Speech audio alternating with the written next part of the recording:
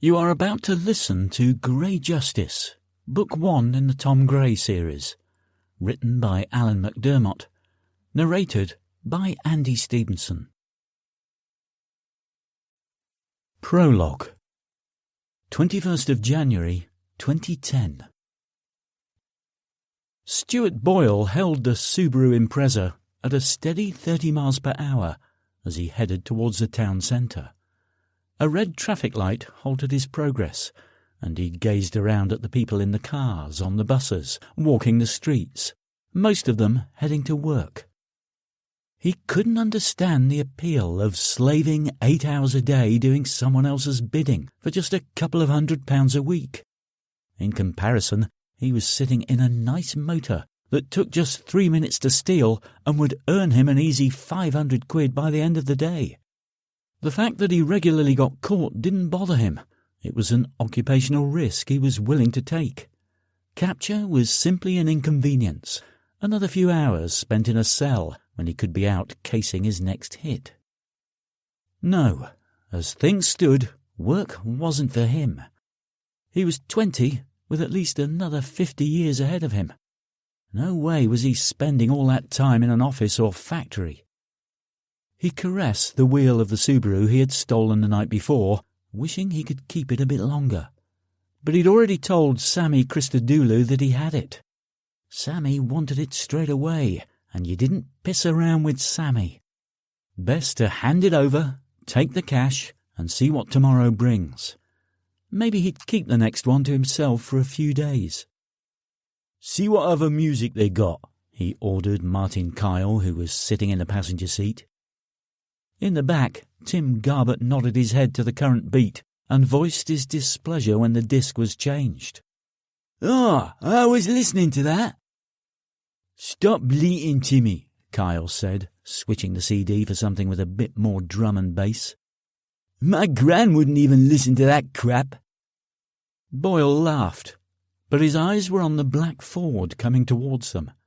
The thick aerial first caught his attention, and as it neared he saw the white shirts and black epaulets of the occupants that identified them as police in an unmarked car. The Ford passed them, and in his rearview mirror he watched it continue for another 100 yards before the blue lights illuminated and it performed a U-turn. Game on. "That's Stuart Boyle in the Scooby," PC Trevor Haynes told his partner. That was enough for his colleague Glenn Barker, and he hit the blues and twos before spinning the car around in pursuit.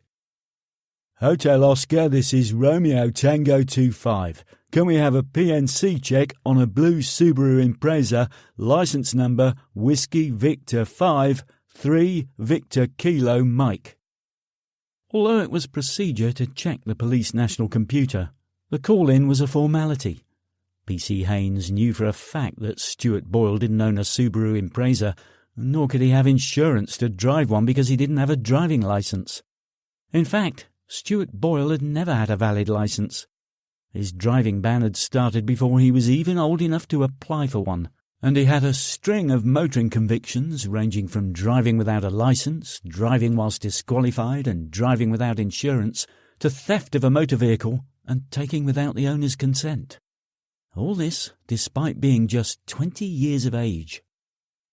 Romeo Tango 25, this is Hotel Oscar. The vehicle is registered to a Mr. Simon Glover, Winslow Way, Mepham, Kent. It was reported stolen at 8 this morning. Romeo Tango 25, roger that. We believe the driver is a Stuart Boyle, currently disqualified from driving. We are 300 yards behind it, heading north on Hall Lane. Over. "He's seen us," Haynes told his colleague. "Looks like it. Fasten your seatbelt, 'cause he ain't one for pulling over," Barker advised. Sure enough, the Subaru was soon doing 60 miles per hour, and their Ford was keeping up but not gaining. "Hotel Oscar, Romeo Tango 25, vehicle failing to stop, continuing west, speed 60 miles an hour. Traffic is light, visibility is excellent, weather is clear, driver is pursuit trained. Over." As soon as the blue lights illuminated, Stuart was plotting his course home. Once in the network of streets on the Foxwell estate, he was confident he could lose them. It was just a case of getting there before they stopped him. At this time of day, the ring road was the quickest way back, especially in an Impreza. He hit the accelerator and was soon doing 60 through the morning traffic, weaving between cars and speeding down the centre of the road, forcing other drivers onto the curb. At the traffic lights, he was held up by stationary cars, so he took to the oncoming lane and sped through the junction, narrowly avoiding a collision with a bus coming from his right. The move held the police up, and he gained an advantage, pulling a further 100 yards ahead. But another set of red traffic lights evened things out, and he had to slow to squeeze into a gap between a car and a van. The police were right on his tail now, and traffic ahead was stopped, so he took to the pavement, scattering pedestrians as he searched desperately for a clear stretch of road. Up ahead, he saw nothing but stationary vehicles, so he turned into a side road and sped along residential streets at twice the speed limit. He checked his rearview mirror as he took another turn, saw the police car in the distance, and he guessed he had enough of an advantage just as long as he could maintain it. Another right turn and he was back on the main road, with the ring road only a few 100 yards ahead.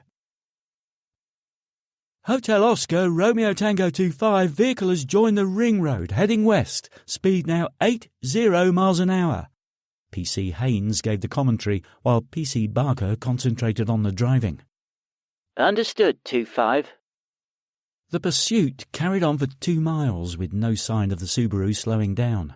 If anything, it was pulling away from the Ford. Hotel Oscar, Romeo Tango 25, we believe he may be heading for the Foxwell estate. Do we have any other units in that area? Over? Haynes asked. If they didn't get the Scooby contained soon, they were sure to lose them, even if they knew who was at the wheel. Recognising Stuart Boyle was one thing, but proving that he was ever in the car was another matter entirely. He was too clever to touch a car without surgical gloves, and his family would provide a watertight alibi, as always. No, their only chance was to catch him at the wheel. Romeo Tango 25, we have no units available now, and Quebec Hotel 99 is on another call. Over. Damn!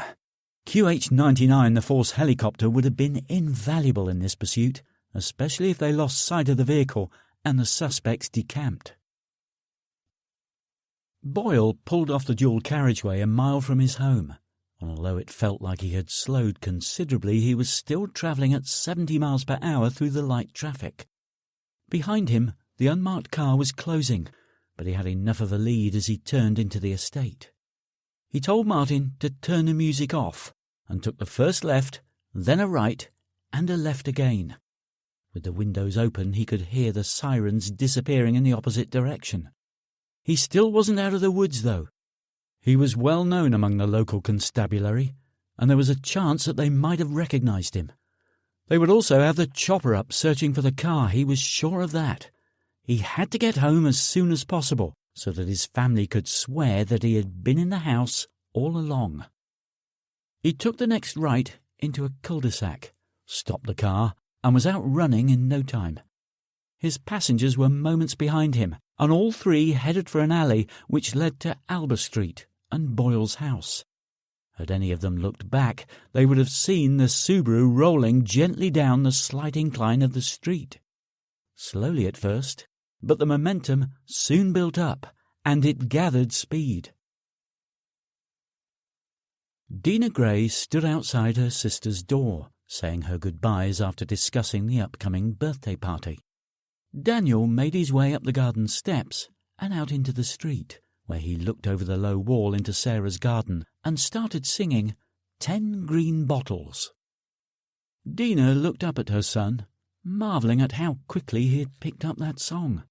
He'd only heard it for the first time at the beginning of the week, and here he was, counting down from 10 to 0. It was hard to believe that he would be 3 years old at the weekend. It seemed like just yesterday that he was learning to crawl. Now he could count. He knew the alphabet. He could read a dozen words and loved to sing. She knew he would have lots of fun in the soft play area of the local activity centre next weekend. and she was also looking forward to it immensely. "I really envy you," Sarah said. "I wish I could get my lazy sod of a husband off the beer long enough to get it up, and then I might stand a chance of having another little darling like him."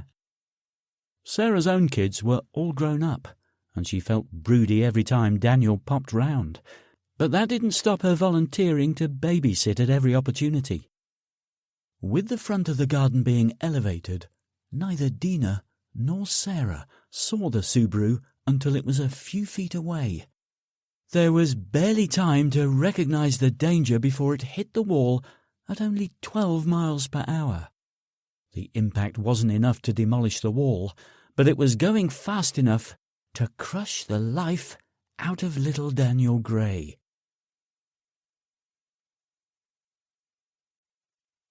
Dedication.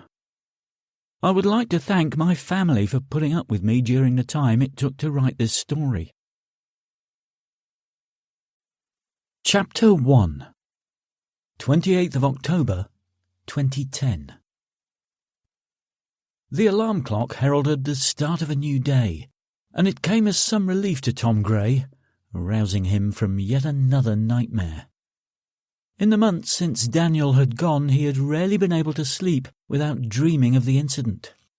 At first he had thought it a blessing that he hadn't witnessed Daniel's death, so he could remember his son as he was the last time he saw him alive. But as the weeks went on, he found that each dream saw Daniel dying in more bizarre and painful ways.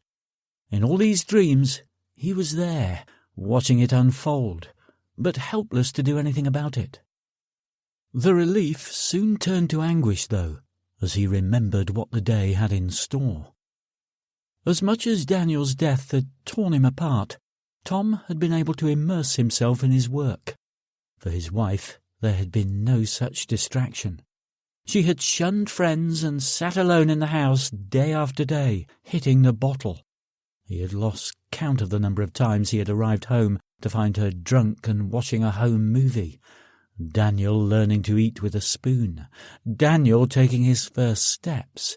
Daniel saying "Daddy" for the first time. Every evening was spent consoling her, urging her to get back in touch with her friends and family, to carry on with life. But despite her promises that she would, he saw little evidence of things improving. The fact that he hadn't spotted the signs for what they were would haunt Tom Gray for the rest of his life. But today, more than any other. It was time to have a shower, shave, and head to the office to do the payroll. In the afternoon, he would bury his wife. Stopping only at a sandwich bar to grab a bacon roll, Gray drove to the offices of Viking Security Services and filled his parking space near the front door. He had started this company a few months after leaving the army, supplying security personnel to domestic and foreign companies for the last 5 years. His main income came from supplying BGs, or bodyguards, to companies operating in regions affected by the recent upheaval in the Gulf states, although he also provided staff specializing in training private defense teams. His first such contract was supplying advisors to a Saudi prince to upskill his personal guard, and the job they had done had cemented his reputation. Gray currently had a team of 5 permanent advisors, plus over 100 other freelance staff on his books, ready to take a job at a moment's notice. Half were already in the field. Each of them was earning Viking Security Services a commission of £100 a day. All the people he employed were either personally selected, having served with them, or came highly recommended by former colleagues still in the forces. If a soldier cut the mustard in his old regiment, he would be pointed in Gray's direction when he left. His insistence on selecting only the best in their field made him the standout choice for close protection contracts. He got out of his BMW convertible after putting the roof up to protect the interior from the seagulls that mobbed the area. One of the local residents liked to feed these birds each morning, which meant at least 30 of them would be on the wing screaming past his office window and shitting all over his car. He wouldn't have minded if they had been little sparrows or blue tits, but seagulls were nothing more than flying rats. They nested on buildings, they ate garbage, often destroying the garbage bag and spreading its contents all over the street in the process, and they made such a racket whenever a rival ventured to within 50 yards of their territory. Perhaps one day they would abandon the city and return to the sea, but as long as this ignorant cow kept inviting them for breakfast, Tom wasn't going to hold his breath. Inside the office building, Tom stopped at the kitchen to get a coffee to go with his sandwich. He ate after mating the laptop with the docking station on his desk, and once it had powered up, he took a quick look at the BBC News website. He wanted to get to the World News section and check on developments in Syria, where he had a team of 7 contractors. But before he could navigate to the page, the main headline caught his eye. Anger at killer driver's sentence. Gray clicked the link and read the article, which told of a 17-year-old who received a £500 fine and a 12-month driving ban for killing his passenger girlfriend when he crashed his car. He had admitted driving without due care and attention rather than face the more serious charge of causing death by dangerous driving. Gray thought about Stuart Boyle, the man who had killed Daniel. The police wouldn't give Gray any specific details about Boyle due to the trial, which was starting today, but one officer had admitted he had previous. They were confident of a conviction, and the fact that Boyle had been remanded in custody at the start of the year suggested their case was good. They had CCTV evidence of Boyle leaving the driver's side door, which was captured by a resident who had installed the cameras after being plagued by the local youths. Gray would miss the first day of Boyle's trial, which was expected to last all week, but would be in court for the remaining days and the verdict. Another headline caught his eye. M1 close near Luton after crash kills 2. His thoughts immediately turned to his wife. The coroner's verdict was suicide.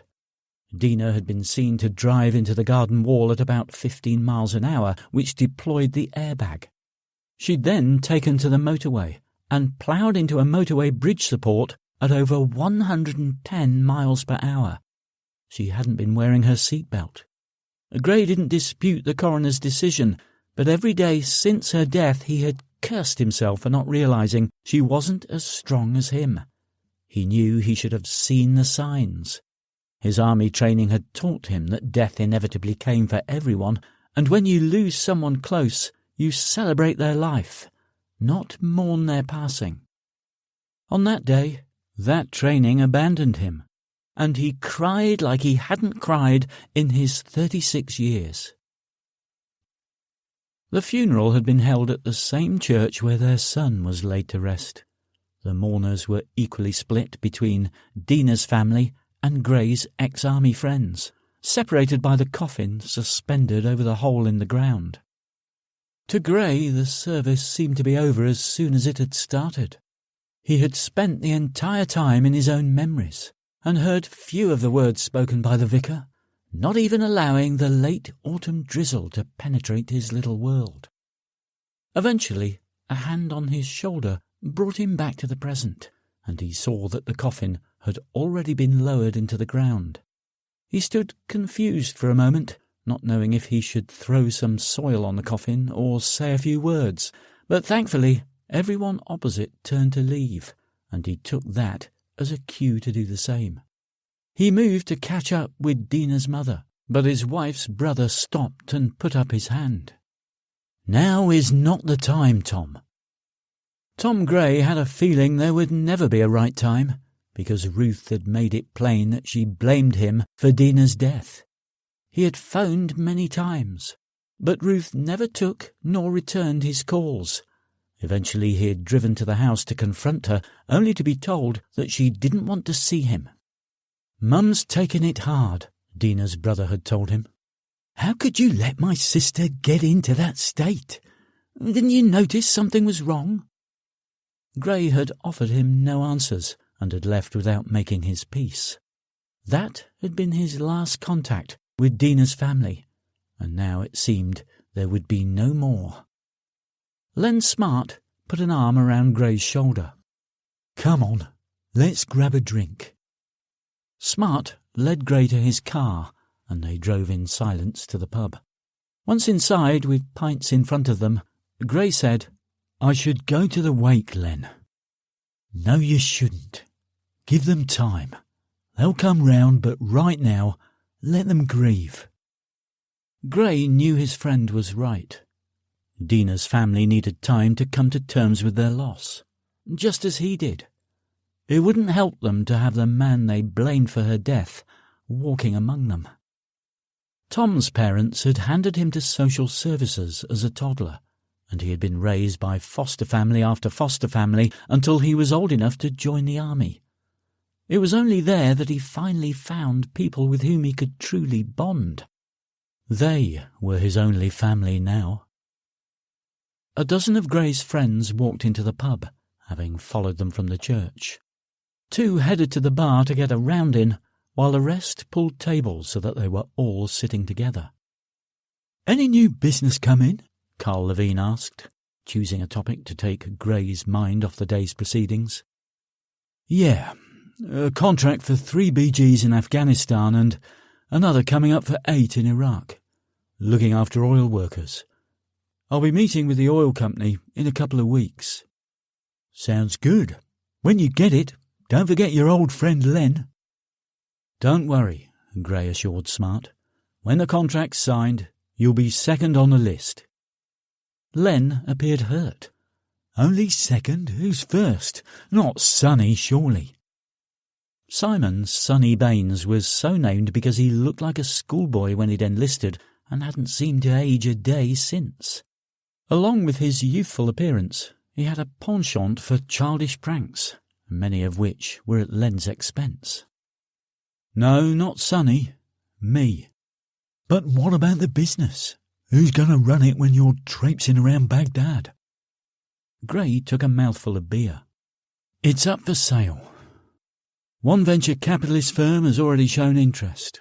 We haven't discussed numbers yet, but my accountant reckons I should be looking for about 1.8 million. "This is a bit sudden. What brought it on?" Jeff Campbell asked. Gray kept them waiting by taking another long drink. He had known these men for many years, and they had been through a lot together. Yet he still felt uncomfortable opening up to them.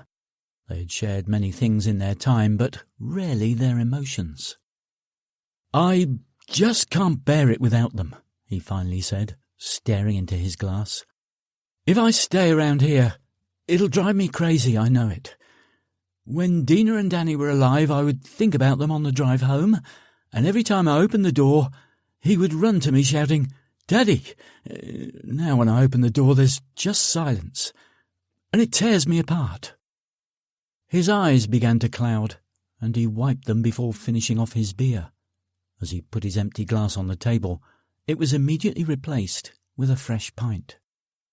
"Whenever I pass his nursery, I think of him," Gray continued. "When I go to the supermarket, I remember the times we used to go as a family, and I even sleep on the couch because I can't stand to be alone in our bed. When I see a woman and kid in the street, it reminds me of them. There are just too many things in my daily routine that make me think about my family. I need a fresh start, get out of the area and throw myself into something that will take up every waking moment. What better than a stint in Iraq?" "But why sell up?" Colin Avery asked. "Couldn't you just get a manager in for a while?" "I could," Gray admitted, "but I want a clean slate. I don't want to come back to the old routine. It'll just bring back the memories. This way, once I'm done in Iraq, I can settle anywhere I like." A few nods told him that they thought his plan made sense. A couple of them asked about positions in the upcoming contract, and he began taking the names, but his mobile interrupted him. The display told him it was his solicitor, so he made his excuses and moved to a quieter area of the room. He listened for a few moments, then suddenly exploded into the phone. "You're fucking joking!" Everyone at the table looked at him, their eyes asking what the problem was. Gray listened for another minute or so before ending the call and resuming his seat at the table. "They released Boyle," he told his friends, and knocked back a whiskey which was sitting in the middle of the table. "Apparently he offered to plead guilty if they changed the charge to driving without due care and attention. The prosecution accepted the offer, and the judge gave him 15 months and then released him because he had already served more than half of that on remand." "Why only 15 months?" Paul Bennett asked. "Was it his first offence?" "Hell no," Gray spat. "My solicitor said he had 43 previous convictions for car theft, plus 34 other convictions including assault, burglary, possessing an offensive weapon, and various drug offences." "So that's it? He just walks?" "He just walks," Gray confirmed. "He's just spent 8 months with his own kind learning new and improved ways of breaking into cars, and now he's free to try them out," Sonny said. "That can't be right." "This country's too soft on these little shits," Tristram Barker Fink agreed. "They should bring back national service, give them some real discipline." "Or the birch."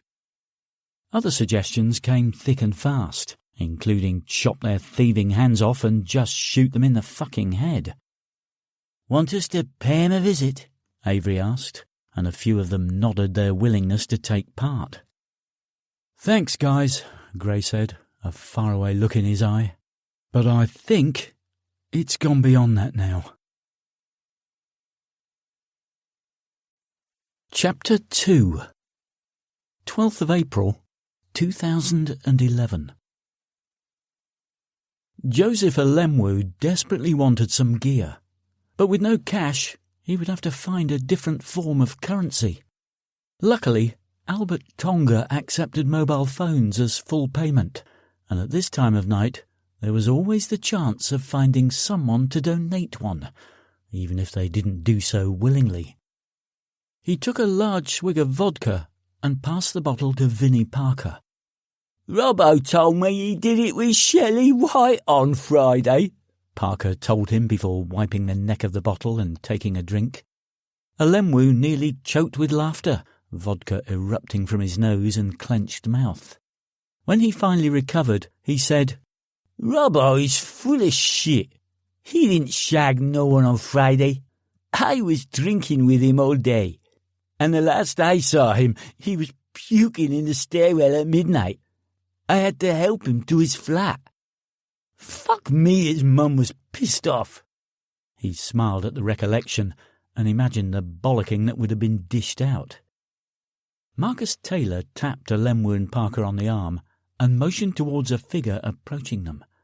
He was at least 6 inches smaller than any of the boys, perhaps a couple of years older than them at around 20 years of age, wearing glasses and hair cut short with a side parting.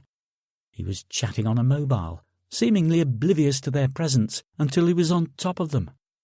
The man stopped when he noticed the 3 boys and made eye contact for a moment, then haltingly walked on past them, keeping them in his peripheral vision.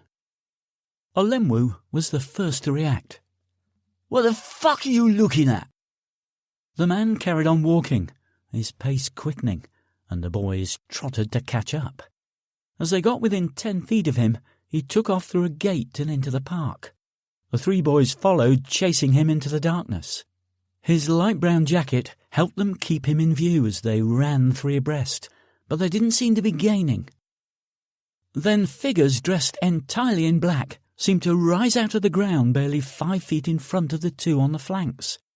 Their momentum carried Taylor and Parker forward as the figures in black sidestepped and swung baseball bats, catching the boys in the chest. Ribs cracked, and they dropped like sacks of cement.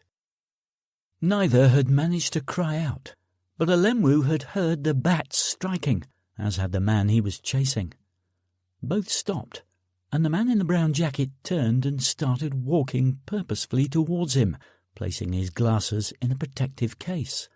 Despite the height advantage, there was something menacing in the slight figure that deeply troubled Alemwu.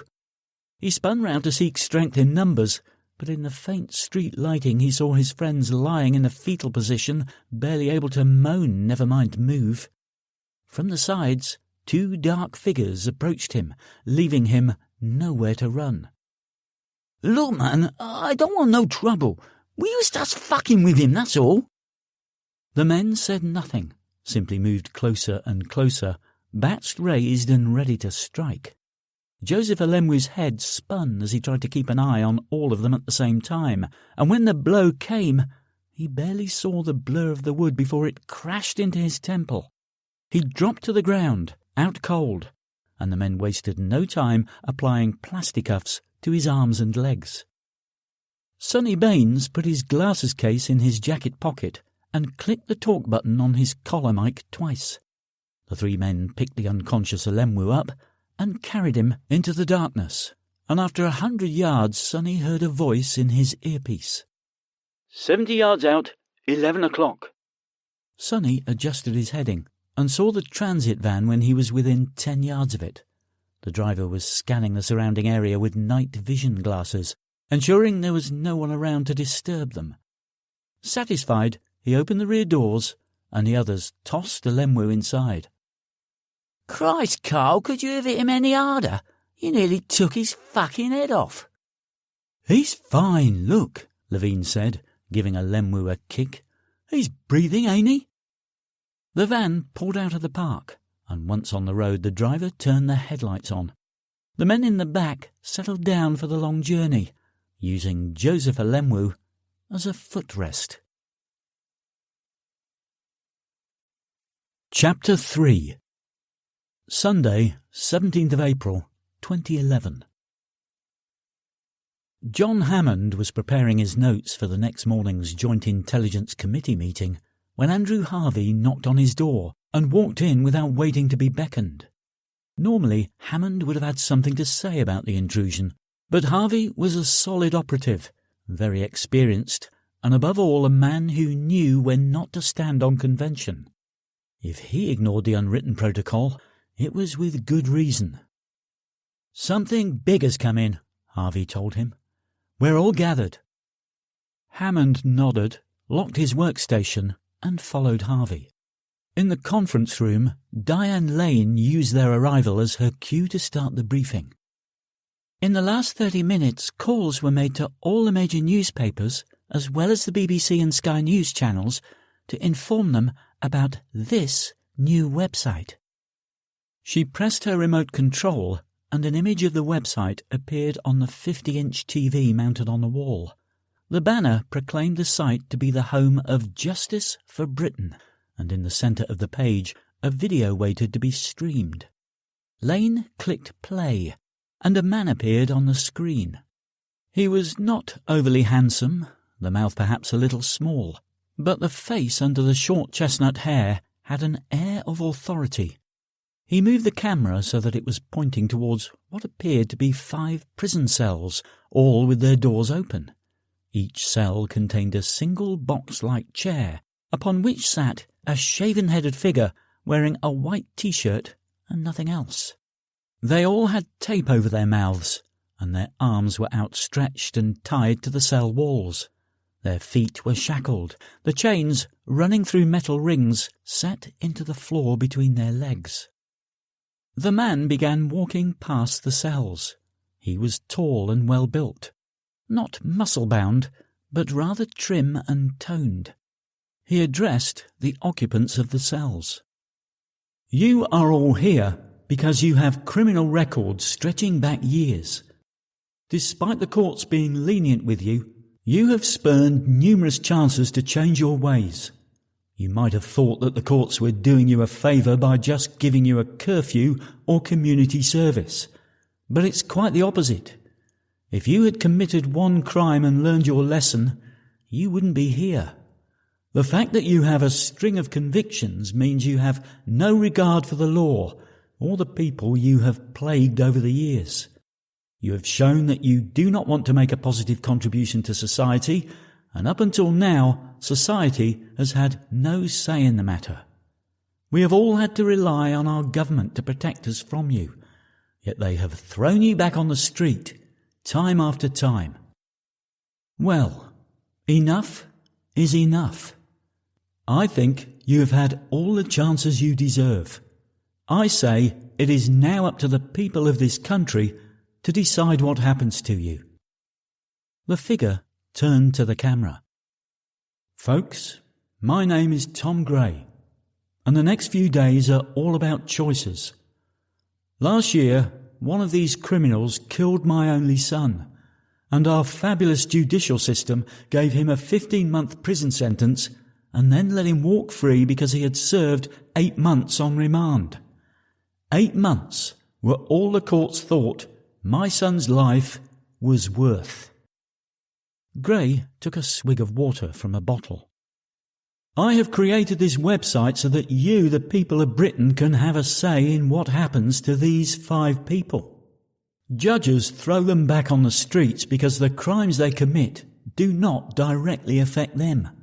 If they did, you can be sure the sentences would be harsher. If a judge's son was killed by a joyrider, you can be sure the offender would go down for a long time. I've contacted all the major UK news outlets to let them know that I have placed a device at a strategic location and it's capable of killing thousands. If one of my colleagues out there lets me know that this website was interrupted for any reason, I will kill everyone in this room and take my own life, and the device goes off at midday on Friday. I am the only one who knows where the device is, and its location will die with me. Gray started to count off on his fingers. If the government interferes with this website or causes it to stop functioning, I will take my own life. If this story isn't shown on all UK news channels, and that includes showing the address of the website, I will take my own life. If any attempt is made to rescue these criminals by force, I will take my own life. Gray unzipped his combat smock to reveal a waistcoat fashioned from webbing. Strung from it were 3 hand grenades, with a cord attached to the pin of the one in the centre. The cord emerged through the lapel of his smock and was attached to a large handle, making it easy to grab. In my line of work, I have long accepted the fact that death will come, so I do not fear it. As the TV and newspapers will no doubt tell you over the coming days and weeks, I spent 14 years in the army. My knowledge of explosives is more than enough to create and prime the device I mentioned, so do not doubt its existence. Gray pulled a photo from his combat smock pocket and studied it for a moment before showing it to the camera. It showed Gray standing with a young, slim woman and a blonde boy who could be no older than 2. 7 months after our son died, my wife took her own life, so I have no more family. The choice I had to make was to either live my life in constant mourning or end it this week while trying to make a difference. As you can see, I have made my choice. He replaced the photo of his family in his breast pocket and buttoned it up. I want to remind the Prime Minister that his government came to power on the promise to get tough on criminals. Well, now it's time for him to make his choice. Let the public watch these transmissions through to their conclusion on Thursday night and save the lives of thousands, or try to save these 5 career criminals. Gray made a weighing motion with his hands. Thousands of lives, or 5 criminals. All I ask is that you let me finish this. Let the country decide the fate of these criminals. Consider it the ultimate straw poll. To you out there in Britain, the voting starts now.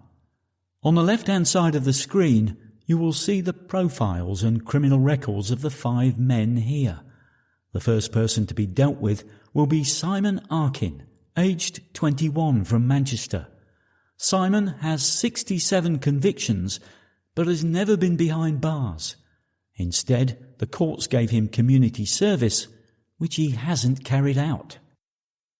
Gray looked at Arkin's cell then back to the screen. If you think he should be set free to commit more crimes, send an email to tom@justiceforbritain.co.uk. Put the word Simon as the subject and the word live in the body of the email. If you think he has had all the chances a person deserves, replace live with die. Well, do you think he deserves another chance?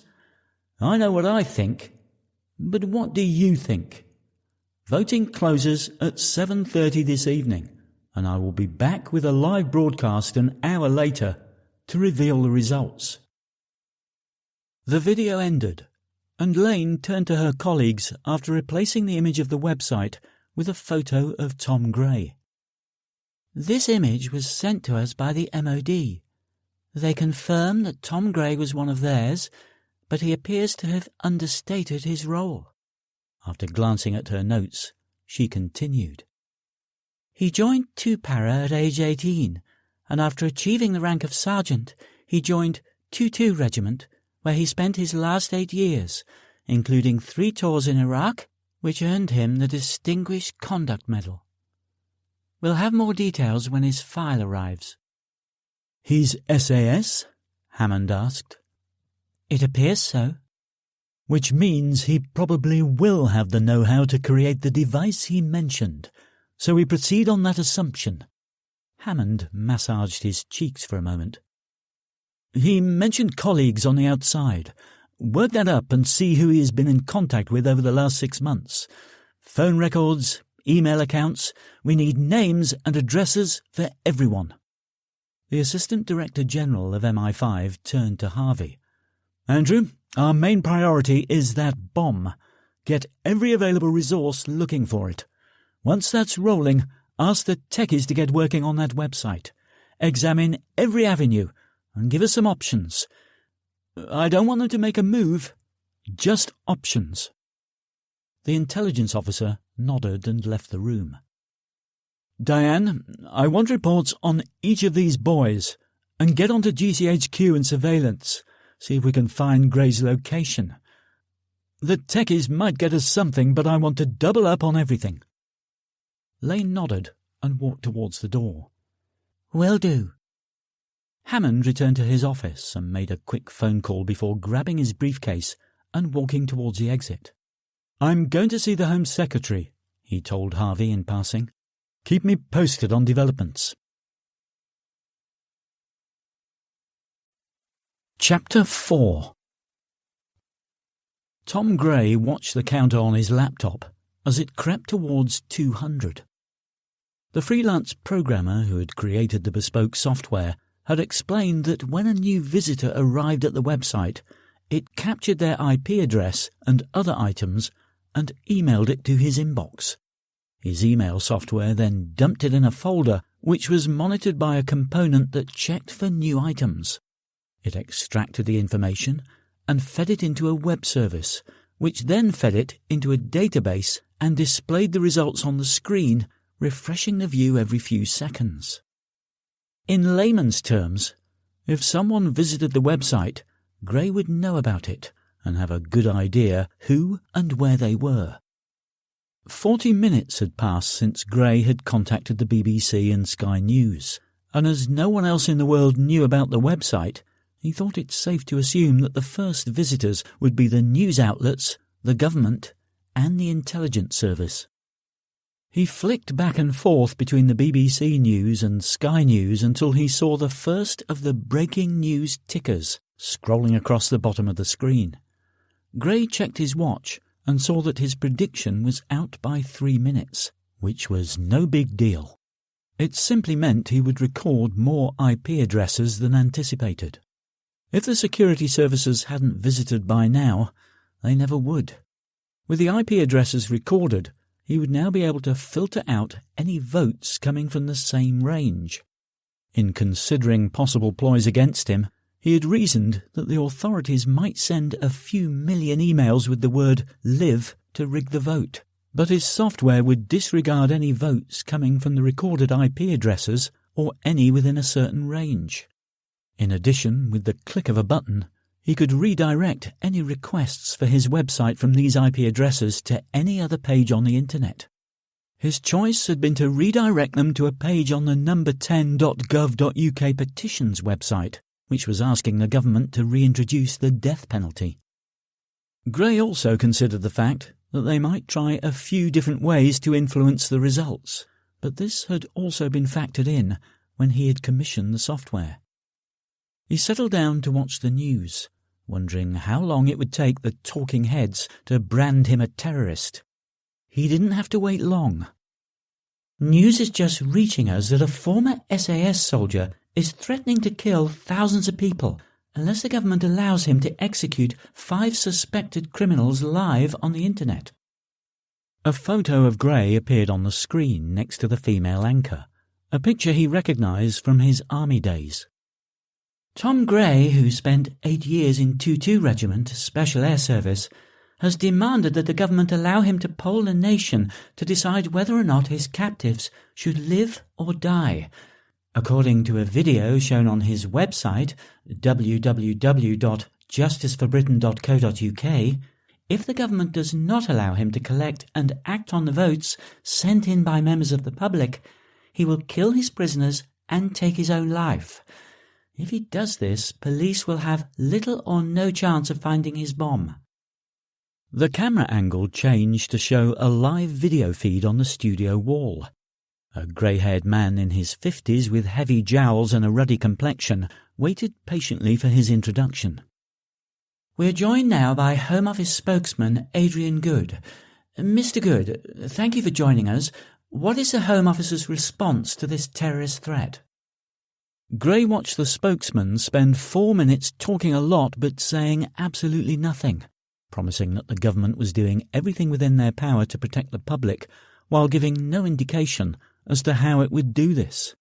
Questions were thrown at him, and he answered with prepared statements, never once deviating from the script. It was just what Gray had expected. He turned his attention to his laptop and waited for the votes to start coming in.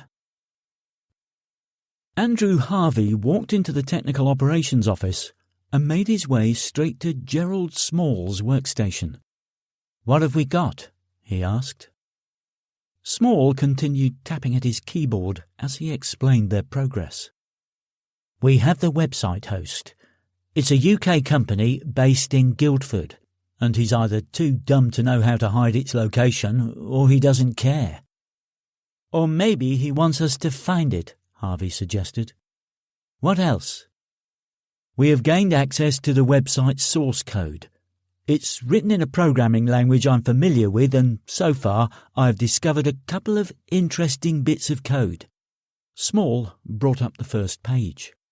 "This area here checks to see if it is operating within a date and time range. That range was a couple of minutes before the first call to the BBC and ended 45 minutes later. It has collected details of every visitor during that time and sent the details to Gray's email address. What he has done with that information we don't know, but he wanted it for a reason. If he knows our IP address, he can block or monitor our visits." Small nodded. "Among other things." "What about using a different terminal?" Harvey asked. "We access the outside world via a proxy server, so no matter which terminal you use, it will always show the IP address of the proxy. What we can do is use a different connection." He shuffled his chair to another terminal and opened a command prompt. After typing for a few moments, he declared the job done. "This terminal uses our failover connection and doesn't use a proxy. It will show up as a residential account if he ever digs that deep." "Excellent," Harvey said. "So we have anonymous access. What options do we have now?" Small shuffled back to his own terminal and brought up another screen of code. "This function calls a web service that brings back the results of the votes." And noticing the blank look from Harvey, he dumbed it down. "A web service is a way for two websites to talk to each other. The results are going to another server in South Africa, one we don't have access to. This code here calls that other website and asks it to send the results. This means that if we want to manipulate the results, we could do it here as the results come back. We could easily add 30% to the number of die votes and show this as the number of live votes. That way, none of them are killed. Harvey looked sceptical. I'm worried that he is making this too easy for us. What other options are there? Well, Small said, rubbing the back of his neck, we could intercept all emails going to his inbox and delete every third one that says die before he receives it, I suppose. Harvey thought about it for a moment. OK, that's plan A. Let me know if you come up with anything else. He returned to his own desk and called Hammond to pass on the news. John Hammond followed the Home Secretary into his office and took the seat offered. The late spring sun hit him square in the face as he sat down, and he had to lean to his left to avoid its glare and see Stephen Wells. Hammond was sure the chair had been strategically positioned for just this effect.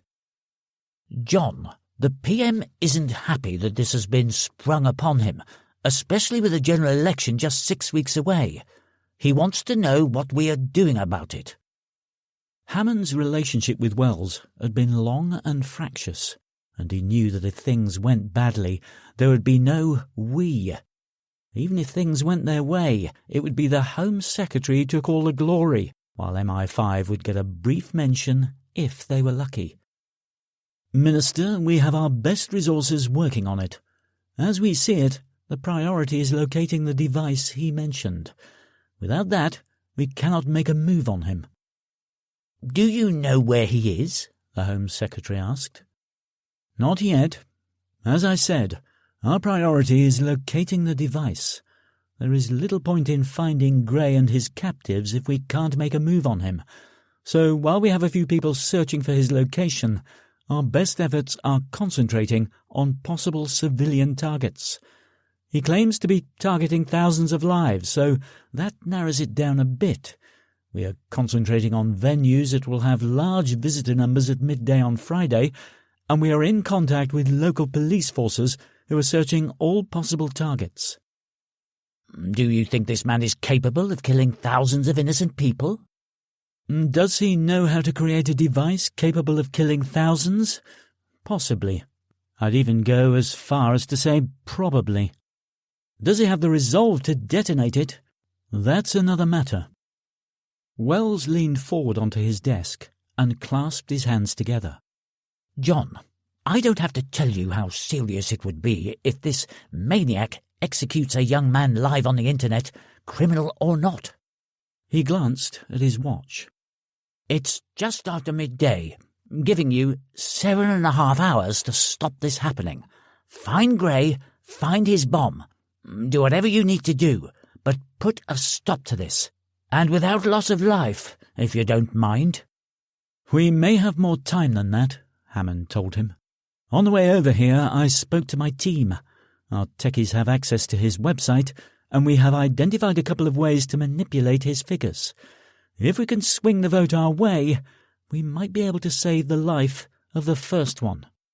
Might? If he has checks in place to ensure we don't tamper with the site, he will spot us messing with the results. But my team is confident that they can intercept negative votes before they hit his system. How confident? There are no guarantees, if that's what you mean, but the alternative is to just let the votes come in and hope the people of Britain have faith in the justice system. Wells stared at him for a moment, then said, Do it. Chapter 5.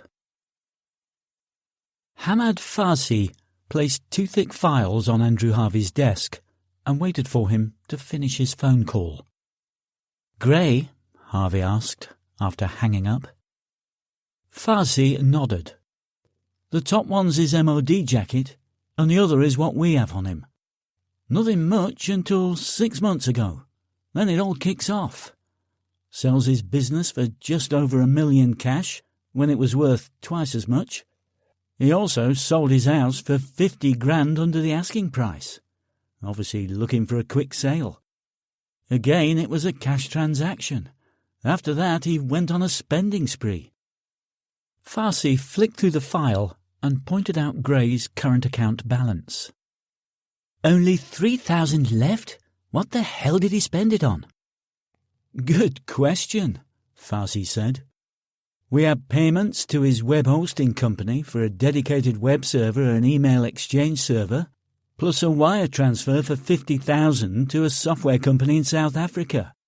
There's 180 grand to a security firm in Hounslow, and apart from 20,000 to a software contractor here in London, the rest of the withdrawals were in cash.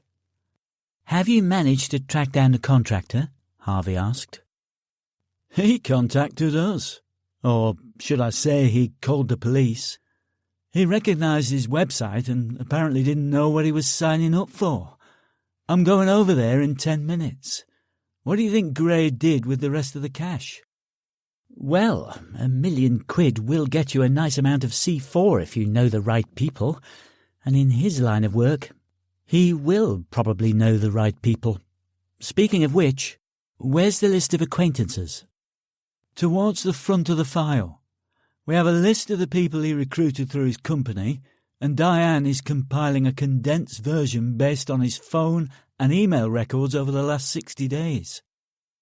Harvey skimmed through the file until he came across the mobile phone records. The first rule of investigation was to try the obvious. He dialed the number of Gray's phone and was surprised when he got a response after 2 rings. Hello? Is this Tom Gray? Harvey asked. Speaking. Harvey put his hand over the receiver and mouthed, "It's him." My name is Andrew Harvey, calling from Thames House. Hello, Andrew. I expected you to call a lot sooner than this. Call me back on my other phone after 2 minutes. He gave Harvey a new number and broke the connection. 90 seconds later, Harvey rang Gray again. Thanks. Too many people know my number or know how to get it, and I don't want interruptions all day long. So, what's this all about, Mr. Gray? Harvey handed the post-it note containing the new number to Farsi, who nodded and took it over to Lane's desk so that she could contact her liaison at General Command Headquarters. GCHQ's communications capabilities far outstripped those of Thames House, and it wouldn't be long before they could get a location from the number. Call me Tom, and what it's about is justice for British people, doing what the government has been promising for 20 years now, protecting the innocent and punishing criminals. We have a judicial system to take care of that, Tom. What you are doing is not going to change anything. Yes, it will, Gray told him. The government has a duty to listen to the people. I am just making sure it hears what is being said. Tom, people have tried for years to change things using terror tactics, and it hasn't worked. You should know, you used to be on our side of the fight. Yes, I noticed it didn't take long to brand me a terrorist. But what options did I have? I could have let it go and accepted the fact that my wife and son are dead and that Stuart Boyle had been punished. But that would mean living a lie, because he hasn't been punished. Did you know that he has been arrested 3 times since my son's death, each time for driving a stolen vehicle? No, I didn't know that, Harvey admitted. I haven't seen his file yet. Does it sound like he has learned his lesson? I don't think so. He can't claim to have accidentally stolen 3 more cars because that's something you choose to do. I agree that he deserves a more severe punishment, but that is not for us to decide, Tom. If everyone took the law into their own hands, there would be anarchy. You know that. We have to let the courts decide. That's what they're there for. If you feel badly enough, start a legitimate campaign to get the law changed. It has worked for others in the past, and with your record in the services, people would listen. People are listening now, Andrew, and I don't have to spend years fighting an uphill battle while reliving the pain of my family's passing every day. There was silence for a moment, and Harvey sensed Gray was once again thinking of his family. He waited for him to continue, rather than interrupting his private moment. I also considered grabbing him off the street, you know, Gray continued after almost a minute. taking him somewhere nice and quiet and killing him ever so slowly. Trust me, I thought of that many, many times. But then his death would have got a brief mention on the news and nothing would have changed. There would be plenty more Stuart Boyles to replace him. I still don't think this is the way, Tom. Andrew, I appreciate that you have a job to do, and that job is to stop me. But I won't be talked out of this. I accepted your call because I wanted to let you know that trying to mount a rescue would be a bad idea. Apart from the fact that you won't get the location of the device, you will be risking the lives of anyone you send. I know that you will be able to pinpoint my location from the cell phone I'm using, and it's only a matter of time before you turn up mob-handed. But I warn you that I've had a few weeks to prepare my defences. I have early warning systems set up around the perimeter, including motion sensors and infrared cameras, so I will know if anyone gets too close. The area around the facility is mined with only one way in or out of the building. If you send in people to clear the mines, I can pick them off. The roof is covered in razor wire, motion sensors, and a few other surprises, making an aerial assault tricky.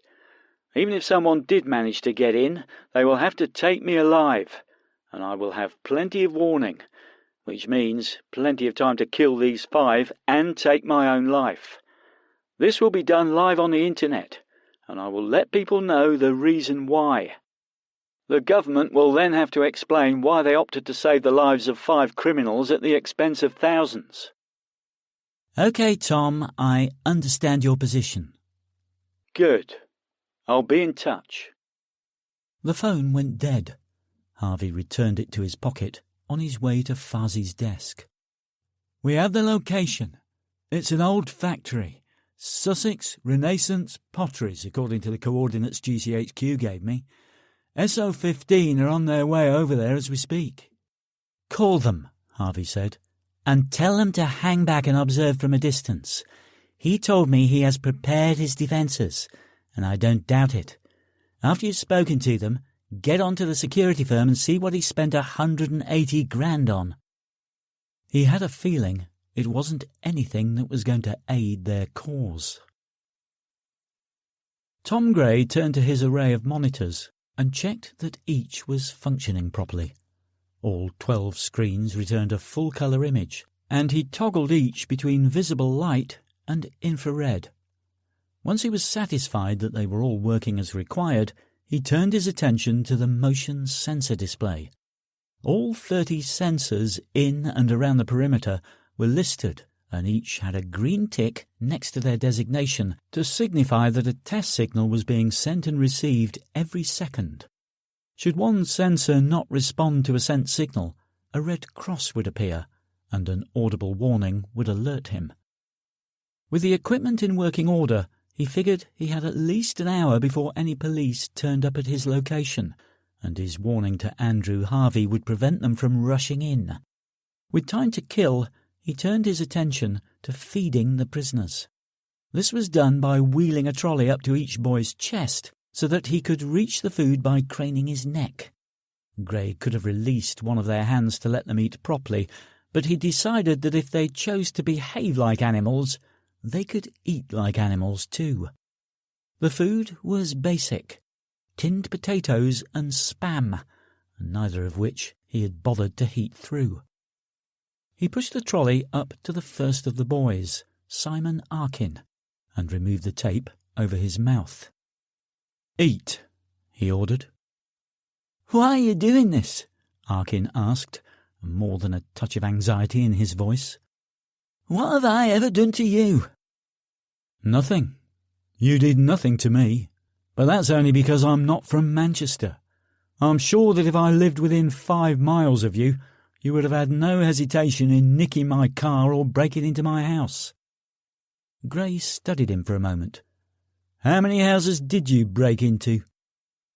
Arkin averted his eyes as he calculated his answer. 28, he eventually said. You see, that's the problem, Simon. You tell me it's 28, but that's how many convictions you have for burglary. That means you either just lied to me, or you got caught every time you burgled a house. And if you got caught every time, it would have sunk in after the first 3 or 4, and you wouldn't have bothered with the other 20-odd, would you? Arkin kept his head bowed, taking it as a rhetorical question. So which is it? Were you lying to me about the number of burglaries, or are you really so stupid that you got caught every time and yet kept doing it? About 300, Arkin finally admitted. But it wasn't just me. I know. I read your record. So why didn't you give the others up when you got caught? The police knew you weren't acting alone, but they were unable to force you to give up the names of the people who were with you. That's what I'm going to change. As for you, did you ever spare a thought for your victims? Did you ever stop to think how it might impact them? They were all insured, so they didn't lose anything. Arkin came back, a little too quickly to make the reply sound spontaneous. It was obvious to Gray that it was a line he spouted to all who questioned his career choice, be they the police or social workers. Well, let me tell you something about insurance companies, Simon. They don't get a call saying, "I've been burgled," and run round to replace everything. They do all they can to put the blame on the homeowner, trying to prove that they were at fault for making it easy for the burglar. For example, if you opened a front door, grabbed the keys of a brand new Mercedes and drove it away, the insurance company will say the blame lies with the homeowner for not securing the keys properly. They lose their 40 grand motor and don't get a penny back. Gray placed a cup of water next to Arkin's plate and popped a straw in so that he could drink from it. You know, it's ironic that you never spared a thought for your victims, because now there are 300 families out there about to vote on whether you live or die. Not just them, but their friends and families too. That's thousands of people, all voting, and I don't think many will be asking for you to be set free to heap more misery on them. Oh, and don't forget everyone else in the country who has been burgled in their lifetime. I don't think you can count on their votes either. Gray left Arkin to his banquet, satisfied with the look of impending doom on his face.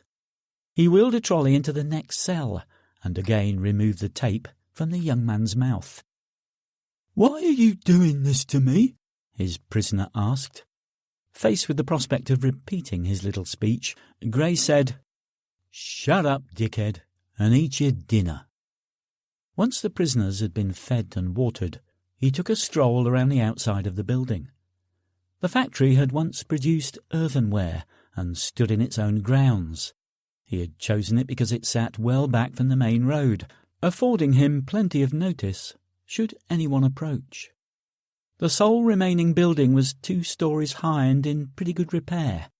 Most of the windows had been smashed, and Gray had broken the others before boarding them up, using 2-inch thick planks. 30 yards of ground had been cleared around all 4 sides of the structure, creating a wide field for an attacking force to cross without cover. Apart from the chance of being picked off by Gray, they would have to negotiate waist-high razor wire and numerous motion sensors, not to mention the anti-personnel mines. Beyond the open ground there were swathes of knee-high grass and the remnants of the other factory buildings that once stood proud but were now reduced to rubble. If anyone wanted to mount an attack, there was little in the way of protection within 150 yards of the building. After checking the perimeter, he returned to the building and began removing the feeding trolleys from the cells, which had once been walk-in kilns.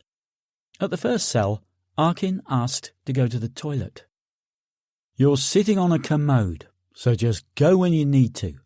It will get a bit uncomfortable after a while, but this will all be over in 5 days, if not sooner." He placed a new strip of tape over Arkin's mouth as he began to protest, and went to tend to the prisoner in the next cell.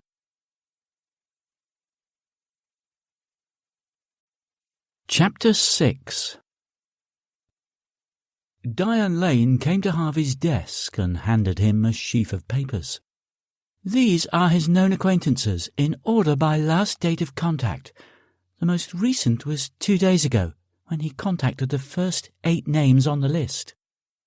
Harvey took the list, skipped to the last page, and noted that the last entry was number 204.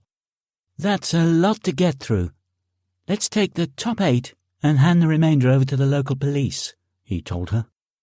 My thought exactly. I've been in touch with Scotland Yard and they're disseminating the list to all local forces as we speak. She handed Harvey a thick file.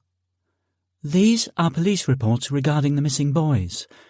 When we speak to Gray's contacts, we need to ascertain their whereabouts at the times the boys disappeared. Good work, Diane. Let's go see what Gray's mates have to say. You take these 3, Harvey said, circling 3 names. I'll take these 2, and Hammett can have numbers 3, 5 and 6. Before we go, get onto GCHQ. Ask them to monitor all calls and emails in and out for the top 10 names on the list. As if on cue, Farsi arrived and made a beeline for Harvey's desk. I brought the contractor in to speak to Gerald. Much of what he told me went over my head, and I thought it best to let him talk to someone who also spoke geek. From what I did understand, a lot of the stuff he asked for was pretty routine, although Gray had some specifications for communicating with a website in Joburg. Yeah, we already made the South African connection. Gerald's working on it. Farsi began to remove his jacket, but Harvey stopped him. We've got a couple of his old army buddies to visit. He jotted down the names and addresses and handed them to Farsi, along with the police reports. Make a note of the dates and times the boys disappeared and see if you can tie any of Gray's friends to the hostages. As an afterthought, he asked, What of the security firm? They emailed his order over, along with basic descriptions, but they can't go too deep into capabilities and weaknesses, as they are only distributors. We'll need to go to the manufacturers for those, and I don't think it's going to be easy at this time on a Sunday. Hand it over to Gerald's team. They must have some kind of technical support service, and if they don't get any joy there, they should go direct to the CEO. We need to know what we're up against, and what we can do to get round his defences. Farsi nodded his understanding, and Harvey stood up and grabbed his jacket. Let's go rattle some cages. The beeping of the motion sensor panel heralded the arrival of the authorities. Gray looked at the sensor's designation, and it told him the area was covered by camera 12, so he switched to the bank of monitors and maximised the view for that camera. There had been several false alarms earlier in the day, caused by local wildlife, but what he saw on the screen was no bunny rabbit. 2 figures dressed in black snaked through the grass 270 yards from the side of the building, heading towards the cover of a pile of rubble left by the demolition of an old outbuilding. The remaining wall, which stood barely 3 feet high, offered the best cover available around the main building, and it was for this reason that Gray had deployed a couple of microphones. One was hidden in the rubble to the side of the wall, and the other was embedded in the wall itself. Gray had drilled through the mortar from the side facing the building, using a drill bit measured to the thickness of the wall minus 3 millimeters, so it hadn't broken through the other side of the mortar. In about 20 minutes the 2 figures would arrive at the wall, and he would see whether the microphones functioned as well in the rain as they did in the dry conditions when he had tested them. Sergeant Dave Williams of the Metropolitan Police's Counter-Terrorism Command, better known as SO-15, reached the wall moments before Officer Ben Knightley. He used his binoculars to scan the area between his location and the building, and didn't like what he saw. It's just like they said, this guy knows how to set a perimeter. We've got shorter grass for about 70 yards, then open ground for another 30 or 40. I say open, but I can see barbed wire and mounds everywhere. There's no way we get across there in a hurry." Williams scanned the front of the building. "We've got 3 cameras, sweeping in a 160-degree arc. Wait. Shit. One is static, looking straight at us. He knows we're here." "Do we try another approach?" Knightley asked. "Hang on." Williams reached for his thermal imaging camera to see if he could detect any heat sources in the building, but he was met with a wall of white blobs, dancing around in a psychedelic waltz. "He's got some kind of disruption system heating every wall. I can't see a thing in there. Now what?" "We report in and wait for instructions." Gray watched their approach on the camera and heard every word they said. He couldn't hear the response from their commanders, but at least they appreciated the effort that had gone into his defences. More importantly, the thermal sheets lining the walls worked. If they couldn't see into the room with heat-detecting equipment, they were virtually blind, adding more uncertainty to the chances of a forced entry succeeding. As a security consultant, Gray was up to date on all the latest gadgets, and this gave him the edge when it came to defeating SO-15. He had searched the internet for the most state-of-the-art devices that could be used against him, and then trawled through Freedom of Information documents to see what equipment was available to the various police forces. Once he knew which thermal imaging camera SO-15 would be likely to deploy, defeating it was relatively easy. The background work had certainly paid off. He turned his attention to his laptop, and after watching the vote count tick over the 1,000,000 mark, he folded his arms and lay back in the chair. The hypnotic hum of the diesel generator helped him to fall asleep. If the authorities decided to launch an attack, operational sense dictated that it would most likely come in the middle of the night, and he planned to be wide awake for it. Harvey peered through the front window of the terrace house, but saw no sign of life. He returned to the door and rang the bell again, but after having drawn a blank at the first suspect's home, he knew he was wasting his time here too. "He's not in," a voice said. It belonged to Tristram Barker-Fink's next-door neighbour, a woman in her 60s who stood in her doorway, arms folded and a cigarette dangling from her lips. "Do you know where he went?" Harvey asked. "You the police?" she asked, the cigarette bobbing with every word. "No, I'm an old friend of Triss. We were in the army together. I was hoping to catch up with him while I'm in town on business." "I think he went on holiday. He left last week with an old and hasn't been back since." "Did he say where he was going?" Harvey asked, praying that the old cow was as nosy as he hoped. "No idea, he just left. He doesn't talk much, that one, and only has men round." She left the statement hanging, letting Harvey come to his own conclusions. He realised that he wasn't going to get much from this homophobe, so he told her he would try next time he was in town and returned to his car. Once inside, he called Hamad Farzi. "Get anything?" he asked him. Len Smart wasn't home, but Carl Levine's wife said he went on a job last week.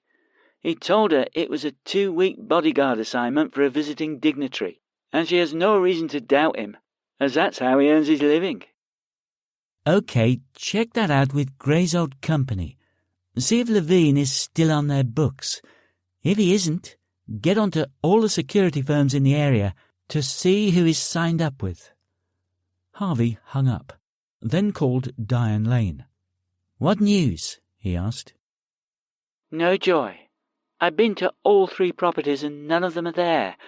I got no answer from Paul Bennett, and Jeff Campbell's wife said he was on an assignment.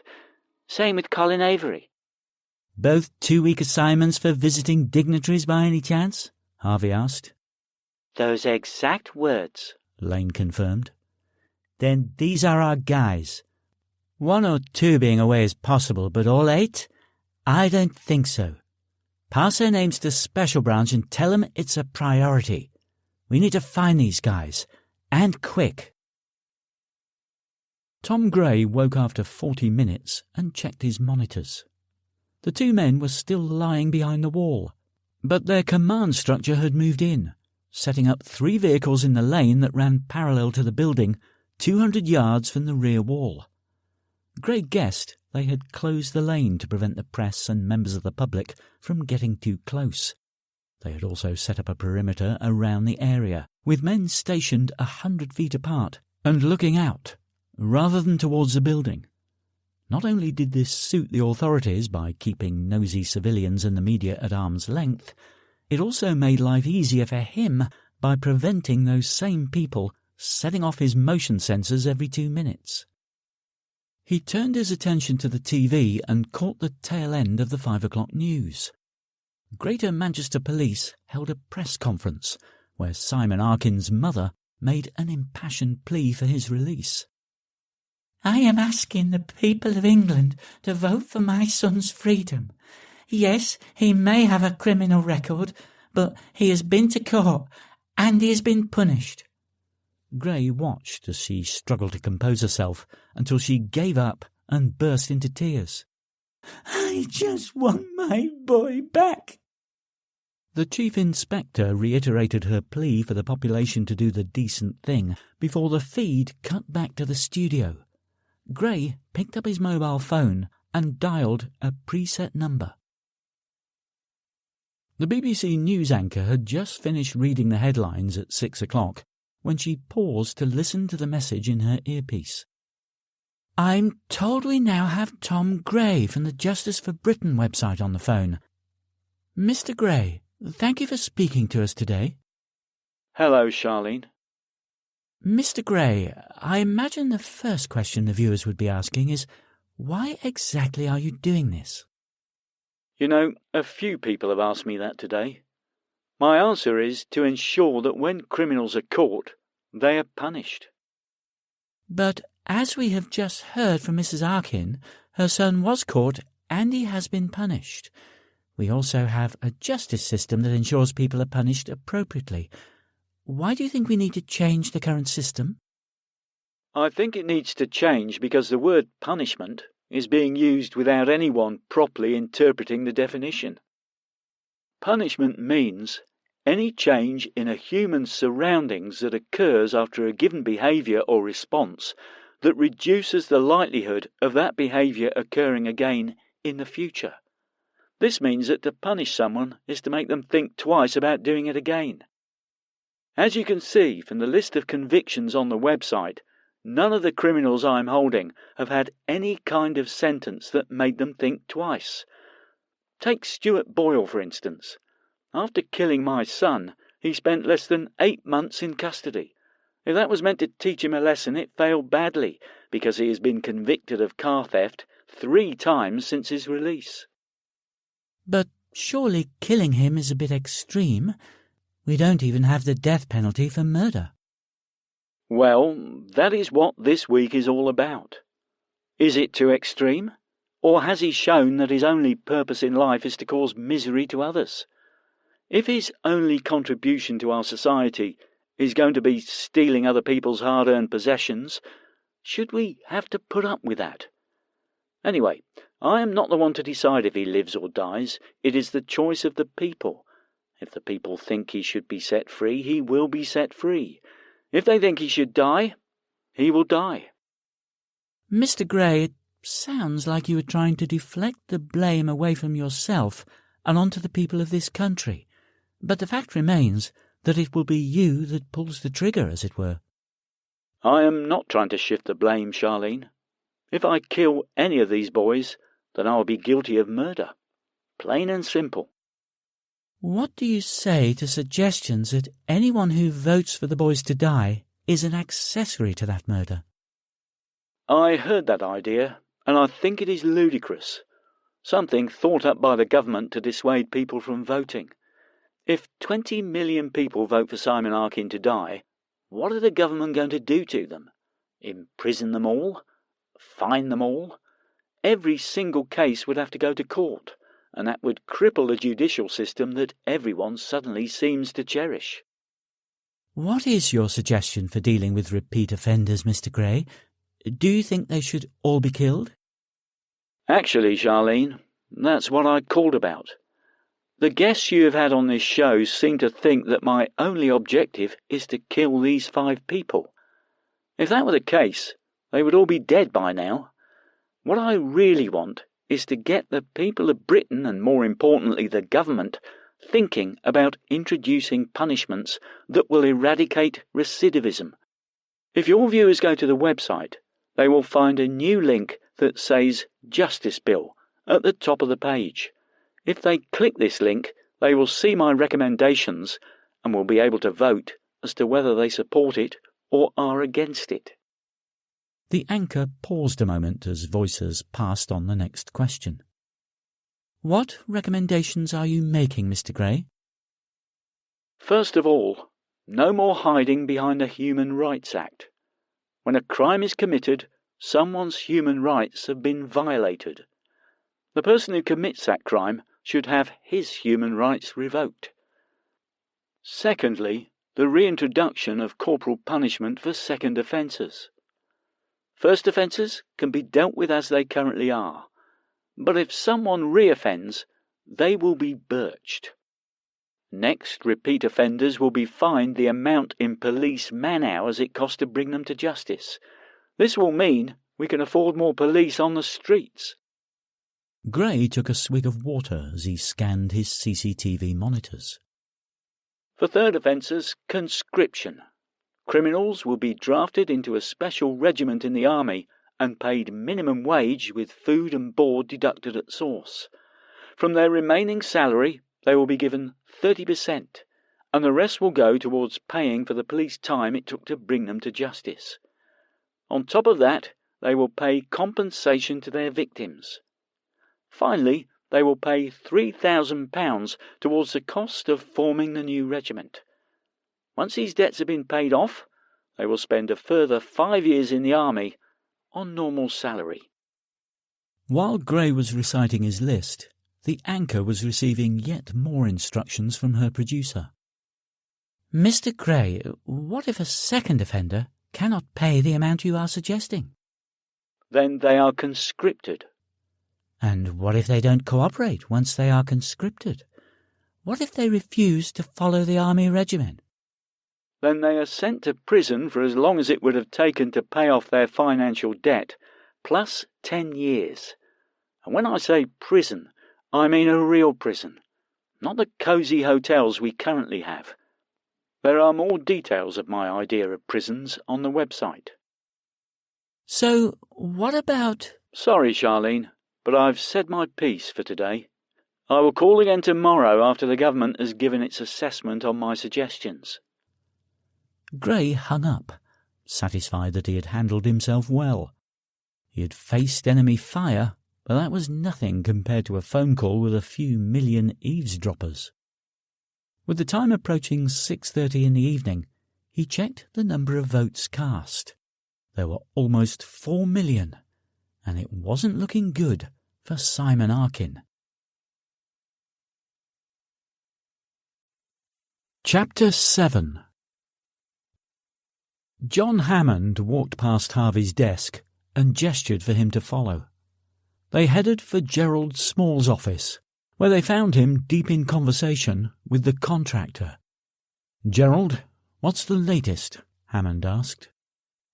"Alan here has been through the site with me and confirms that there are no booby traps. However, the results aren't counted here. When Gray clicks a button, the website speaks to the South African web service and it sends back the 2 counts." "That's right," the contractor said. "Gray told me that he'd commissioned other software in Joburg, and all I had to do was send the IP addresses to his email address when the site first kicked off to get the votes from this web service." "Would it be possible to alter this code to change the results in our favour?" Hammond asked Small. "Sure, that would only take 1 line of code. However, he gave us easy access to this code, knowing that we would be able to alter it. My guess is that he has other software, and this website is just to test us to see if we interfere with it. I doubt that he is relying on the results this website will display." Hammond thanked the contractor for his time and asked one of the techies to show him out, then asked Small about the other software. "That," Small said, "remains a mystery.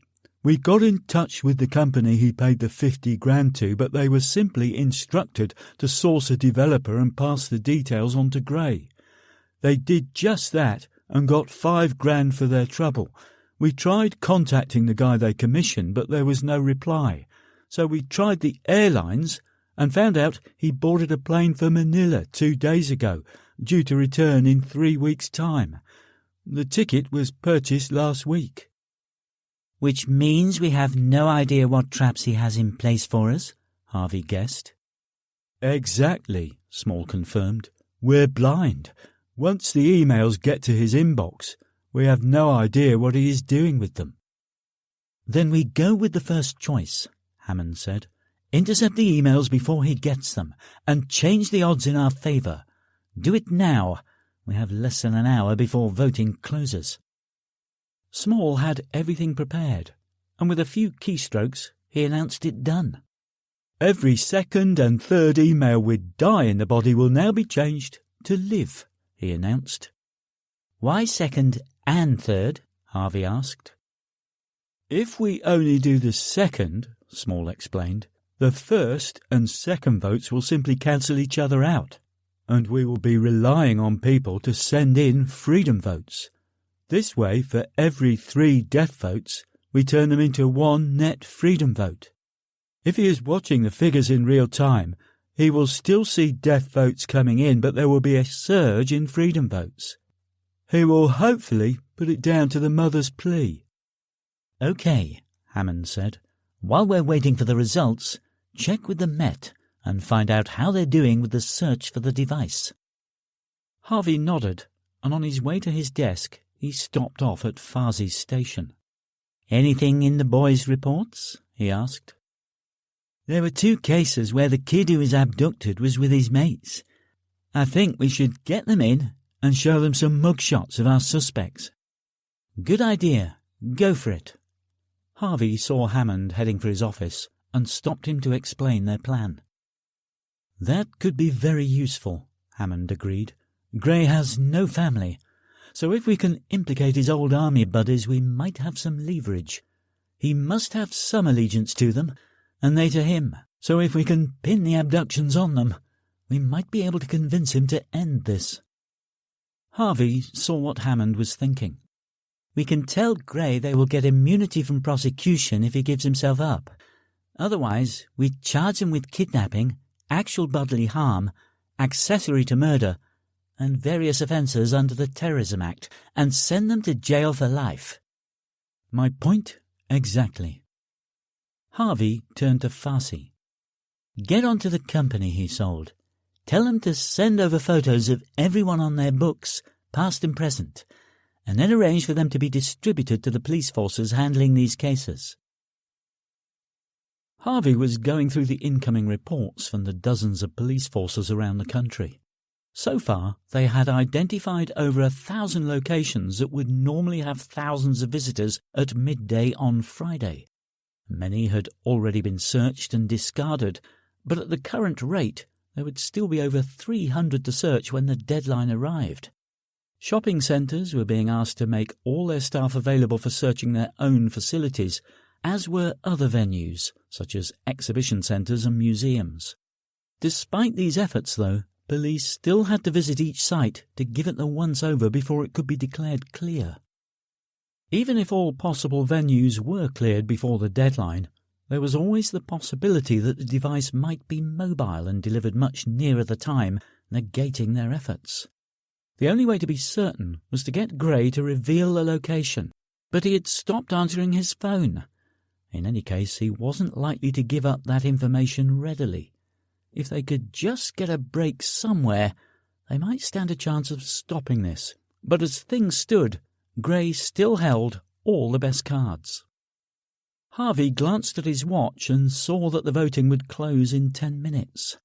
Time to visit Gerald and see how things were progressing. At Small's desk, He found the techie staring at the screen. "How's it going?" Harvey asked. The numbers are working in our favour. Around 75% of them wanted Simon dead, but that has swung our way now. That same 75% want him to be set free. How does that affect the overall result? That we don't know. The Exchange server is simply a relay forwarding the emails onto another server, so we don't have a history to look at. So we just cross our fingers and hope? Yep, that's all we can do now. Thing is, though, even if we didn't manage to do it in time to save Simon, he should save the lives of the others. If he falls for it. Harvey went to Hammond's office to see what he made of Gray's list of proposed law changes. Is there anything sensible in his justice bill? On the face of it, Hammond said, the public will probably lap this up, but some of it just isn't possible. His idea of a real jail, for starters. What is he suggesting? Hammond looked through the printout to find the details. All prisoners will have their own cell, and they will stay in there for 23 hours a day. Meals will be served in their cells. There will be 1 hour of exercise per day, each person in a separate compound, and no contact between prisoners whatsoever.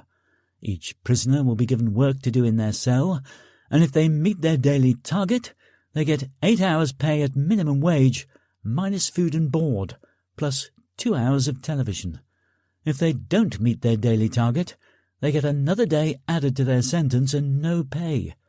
Once they have paid off the cost of their prosecution, they have the option of moving into the general prison population to serve their sentence, or remaining on their work schedule and taking courses to give them work opportunities on the outside. If they do this, they get extra privileges such as more TV and more exercise time, and each extra day of work takes 2 days off their sentence. Sounds like he's got it all worked out. Does he say what kind of work they would be doing? To start off with, they could assemble pens and other items that require little quality control.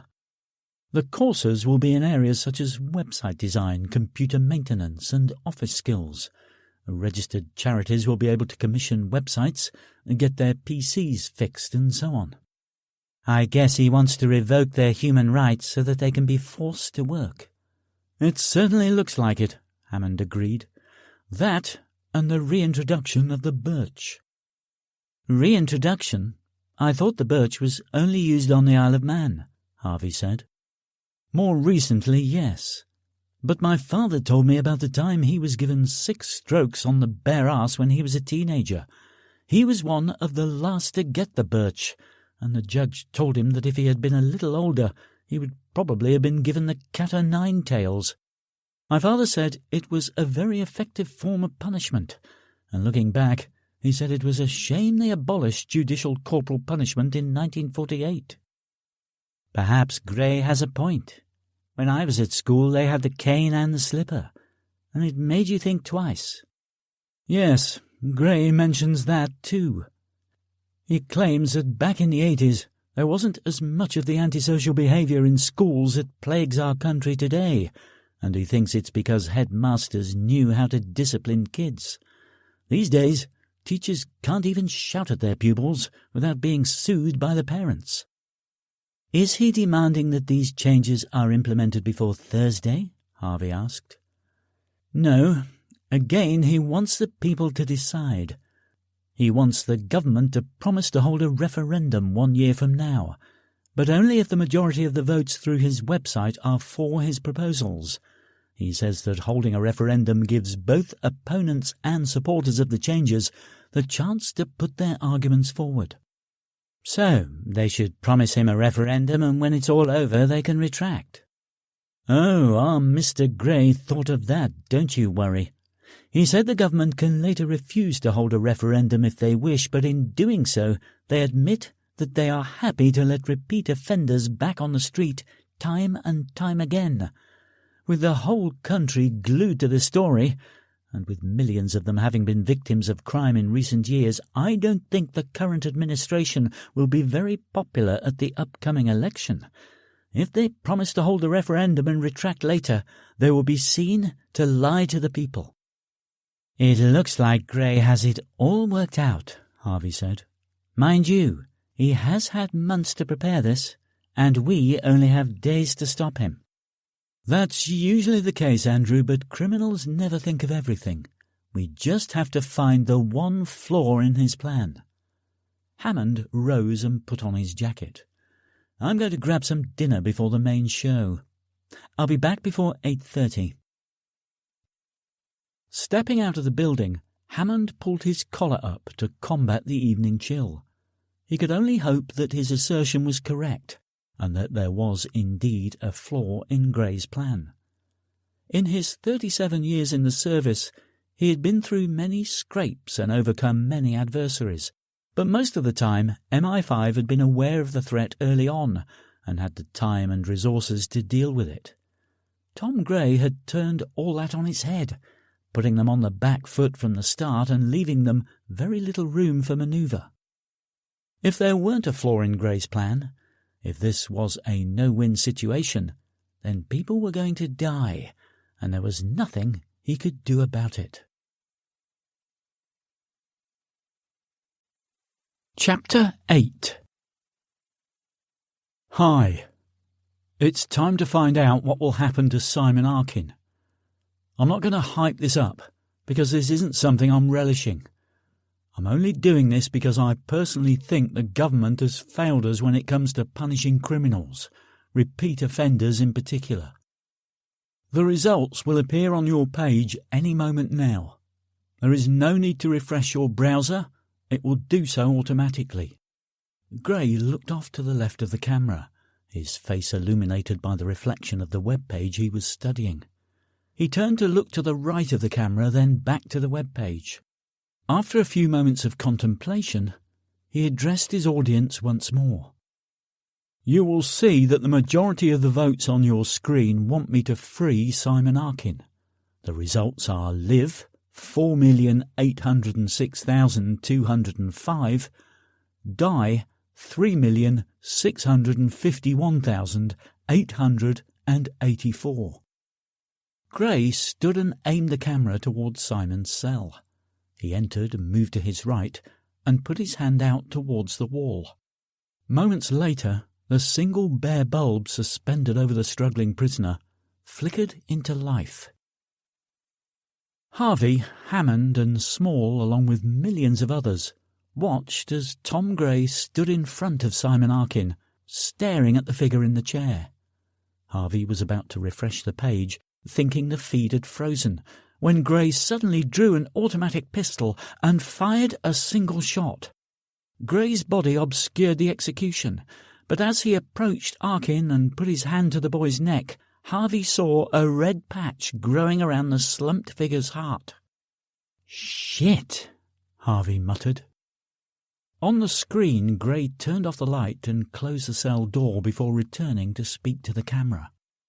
I have several computers based around the country, each one sending emails at the rate of 1 per minute, using a different email address each time. These emails are stored in a database which matches the outgoing email database and checks that each has arrived and that they haven't been tampered with. All the emails had die in the body, but they were never counted in the final vote. However, it seems that a number of them have been changed to live along the way. We will never know the actual results because the government has interfered with the voting. I asked them not to interfere. In fact, I think I made it clear that they shouldn't interfere, but they ignored my warnings. That is why Simon Arkin won't be going home today. Gray spent a moment on his laptop, then addressed the camera again. Okay, the database has been reset, and voting for the next candidate, Adrian Harper, starts now. Adrian is 19 from Gravesend, Kent, and his crimes include aggravated burglary, assault, and numerous counts of theft of a motor vehicle. It's time to get emailing. Don't forget to vote on my proposed law changes too. Just click the Justice Bill link at the top of the screen for further instructions. Gray sat back in his chair. I will be back at the same time tomorrow, when hopefully the results will reflect the views of the people of Britain, not the views of the government. Shots fired! Shots fired! Understood. Wait 1. Repeat, wait 1. The commander at the scene, Superintendent Evan Davies, had been watching the video feed and heard the report from Sergeant Williams as the scene unfolded on his laptop. His orders were to observe and report only, until he received direct instructions from HQ, regardless of what happened. Headquarters would have seen the shooting. Moments later, he got the call he was expecting. Stand down. I say again, stand down. We have shots fired, Davies said, more for protocol than to enlighten his superiors. Confirm, shots fired. Looks like one hostage down. We have no authority to engage at this time, so continue to observe and report only. Roger that. Observe and report only. Out. Davies glanced again at the map of the target building and the surrounding area. It was covered with markings showing Gray's defences, and truth be told, he was glad their remit was limited to observing and reporting. Davies was ex-army himself, and he knew that a half-decent soldier could prepare formidable defences overnight. Gray had been preparing his for months, and what he saw didn't exactly inspire confidence in a successful outcome. He had passed these observations on to his superiors, and they had acknowledged his assessment, along with his recommendation that this was more suited to the guys at Hereford. He didn't consider this suggestion cowardly, just the optimum way to get things done with the minimal loss of life. His unit had handled many armed sieges with great success, but they had usually been dealing with a single person trapped with nowhere to go, one person who suddenly found himself in a situation he'd never contemplated. This was a completely different ballgame.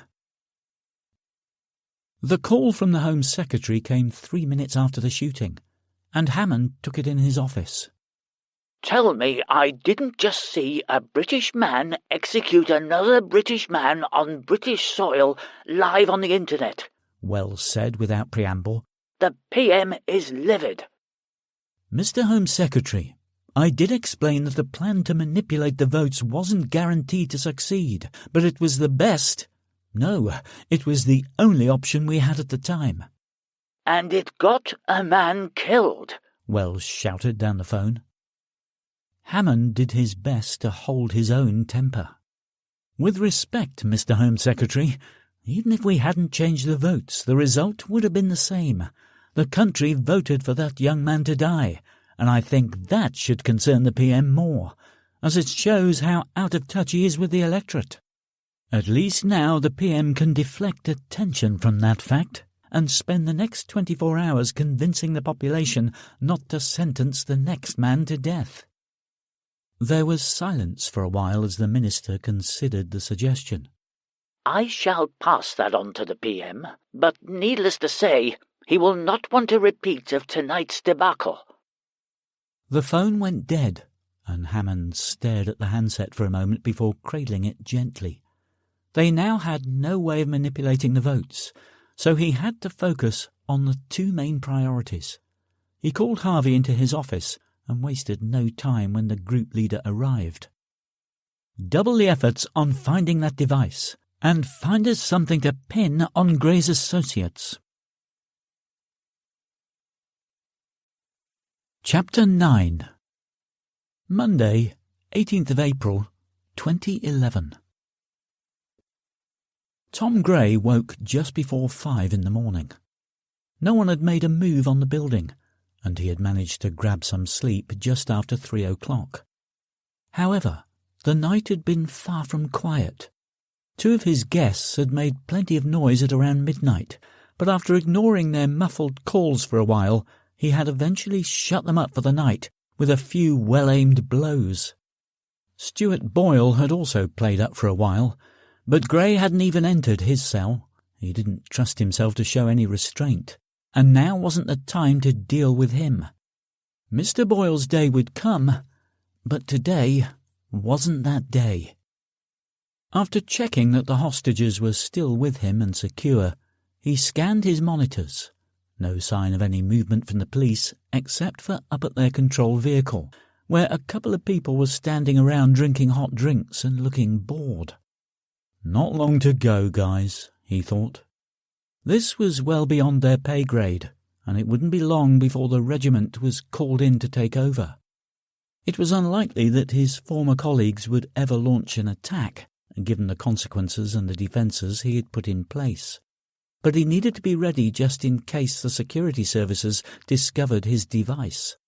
Although Gray knew that MI5 would never find it, they would nevertheless pursue that line of investigation rigorously.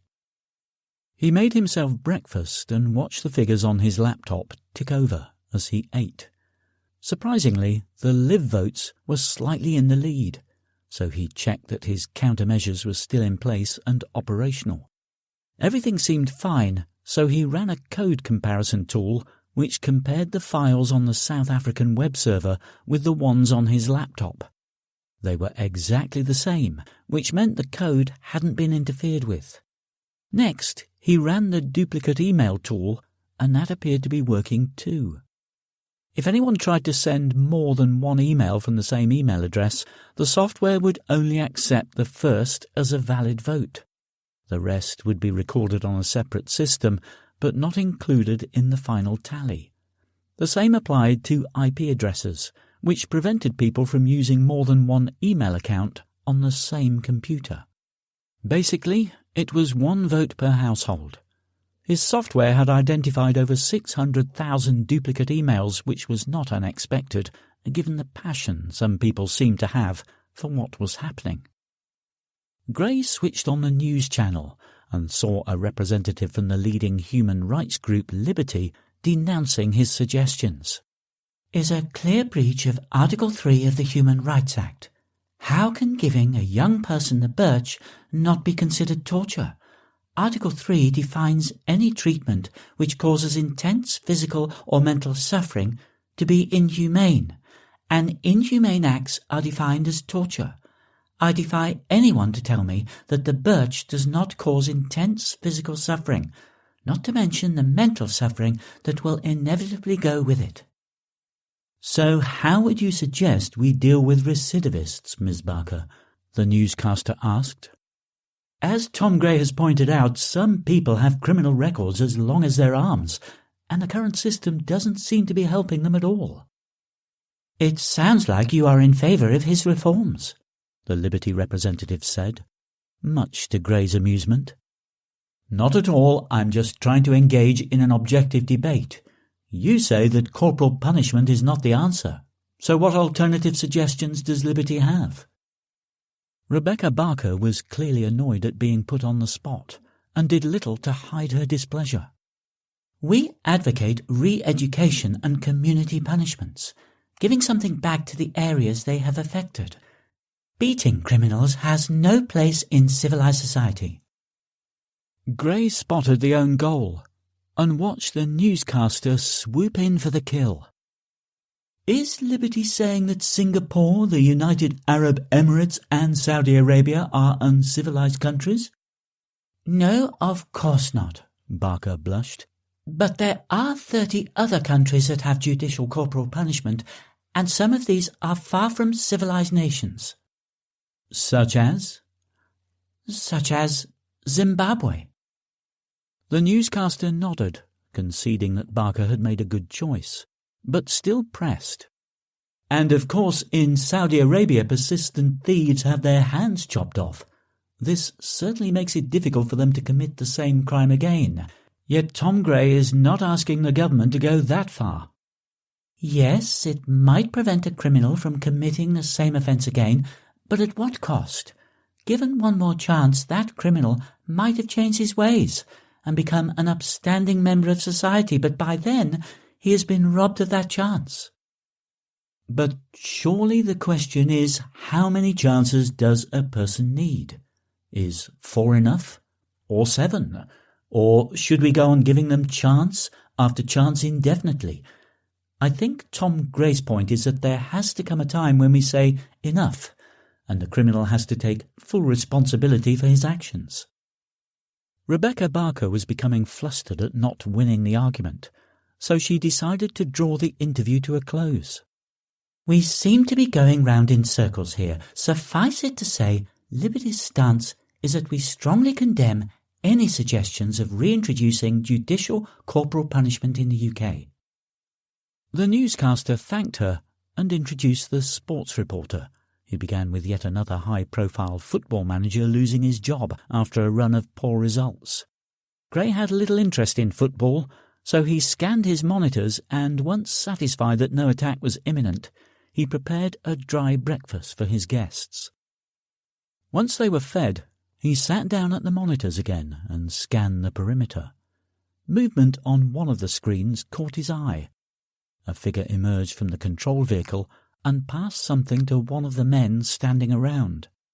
The man put his cup down on the step of the vehicle and started walking towards the building. Gray kept the camera on him as he closed the distance, and 70 metres from the building the man stopped and held up a large piece of cardboard.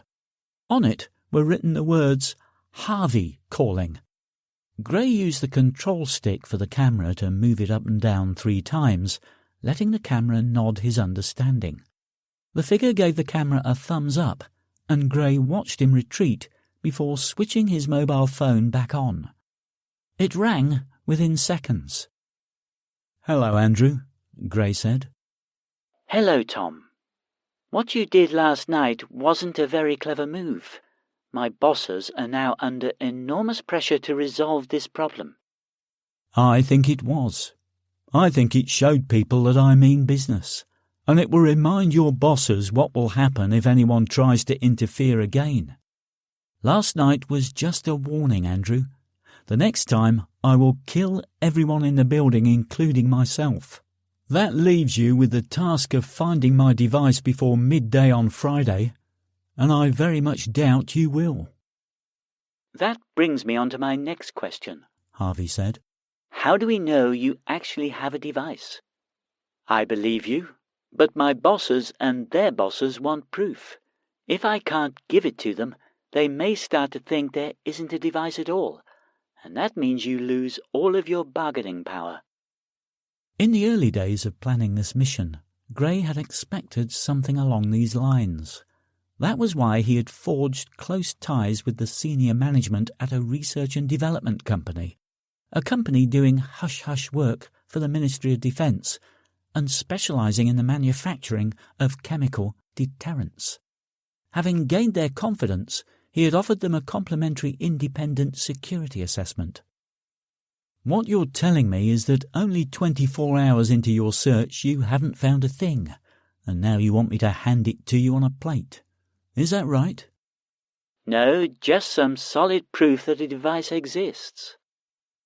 Gray thought for a moment before answering. I expect you've been looking for a huge device, haven't you? You're thinking, he's going to kill thousands of people, so it must be a really big bomb, aren't you? Well, you're thinking too big. Think smaller. Think airborne. Thanks for that. I appreciate the information, but my superiors will still want proof. Fair enough. Have you heard of a company called Northern Industries? Yes. If you contact them, they will confirm that I've made 3 visits to the facility. Which proves nothing, Harvey said. I know what they make there, and their stock will be audited on an almost daily basis. If anything was missing, they would know about it by now. Yes, I saw their audit process, and it is quite thorough in one respect. Their full canisters are checked daily, but it is a visual inspection only, and they don't audit the empty canisters. You take an empty canister, fill it with water, and on a subsequent visit, you swap it with a full canister. Harvey considered the plausibility for a moment, then said, Okay, I'll let my superiors know. Harvey hung up and went straight to Hammond's office, walking in without knocking. John, I just spoke to Gray. I managed to get some info about his device, but it needs checking out. He shared the information he had gained and waited for Hammond's opinion, which was not long in coming. Go down there and see for yourself. Get them to go through the audit process and see if Gray's claim holds water. Let me know as soon as you find out, so that I can tell the police to adapt their search. Will do. Would you mind calling ahead to explain my visit? It should save time when I get there. Hammond nodded, and Harvey left, grabbing his coat on his way out of the office. After picking up his car from the underground car park, he drove north to join the A40 and followed it west until it became the M40. The journey to the facility in the Oxfordshire countryside took just over an hour, and after showing his ID, he was quickly waved through the gate. The director of the facility waited for him in the reception area. "Simon Crawford," he said, extending his hand. Harvey shook it, introduced himself, and wasted no time in explaining the reason for his visit. "I need to witness your audit process for myself to determine if there is a weakness that might have been exploited recently. Do you have video surveillance of the storage area?" "Yes, we digitally record it," Crawford said as he led Harvey down a gleaming white corridor. "How long do you keep the recordings for?" 30 days, in accordance with government regulations." "When did Tom Gray visit the facility?" Harvey asked. "He has been here 3 times, February 8th, February 26th, and March 7th. So his last visit was more than 30 days ago. Very convenient." Crawford led him to the storage wing, and after passing through 2 layers of security, took Harvey through a door into an enormous warehouse. Looking left and right, Harvey could see over 100 feet in each direction, and as he followed Crawford, he counted 12 rows of refrigeration units. "How many fridges are here?" Harvey asked. 550, Crawford said. "So how many canisters in total?" "Yesterday's closing count was 34,610. There would have been a handful more added today." Harvey walked to a fridge at random and asked Crawford to demonstrate a typical audit. Crawford activated his tablet PC and brought up the stock page relating to the fridge Harvey had chosen. "There should be 86 capsules in here," he said, and did a swift count to confirm the amount. He then pulled out the first canister. Like all the others, it was a 6-inch-long cylindrical container with a valve system at the top, rather like a very small scuba tank, Harvey thought. It was contained within a Perspex box, and Harvey could see a label on the cylinder. Crawford pulled a pen-like device from his tablet and scanned the barcode, satisfied to see a match on the screen. "What do you use to generate that barcode?" Harvey asked. Crawford seemed to squirm at that question, and Harvey pressed him on it. "That seems to have hit a nerve," he said. "Mr. Gray asked me the same question, and I told him that it was standard third-party software. He suggested that these labels could easily be replicated and recommended a company which offered a barcode generator with a unique key, so replication would be impossible." "And did you take his advice on board?" Harvey asked. "I passed it along to my bosses, along with his other suggestions, and they took it under advisement," Crawford admitted, sheepishly. "So, knowing that the barcode was created using standard third-party software, Gray could easily have made his own, is that correct?"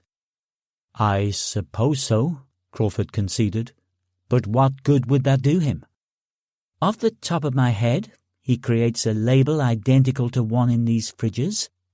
During his first or second visit, he steals an empty canister and photographs a label from one of these canisters. He takes the empty canister home, fills it with water, creates the appropriate label, and on a subsequent visit he switches canisters. That means one of these canisters now contains water and Tom Gray is threatening the country with something very nasty. How does that sound?" Crawford ran through the scenario and matched it with the current security procedures. Harvey watched as the colour drained from his face. "But how would he make the swap?" Crawford asked. "He was accompanied by a member of staff at all times." "A simple diversion would be my guess. Unfortunately, you don't have video surveillance for any of his visits, so we can't say one way or the other that he actually managed to make a swap. With that said, I want you to take a sample from each of these canisters to make sure they contain what they should contain." "But that's over 34,000 canisters. It will take weeks to test them all because each canister will have to be checked manually to determine the contents." "Can't you narrow it down to agents that will kill thousands if dispersed at altitude?" "Mr. Harvey, we don't make deodorant or perfume here. Everything in this room has that capability." "Then I suggest you get started," Harvey told him. "I don't care if you have to hire extra staff and work 3 shifts a day. I want every canister checked. If you have any issues with this, please let me know, and my boss will only be too happy to have a word with the Home Secretary and the Defense Secretary. Your career will be over before you can say, 'How the fuck did I end up on the dole?'" He walked towards the exit and had to wait for Crawford to gather himself before joining him and escorting him to the entrance. Once outside, Harvey thought he might have been too harsh with the director. With this being a government-run facility, his hands were probably tied when it came to the budget. He no doubt had request after request denied by his bosses, who would then blame him for any shortcomings. This incident wouldn't sit nicely with them. Still, they were facing a crisis, and there wasn't time to play Mr. Nice Guy, so he dismissed the thought and called Hammond to pass on the news. "The threat is credible," he told his boss. "What did he take?" Hammond asked. "We don't know if he took anything yet. However, if he managed to sneak out with a single canister, the results aren't going to be pretty." He described the canisters so that Hammond could pass the information on to the police, and then got into his car for the drive back to Thames House. A whole day had been wasted looking in the wrong places, which left just 4 days to search the whole country for a device half the size of a can of hairspray. Needle in a haystack didn't come close. Chapter 10. Evan Davies climbed out of the command vehicle to meet the occupants of the black Land Rover which had just pulled up. He was surprised to see just 2 people, the driver and passenger, emerge from the vehicle. The passenger approached and offered Davies his hand. "Major Sean Blythe, 22 Regiment. This is Sergeant Todd Dennis. We'll be taking over command of this operation." Davies introduced himself and led them to his command vehicle. "Have you been in contact with him?" Blythe asked. "No," Davies said. "We do have a couple of mobile numbers for him, but we just get voicemail every time we try." He brought out a map of the building and surrounding area. "These are the defences we have been able to identify so far," he said, gesturing to the area representing the back of the building. "He has wall cameras mounted here, here, and here, each of them multi-directional. In the clear ground he has a maze of razor wire with a few landmines thrown in for good measure.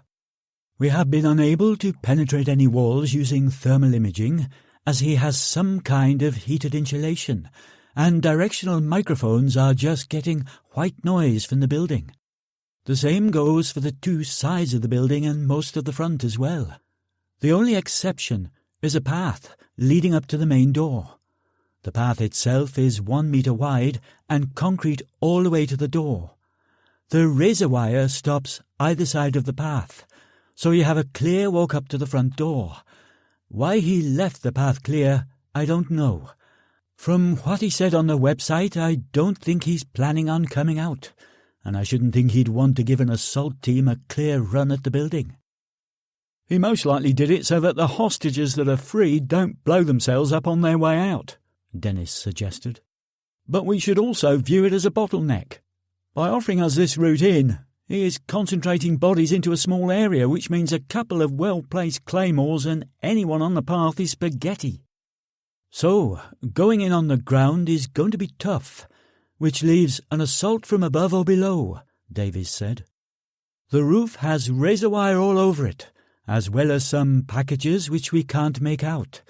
They could be explosives, we just don't know. There is a large sewer complex under the building, but if you consider the path a bottleneck, the sewer will be a whole lot worse. Dennis studied the map, frowning in concentration.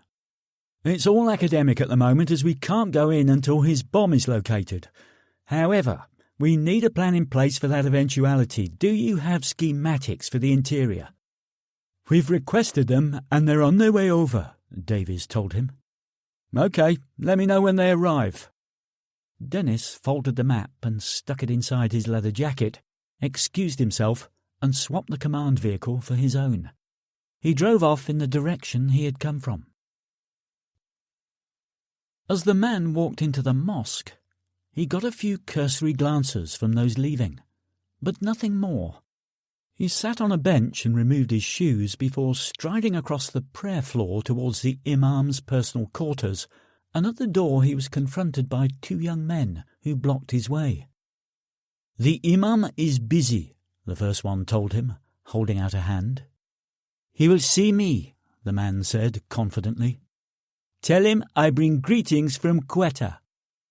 He was referring to the capital of the province of Baluchistan, 40 miles from the border with Afghanistan, and the name struck a chord. The guards shared a glance, and one of them knocked on the imam's door before walking in, closing it behind him. A moment later the door opened again, and the guard reappeared, gesturing for the stranger to enter. The imam stood and came round his desk as his visitor entered the Spartan room.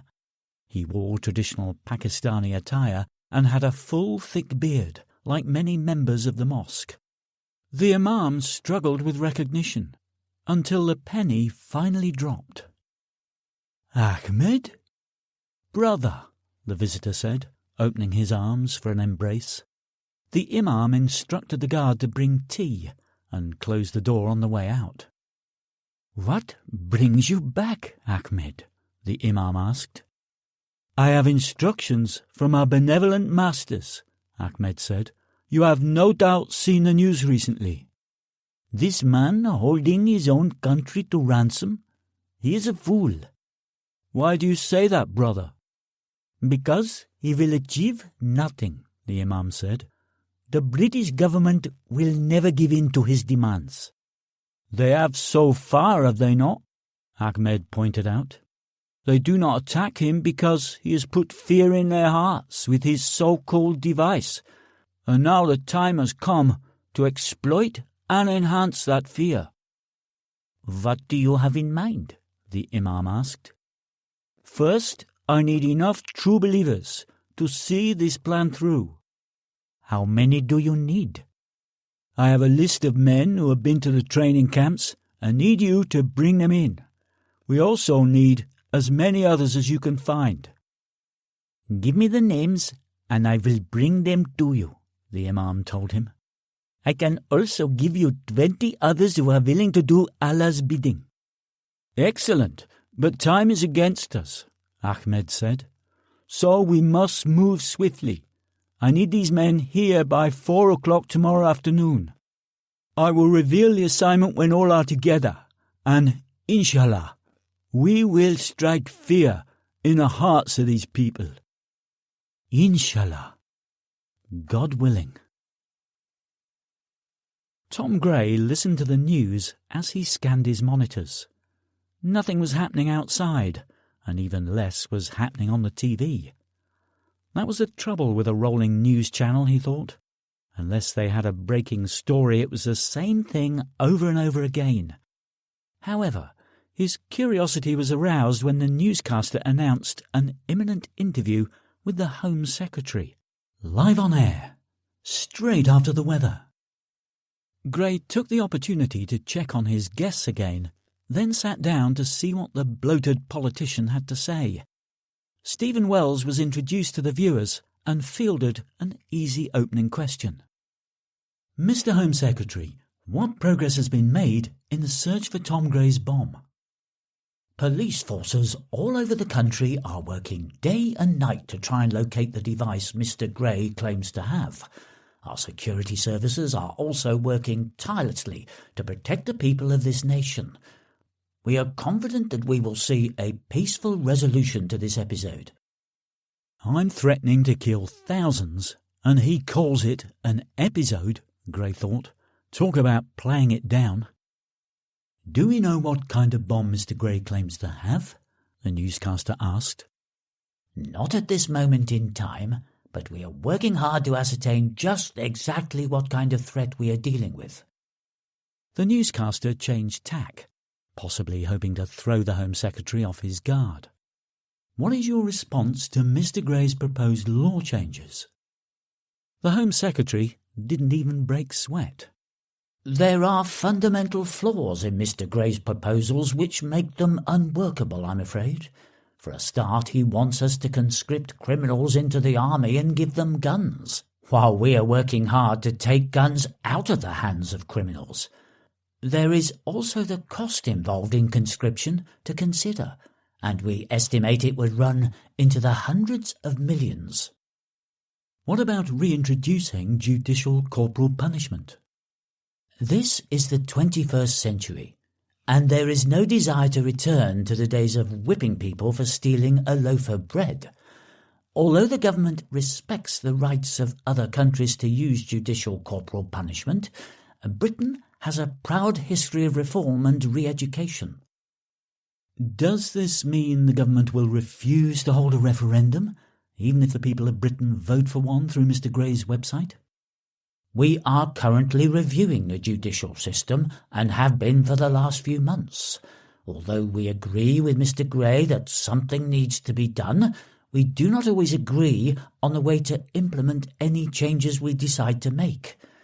Any changes we make will be with a view to reducing crime and setting higher tariffs for the most serious crimes. So, does that mean there will be no referendum? The newscaster pressed. In typical fashion, the Home Secretary simply reworded his previous statement, much to the newscaster's and Gray's disappointment. The interview continued for a few more minutes, the newscaster switching between simple and searching questions, and the politician responding with platitudes and spin. Gray turned to his laptop while the interview was still fresh in his mind, and drafted a response. After an hour of editing, he was happy with the text and picked up his mobile, hitting the speed dial button for the BBC News studio. After a few rings, the phone was answered, and he gave the password he always used to identify himself. Within seconds, he was through to the daytime show's producer. "Hello, Paul," Gray said.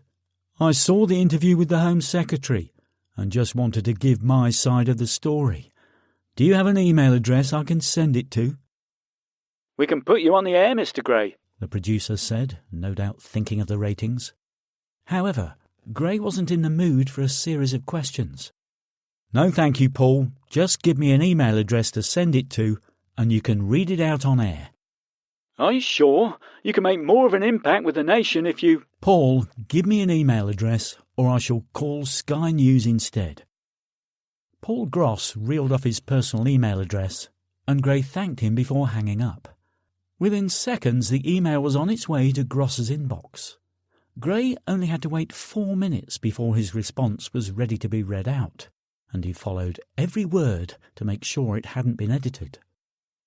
"We have just received a statement from Tom Gray in response to the Home Secretary's earlier interview," the newscaster said. "Mr. Gray says, 'I would like the nation to hear both sides of the story so that they can make their own choice, rather than just accepting the rhetoric the government spews out day after day.'" Gray had wondered whether that opening sentence was going a bit too far, but it was too late now. "The Home Secretary said that I want to conscript criminals into the army and give them guns. That is far from the truth. My proposal is that conscripts will be non-combatants throughout their probation period, until they have proven themselves and paid off their debt, and all exercises during that time will use blank ammunition. Control of weapons will be ramped up for conscripts, and live fire will only be used after the probation period is up, and only for those conscripts with an exemplary record. Any conscripts who do not abide by the rules will be sent to prison to work out their sentence, which will leave only reformed members of society within the ranks. The Home Secretary also states that conscription will cost the nation hundreds of millions, but as I have already pointed out in my proposal, there were 3 periods of conscription in the 20th century. There was the Military Service Act of 1916 and the National Service Acts of 1939 and 1948. If conscription could be introduced in the days of paper records, why not now in the 21st century? I should also point out that the cost of setting up the new regiment will be recovered from the conscripts' salaries. Finally, the Home Secretary said that they prefer reform and re-education to the birch. If reform and re-education work, why are there so many repeat offenders? In 2009, nearly 21,000 offenders who had been convicted or cautioned between 25 and 50 times avoided custodial sentences. If they had been birched or conscripted after their second or third convictions respectively, this would have prevented between 400,000 and 1 million crimes being committed. Then there are the criminals with more than 3 but fewer than 25 convictions, and not forgetting the criminals with more than 50 convictions or cautions. If the birch and conscription are introduced, they could prevent over 4 million offences every year. Imagine the saving in police costs, and that is just the ones that were not given a custodial sentence. If my measures were introduced, how do you think the population would react? Would they clamour for these criminals to be set free, or would everyone who has had a crime committed against them in the last 20 years welcome my proposals? Finally, Mr. Gray wants us to remind you that you can still vote for or against his proposed changes on his website at www.justiceforbritain.co.uk/Justice Bill. The results will appear on his website tomorrow at midday. Chapter 11. Hamad Farsi strode to Andrew Harvey's desk and waited until the group leader finished his phone call. Special Branch picked up Marcus Taylor this morning and showed him some mugshots. He picked out Simon Baines. Marcus Taylor? Harvey asked, a look of confusion on his face. He was with Joseph Alemwu on the night he was abducted, Farsi reminded him. Great news, but it does us no good at all if we can't find these guys. Any news from the security agencies? None. We tried the company Gray sold, and while they are still on the books, they haven't had an assignment for the last 2 months. We also contacted all security firms on our lists, and none of them have heard of our guys. Have we checked the airports and ferries? Harvey asked. No it's there either. Unless they got hold of new identities, these guys are still in the country. Gray could have paid for new identities, of course. He has a lot of money unaccounted for, and that's not the kind of thing you buy with a debit card. But some of these guys have families. Do you think it likely that they would abandon them? It's possible, but I doubt it. Let's concentrate our search on guest houses and bed and breakfasts. They may be together, or they may have dispersed around the country. So let each establishment know we're looking for 1 or more men matching their descriptions. We can try, Farsi said. But these guys are used to spending weeks in a hole in the Iraqi desert or a sodden field in Bosnia. They could be anywhere in Britain, and if they don't want to be found, they could quite easily make themselves disappear. I think the last place they will choose will be a B&B. I know, Harvey said, a little too harshly, but we have to start somewhere. Sonny, leave that porn site alone and come and butter this bread. These sausages are nearly ready. Oh, and wash your hands first. Simon Baines clipped Tristram Barker-Fink around the back of the head as he passed. Cheeky bastard! I was checking the BBC News website. Anything new? Barker-Fink asked as he turned the sausages. Nothing in the last hour, Sonny said. I was looking at some of the readers' comments, and there's a lot of support for what Tom's doing. A few nut jobs want things left as they are, but most of them want a change.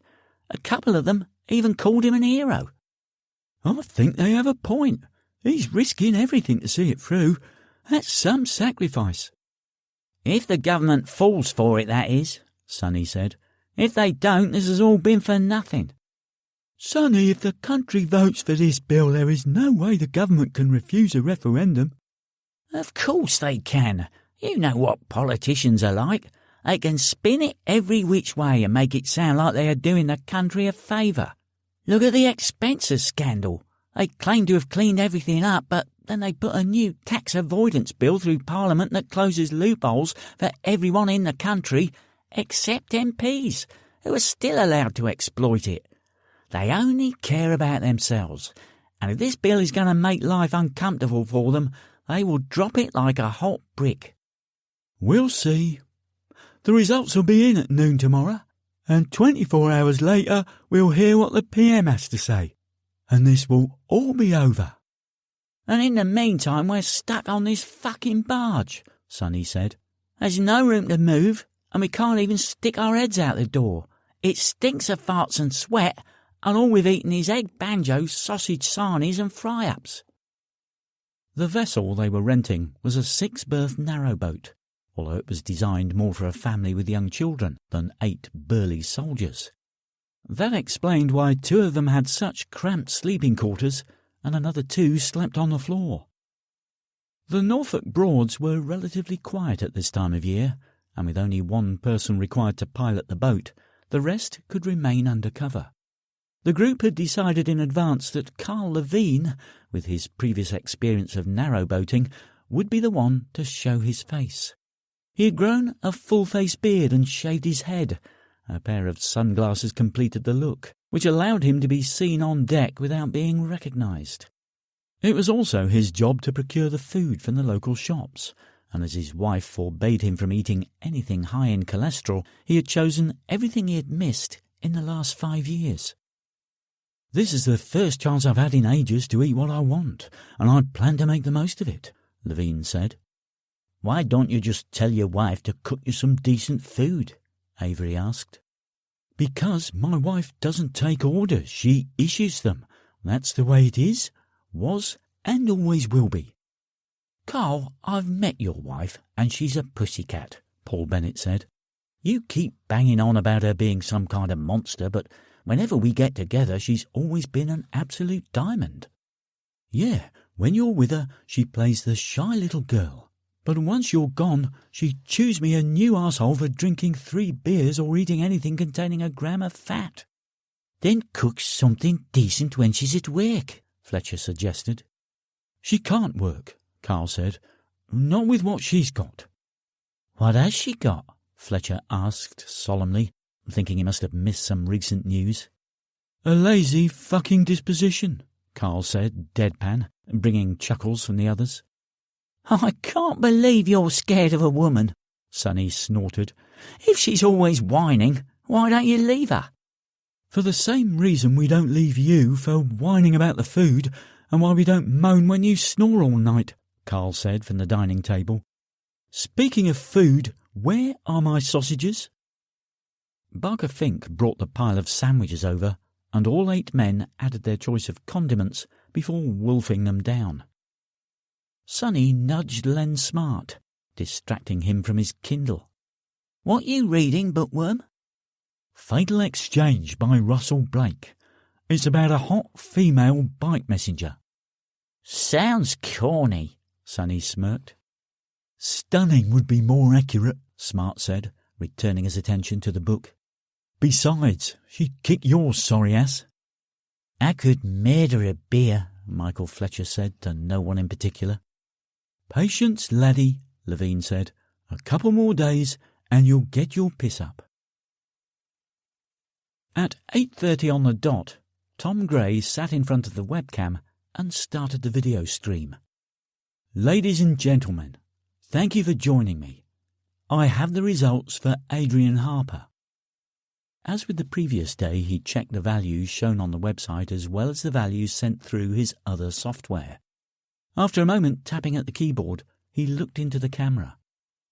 As you can see from the results which have just appeared on your screen, the majority of the votes are to free Adrian. He stood up and walked over to the cell, holding the second prisoner. After standing in the doorway for a moment, staring at the teenager, he stepped back and closed the door before returning to the camera. Adrian will be allowed to leave here on Thursday. The people of Britain have voted, and I have found no discrepancies, so I will honour your wishes. After more tapping on the keyboard, he addressed the camera one last time. Tomorrow it is the turn of Joseph Elemwu to learn his fate. Joseph is 19 years old and has a criminal record stretching back 7 years. His speciality is street robbery, but he also has convictions for burglary, assault, and possession of a Class A drug with intent to supply. You, the people of Britain, have already shown that you are unwilling to sentence a man to death. That is understandable, and it is why you have to think carefully about your next choice. Gray held up a weapon and showed it to the camera. There were 6 thin branches bound together at the handle. There was more binding up to the halfway point, with the remaining 20 inches allowed to flex independently. If you think Joseph has had all of his chances, vote DIE to the usual email address shown on your screen. If you think he just deserves to be birched, vote LIVE.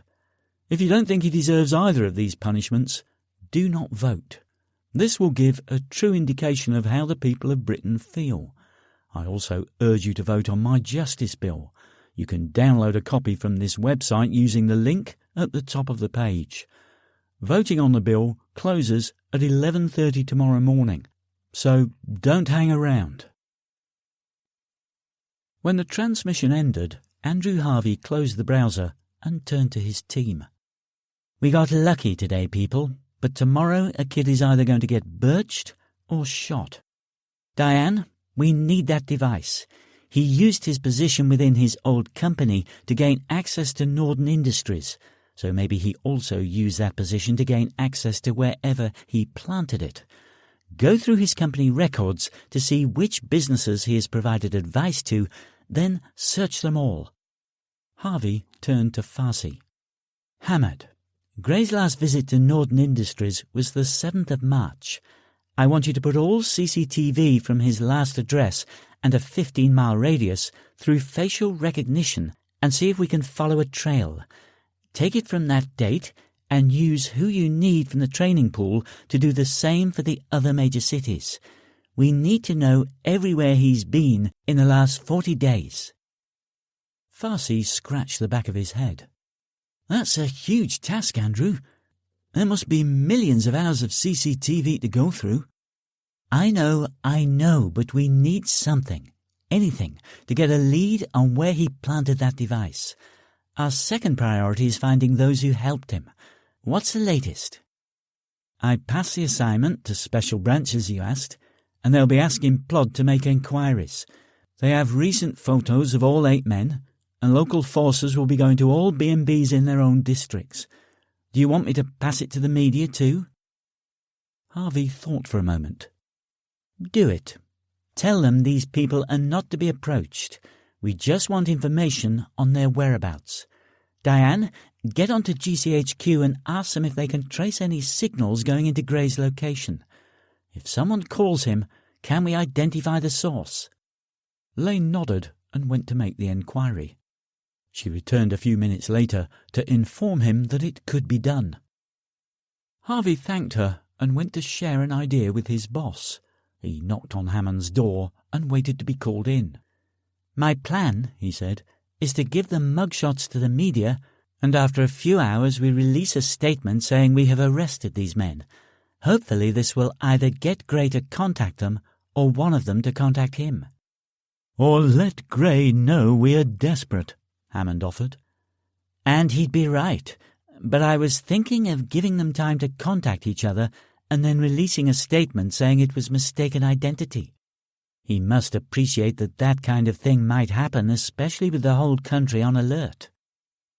"OK," Hammond said, after a moment. "Release the details to the media and announce the arrests 4 hours after it goes out.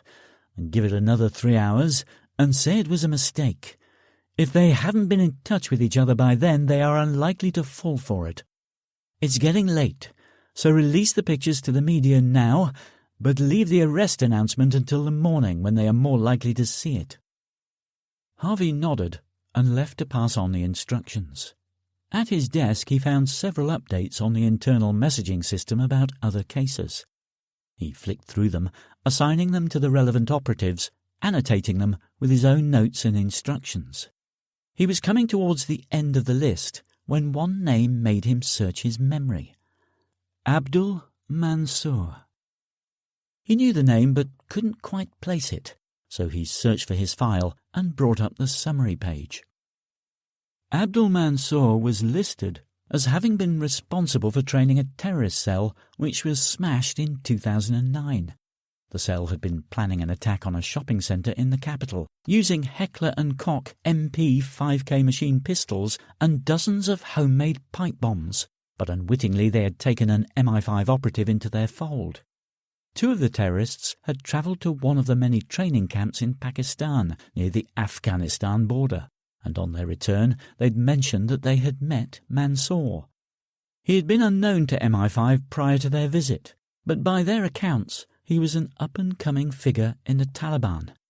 It was Mansour who had led their training, and he had possessed an extensive knowledge of London, leading the security services to wonder if he was a British national. Their investigations led them to conclude that Mansour was in fact Ahmed Al-Ali, a student from Ladbroke Grove. His parents had arrived in the UK from Pakistan in the late 80s, and Ahmed was born a year after they were naturalised as British citizens. Al-Ali had been a bright student with good grades. As a teenager he had been spotted at several anti-war protests and was known to frequent a mosque the security services had taken an interest in. In 2007 he had boarded a flight to Pakistan with minimal luggage, and that was the last that had been seen of him. Sources in Pakistan had no information on him, and it was only a few months later that Abdul Mansour came onto the scene.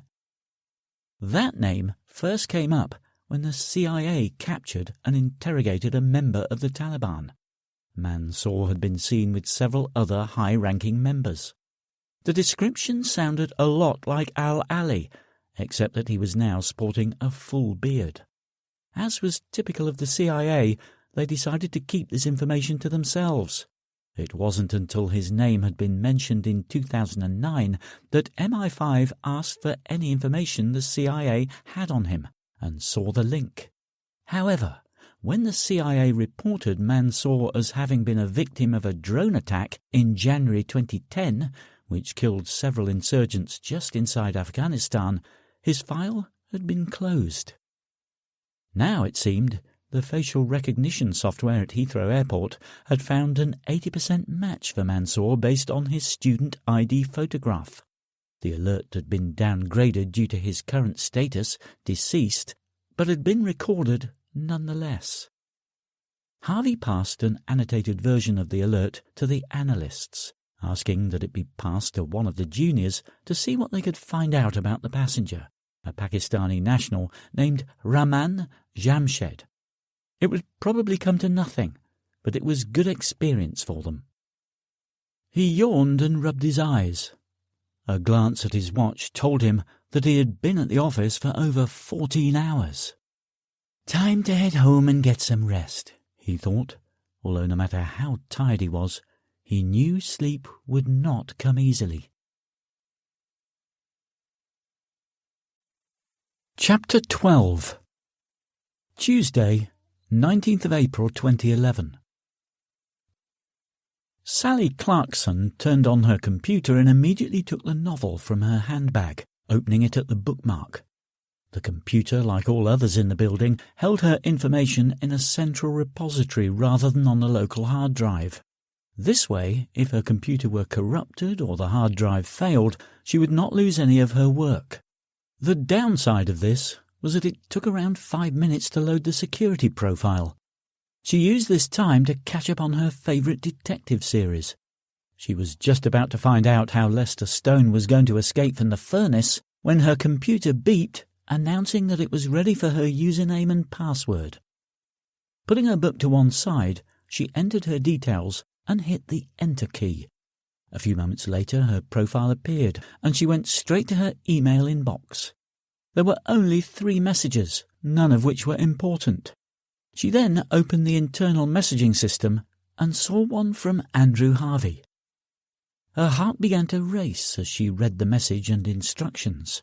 A real investigation at last. After 8 months of learning the service processes and policies, followed by filing, classifying and looking for trends in the volumes of available data, she was finally getting to do some real detective work. Her love of crime stories had begun in her late teens, and her personal library of detective novels filled 3 shelves in her 1-bedroom apartment. At the age of 19, she had applied to be a Metropolitan Police officer and had attended the one-day assessment at Hendon. But during one of the role-play scenarios, she had shown that she was easily intimidated and didn't have the ability to assert herself in pressure situations. With her detective career over before it had begun, she had then turned her attentions to the security service, hoping to get a role as an intelligence officer, but her test scores had been slightly too low for that role. They were, however, good enough to qualify for an intelligence analyst position, and she had jumped at the chance. She sat back and tried to steady her breathing. Right, where do we begin? The airport, of course. Sally looked up the access page for immigration control and sifted through the entries for the previous day, filtering the results by flight departure point. Within seconds, she had the entry for Jamshed Rahman and looked through the details. He had a 6-month visitor's visa and had given his address as Green Street in Forest Gate, a largely Pakistani community.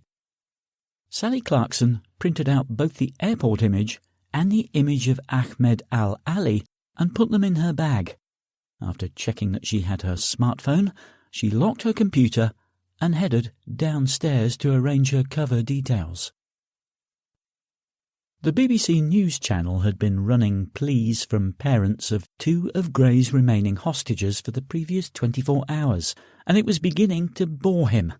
Both sets of parents were saying the same thing, that their son was a good lad and didn't deserve any of this. Yes, proper little saints, Gray thought, as the sequence began again for the umpteenth time. However, once it had finished, the newscaster announced that the parents of the 5th boy, Joseph Olemwu, would be speaking to them live in the studio after the weather report.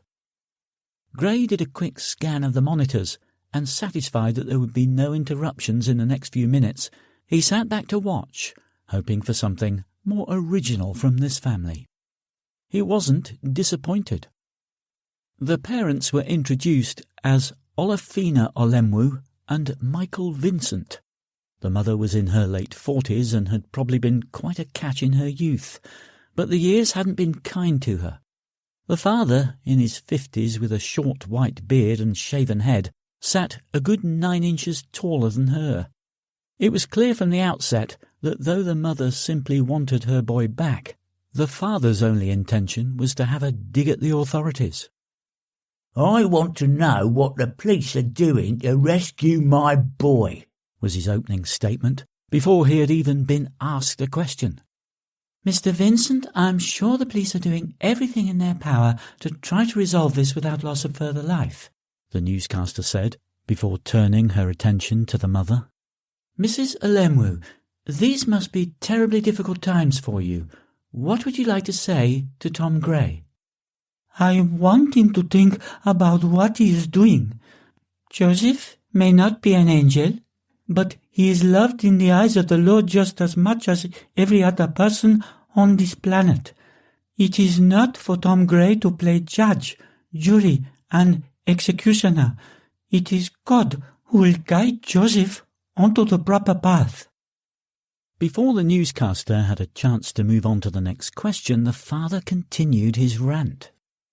"The police are on Joseph's back day and night, but when this happens they won't do anything.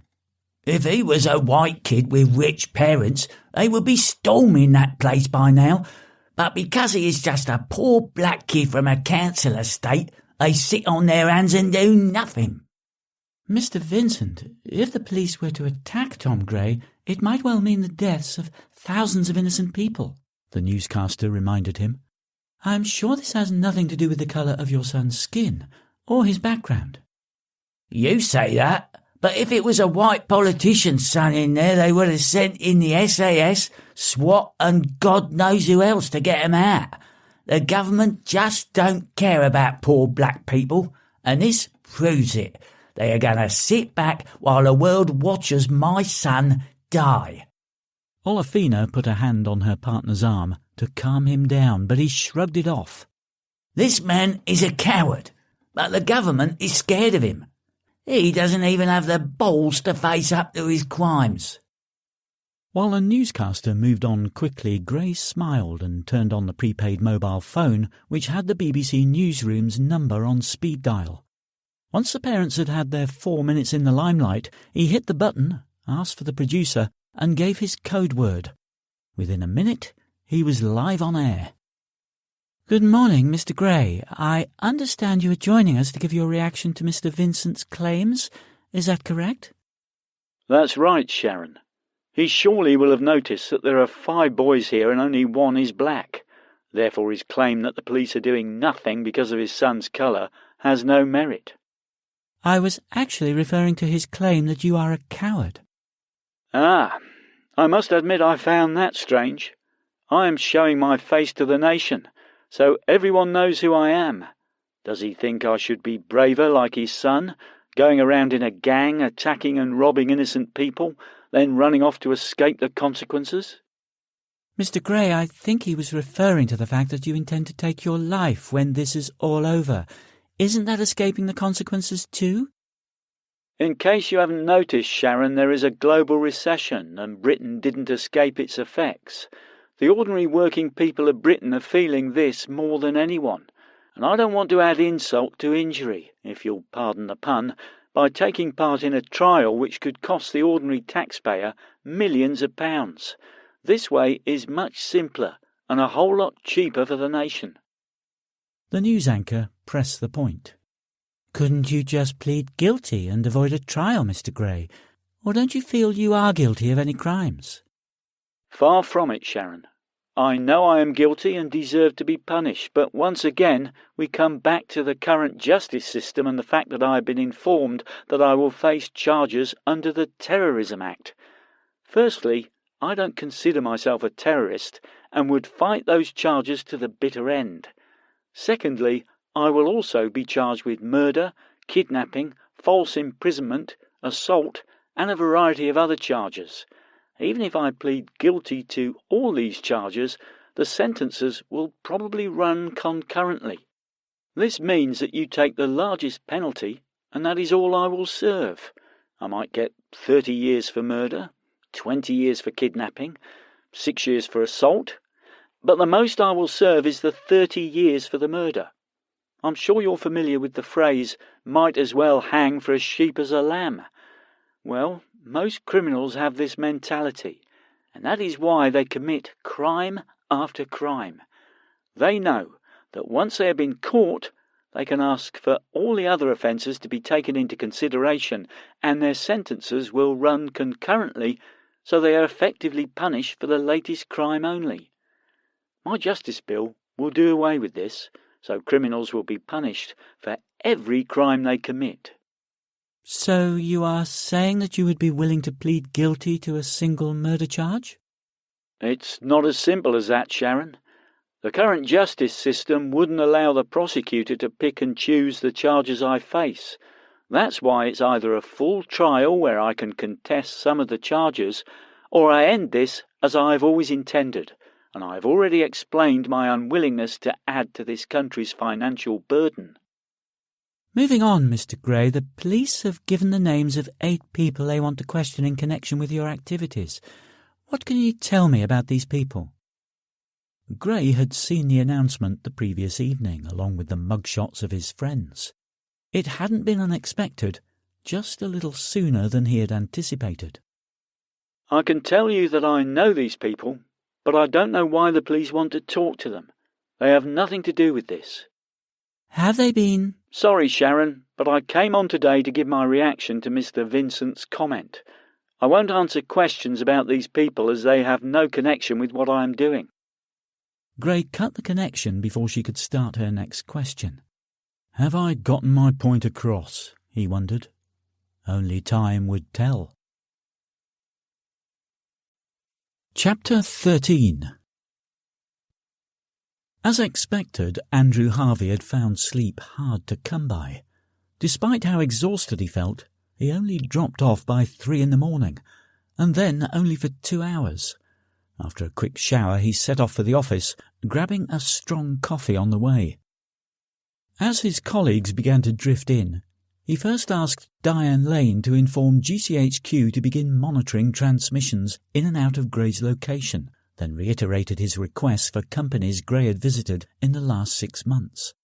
Lane brought him the details 20 minutes later, and he saw that there were 12 companies.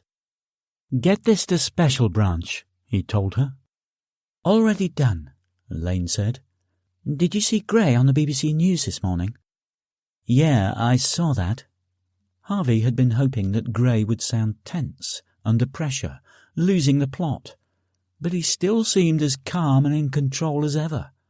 However, it was what he said rather than the way he said it that grabbed him. It had given him an idea. John Hammond arrived 10 minutes later, and Harvey followed him into his office to share his thoughts. I'll have to put it to the Home Secretary, Hammond told Harvey after listening to his idea, but it is all conditional on finding those 8 men. Harvey nodded his understanding and left to speak to Special Branch, asking them to place the call to the BBC. He brought up the BBC News website on his computer, and within 10 minutes the article appeared next to the breaking news icon. Reports are coming in that 8 men believed to be the associates of Tom Gray have been arrested. The men were taken to separate police stations in London and will be quizzed in connection with the abduction of the 5 men being held by Tom Gray. Police have revealed no further details at this time. John Hammond appeared at Harvey's desk. The Home Secretary has agreed to our suggestion. He wasn't happy, of course, and it's conditional on it happening before anyone else dies. Fair enough. I guess another death would make it difficult for him to justify his decision. Hammond returned to his office, and Harvey busied himself as he waited for the call from GCHQ. Sally Clarkson drove past the address in Green Street and saw that it was a flat above a clothes shop. She carried on in search of a parking space, but had to pull into a residential side street to park outside a semi-detached house. Walking back to the main road, she tried to control her breathing. Easy, girl. All you have to do is knock on the door, ask to see Mr. Jamshed, and ask him a simple question. Try as she might, her pulse continued to race, so she found a newsagent and bought a pack of cigarettes and a lighter. Outside the shop, she ripped the nicotine patch off her arm, fumbled with the cellophane wrapper on the pack, and pulled one out. The first deep drag hit her instantly, making her feel light-headed, and she cursed herself for giving in after 3 weeks of abstinence. Nevertheless, she smoked the rest of the cigarette and stubbed it out on the pavement. Her pulse was still racing from the nicotine hit, but she felt much more in control, so she made her way to the address. There was no access from the main street, so she continued along the road until she came to an alleyway leading to the rear of the building. Here she found 4 kids playing a game that looked like a combination of football and cricket, using an old fruit crate as the wickets. They paused their game as she walked past, but quickly returned to it as she walked towards the correct building. She rang the bell. After waiting for a minute, she tried again and was rewarded with the sound of movement behind the door. A man wearing shoulder-length dreadlocks answered. "Hello," Sally said, flashing her ID and a smile. "I'm Sarah Clark from the UK Border Agency. Would it be possible to speak to Mr. Raman Jamshed?" Her cover name used the same initials as her real name, and was quite similar to make it easier to remember. The man looked at her ID card and shook his head. "You've got the wrong address, lady. There's just me and my daughter, and there's barely room for us two, never mind anyone else." Sally didn't doubt him. She thought it unlikely that a Pakistani national and a Rastafarian would share accommodation, which meant that, for whatever reason, Raman Jamshed had given a false address when he passed through immigration at Heathrow, and that made her heart skip a beat. After apologising to the occupant for wasting his time, she returned to her car, smoking another cigarette on the way. The 10-mile drive back to Thames House took well over an hour, but it gave her time to plan her strategy.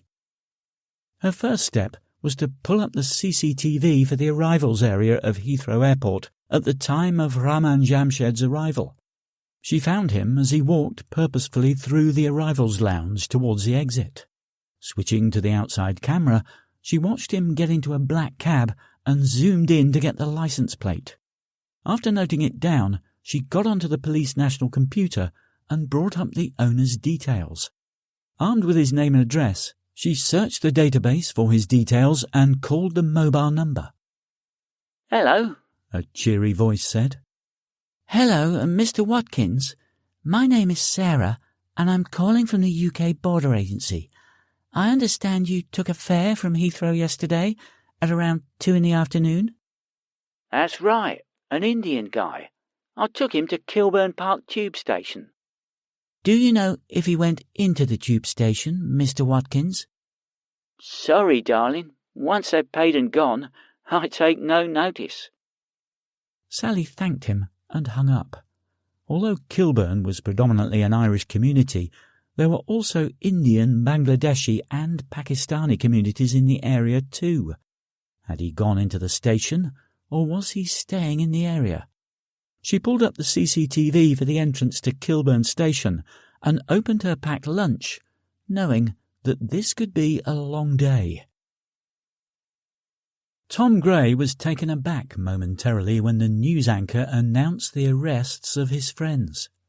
It had come totally out of the blue, and he spent a few minutes considering the implications before concluding that it wouldn't affect his plans too much. Having said that, if they had been caught, what had they done to give themselves away? Had they stuck to the mission and the police had just gotten lucky, or had his friends been careless? Andrew Harvey would be in touch. Of that there was no doubt. But how should he deal with it? He spent 15 minutes running the possible conversation in his head before turning his mobile phone on and sitting back to await the call. But after 20 minutes, none came. He checked the phone in case it wasn't working, but he had a good signal and the battery was fully charged. Should he initiate the call? No, just wait it out. After another hour had passed, he found himself pacing around the room. Why hadn't Harvey called? Was he waiting to verify their identities? Did he want to speak to them before he called? Had they escaped? No. If they had escaped, they would... He slapped himself on the forehead for being so dumb and went to the laptop, bringing up the dead drop email account and signing in. Both he and his mates had the username and password to this free account, and it had been set up 4 months ago, using false details. A few emails had been sent to various websites asking for information, not because they were pertinent, but simply to keep the account from lapsing. Since Sunday afternoon, they had created dead-drop emails every 8 hours to stay in touch, but rather than sending them to each other and creating a trail, they saved the emails as drafts. His friends would save a draft with "many" as the subject, and Tom would read it before discarding it. When Tom wrote a draft, he would use "one" as the subject. Tom had read the last draft email from them at 8 that morning, and it had contained the code word that told him everything was okay. Sunny. If he had read rain, he would have known something was amiss. When he signed in now, he found a draft which had been saved 40 minutes earlier. He opened it and read the message. "Still sunny here. What's going on? It isn't us." Gray discarded the draft and created one of his own. "No rain here. Proceed as planned." He saved the draft and signed out, relieved that they were sticking to operational procedures, but unhappy at Harvey's subterfuge. Unhappy, though not surprised. He spent 15 minutes thinking of how to turn this to his advantage. Then he called Harvey's mobile. It picked up on the second ring. "Hello, Andrew." Tom, how can I help you? "I understand you are holding some friends of mine," Gray said. Not us, special branch. "Why were they arrested?" Gray asked. "What are they supposed to have done?" You know what they did. We have an eyewitness from the Alemwu kidnapping who placed Simon Baines at the scene, and we're waiting to interview another witness to Mark Smith's abduction. We know there's no way you could have done this alone." Gray remained silent for a few moments, then said, "So what happens to them now?" Simple. They'll be charged with aiding and abetting, kidnapping, false imprisonment, assault, and any other charges that come to light during their interviews. That's before we even get to the offences under the Terrorism Act. "I coerced them," Gray said, lamely. Sorry, Tom, that won't wash. Even if I believed you, you couldn't explain that in court, as you will be dead by the time it goes to trial. I'm afraid they will have to take their own chances and live with the consequences, as will their families." Gray hesitated, as if considering his position. "I want you to let them go, Andrew. Release them and give me assurances that they will never be charged. I've lost my family. They don't deserve to lose theirs." If you end this now, agree to come out and give us the location of the device, I'll see what I can do. "Andrew, if you look through my justice bill, you will see that at every stage I am raising revenue to allow more policing, so I'm not going to waste a couple of £1 million of taxpayers' money on a trial." What if I can guarantee that the only charge you will be faced with is murder? There was another pause before Gray asked, "I only face murder and my friends go free? No charges ever?" I can't guarantee that there will be no charges for your friends. They might have to face a token charge just to placate the families of the boys you are holding. Gray waited a moment before delivering his response. "I'll think about it and get back to you." Gray ended the call and turned the phone off, the beginnings of a smile on his face. A glance at his watch told him he had a few minutes before it was time to announce the result of the justice bill, so he checked the monitors for signs of anything out of the ordinary. What he saw was that the black Land Rover had returned, and climbing out of the driver's side was Sergeant Todd Dennis. The sight of Todd was a welcome one. Gray had been his squad leader in Iraq, and had been impressed with the solid NCO's attention to detail and his knack for making the right decision, especially under pressure. That same man was now tasked with finding a way through his defences, and it was reassuring to know that he was not one for taking unnecessary risks. With nothing else requiring his immediate attention, he turned to his laptop to check the results. As had been the trend over the last 24 hours, the people were overwhelmingly in favour of a referendum, and he prepared the webcam to share the news. "Ladies and gentlemen, thank you for joining me today. As you can see from the figures on your screens, the vast majority of you, over 70%, are unhappy with the current justice system and want the government to implement my Justice Bill. This, however, is just the first step. You, the public, have told the government what you want, and it is now up to them to decide whether they want to listen to you. They may choose to ignore your voice, or they may, with an election looming, choose to give the people what they want by promising to hold a full referendum on Thursday, the 3rd of May next year. To the government I say, make your choice wisely. If you agree to a referendum and renege once this is over, you will be showing the people that you cannot be trusted. You can, of course, choose to refuse a referendum, in which case you will be showing the people that you are happy with the way criminals and their victims are being treated. I don't want you to make your decision to try and placate me. That is not what this is about. It is about whether you are willing to listen to the voice of the people. Prime Minister, you have had plenty of time to read through the bill and seek the opinions of your advisers. However, I will give you another 24 hours to let the nation know your decision.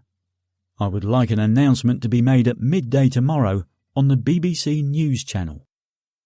I will be back at the usual time this evening with the results of the votes for Joseph Olenwu.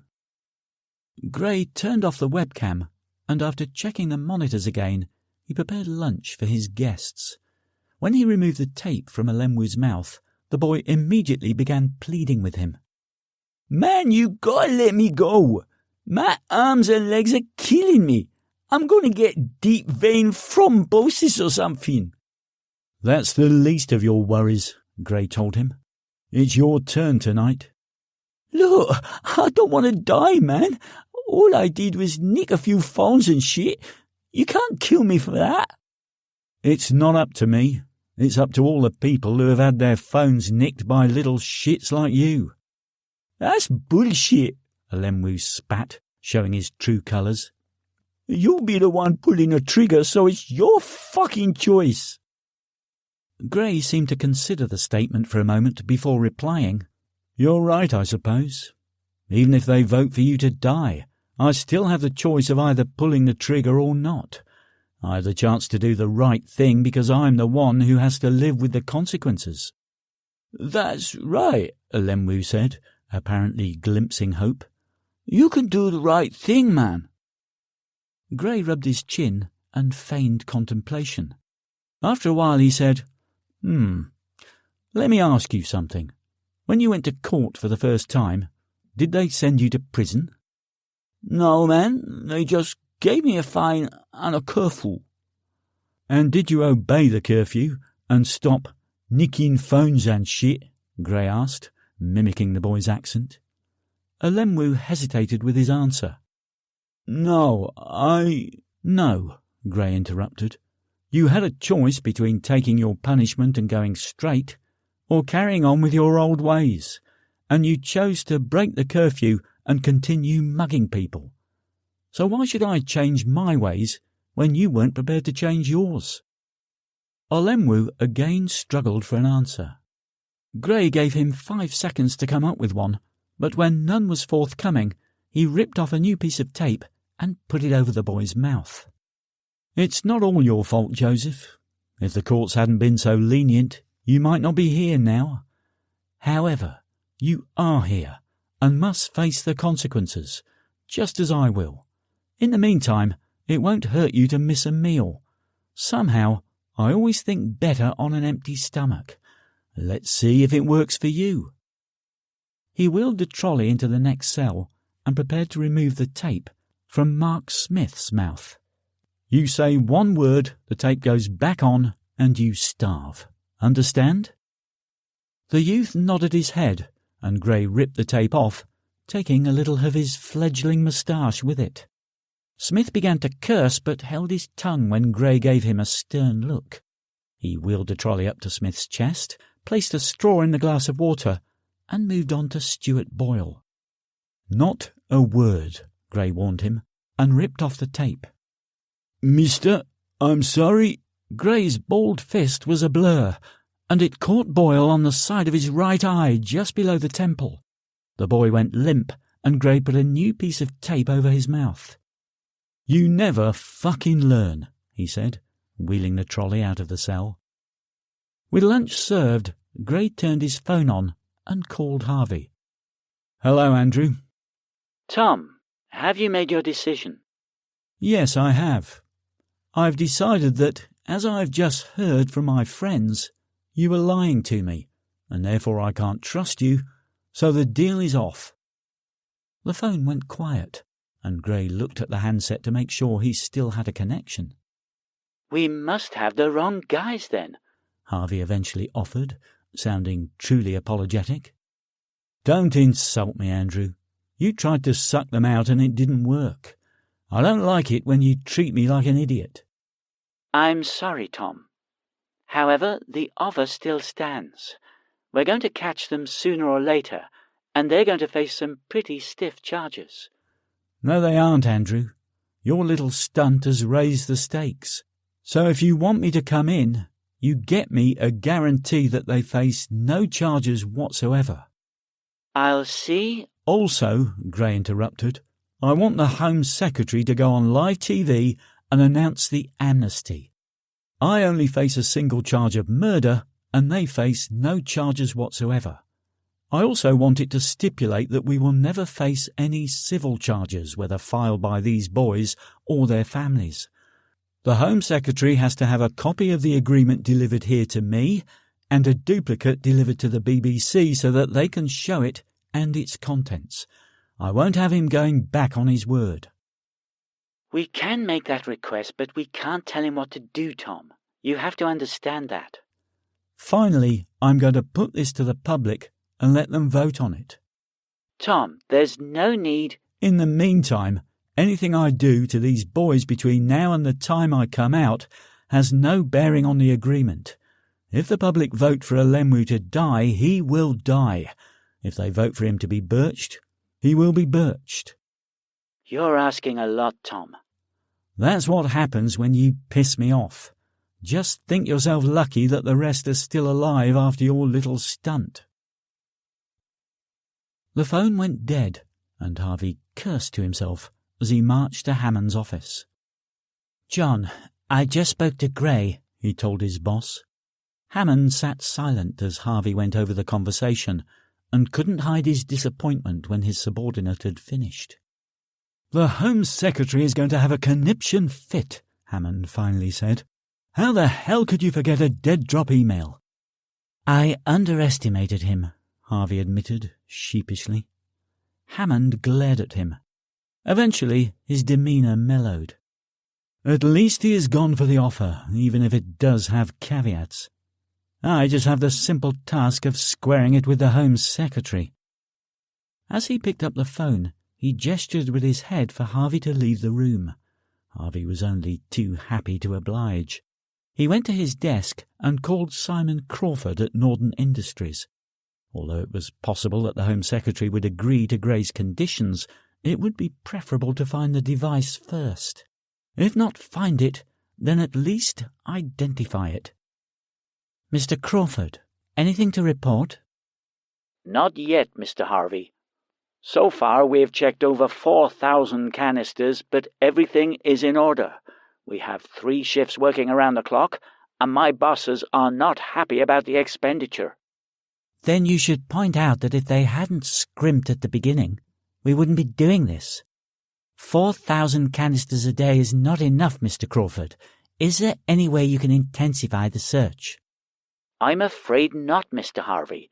It's not a case of personnel, but the facilities to check the contents of the canisters. We simply can't process any more canisters than we currently are.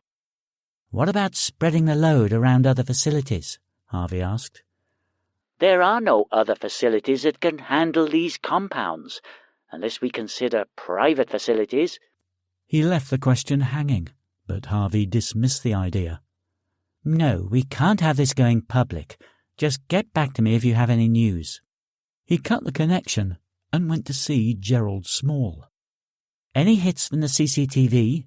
he asked the technician. "Nothing yet," Small told him. How far have you got? We're doing quite well, actually. I have created virtual machines and loaded an instance of the facial recognition software on each. This lets us divide the work up between the 12 instances, so we are scanning a dozen times faster than we normally would. However, there are a lot of images to go through. Can't you make more virtual machines? Harvey asked.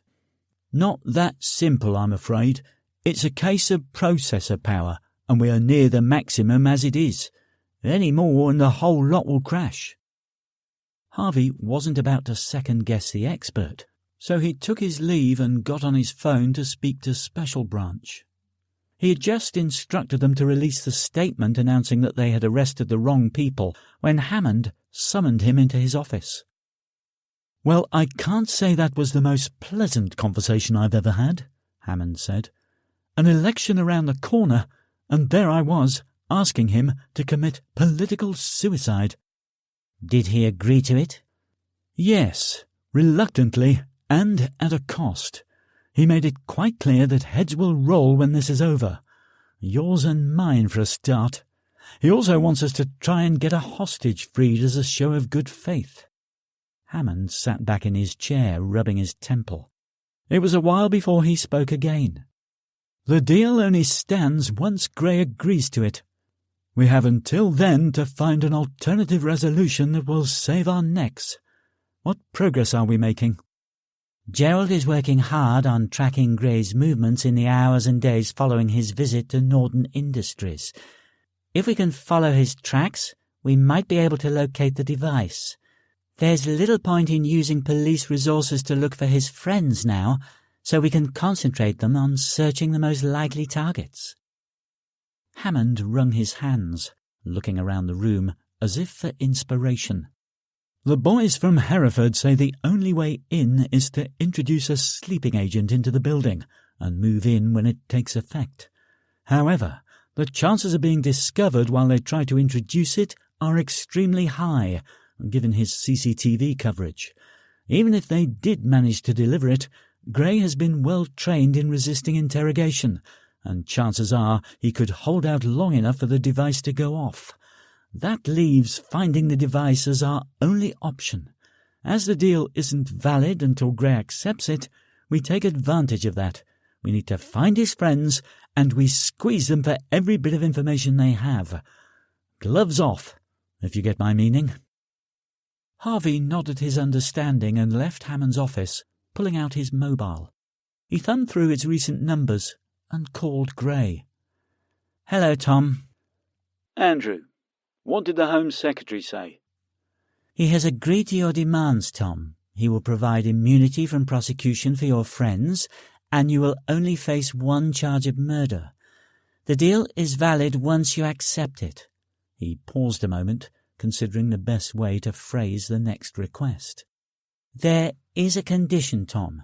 He wants you to free a hostage, to give him some political leverage." "Well, that's up to the public.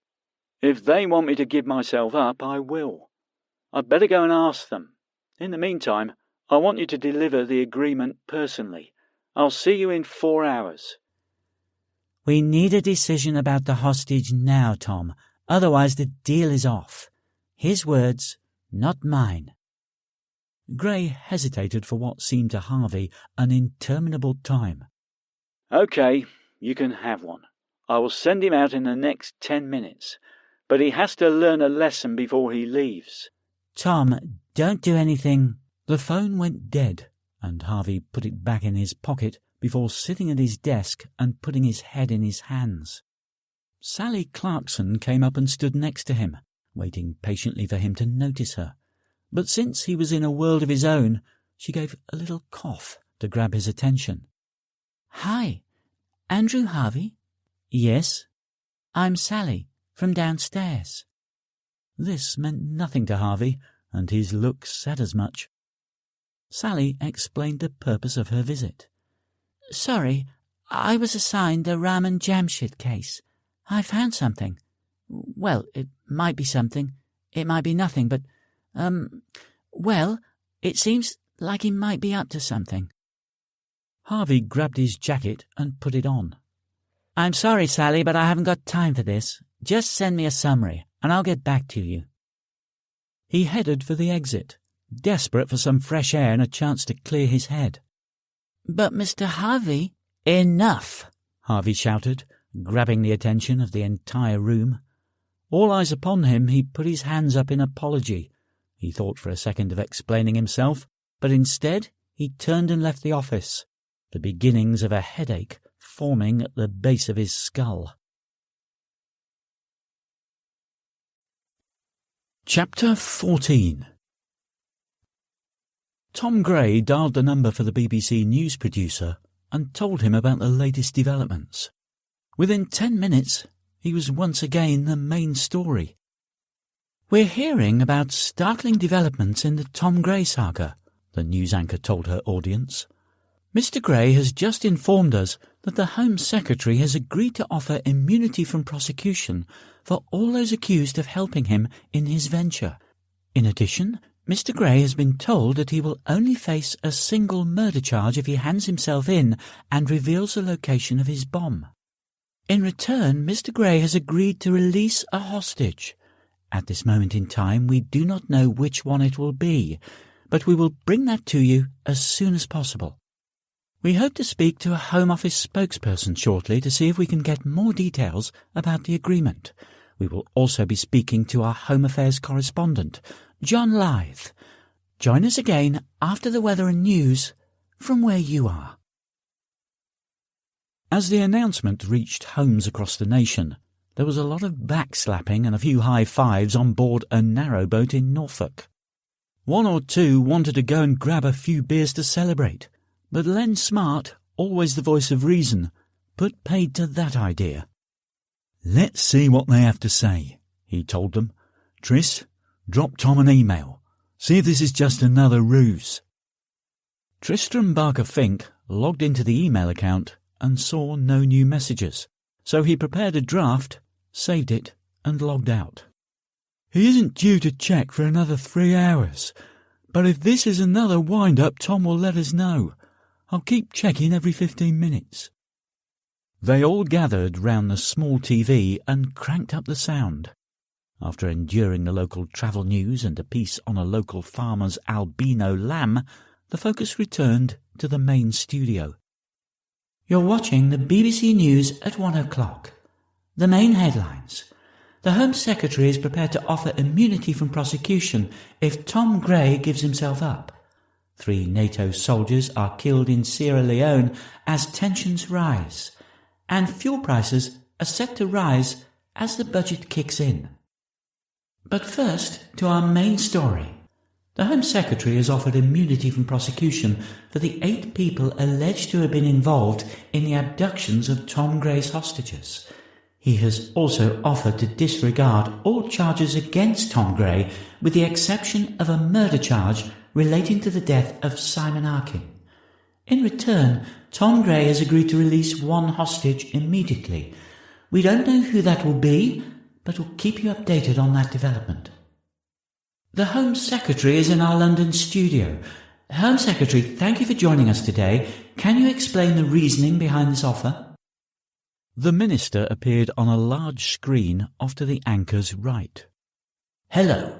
The reason I made this offer is to avoid any further loss of life. Plain and simple. I have personally negotiated the release of one of the hostages, and Mr. Gray has agreed to hand himself in to the authorities if I can guarantee that these 8 individuals face no charges. I have looked at their service records, and they have served their country proudly in hostile conflicts around the world. I can understand their allegiance to Mr. Gray, however misguided, and have agreed to his request that no charges will be brought against them. In terms of Tom Gray himself, I feel it necessary that he face the courts in order to restore faith in our judicial system. I have listened to Mr. Gray's arguments that an expensive trial would not be in the public's best interest, and his insistence that he would fight any charges under the Terrorism Act. Having weighed this, I decided to make the offer so that he could be brought to justice. Which hostage will he be releasing? That we don't know. but we expect it to happen in the next few minutes. How do you balance your decision with the government's policy of not negotiating with terrorists? The anchor asked. The Home Secretary gave a prepared reply. We stand by our policy of not negotiating with terrorists. In this particular case, we are not giving in to his demands and letting him go. We have achieved a situation whereby Mr. Gray will be handing himself in and facing the consequences of his actions. Will Mr. Gray be giving himself up immediately? That was our initial request, but Mr. Gray informed us that he would like the people of Britain to make the decision.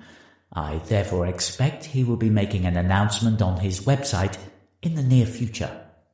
But what if he were to harm or kill another of his hostages in the meantime? How would that affect the agreement?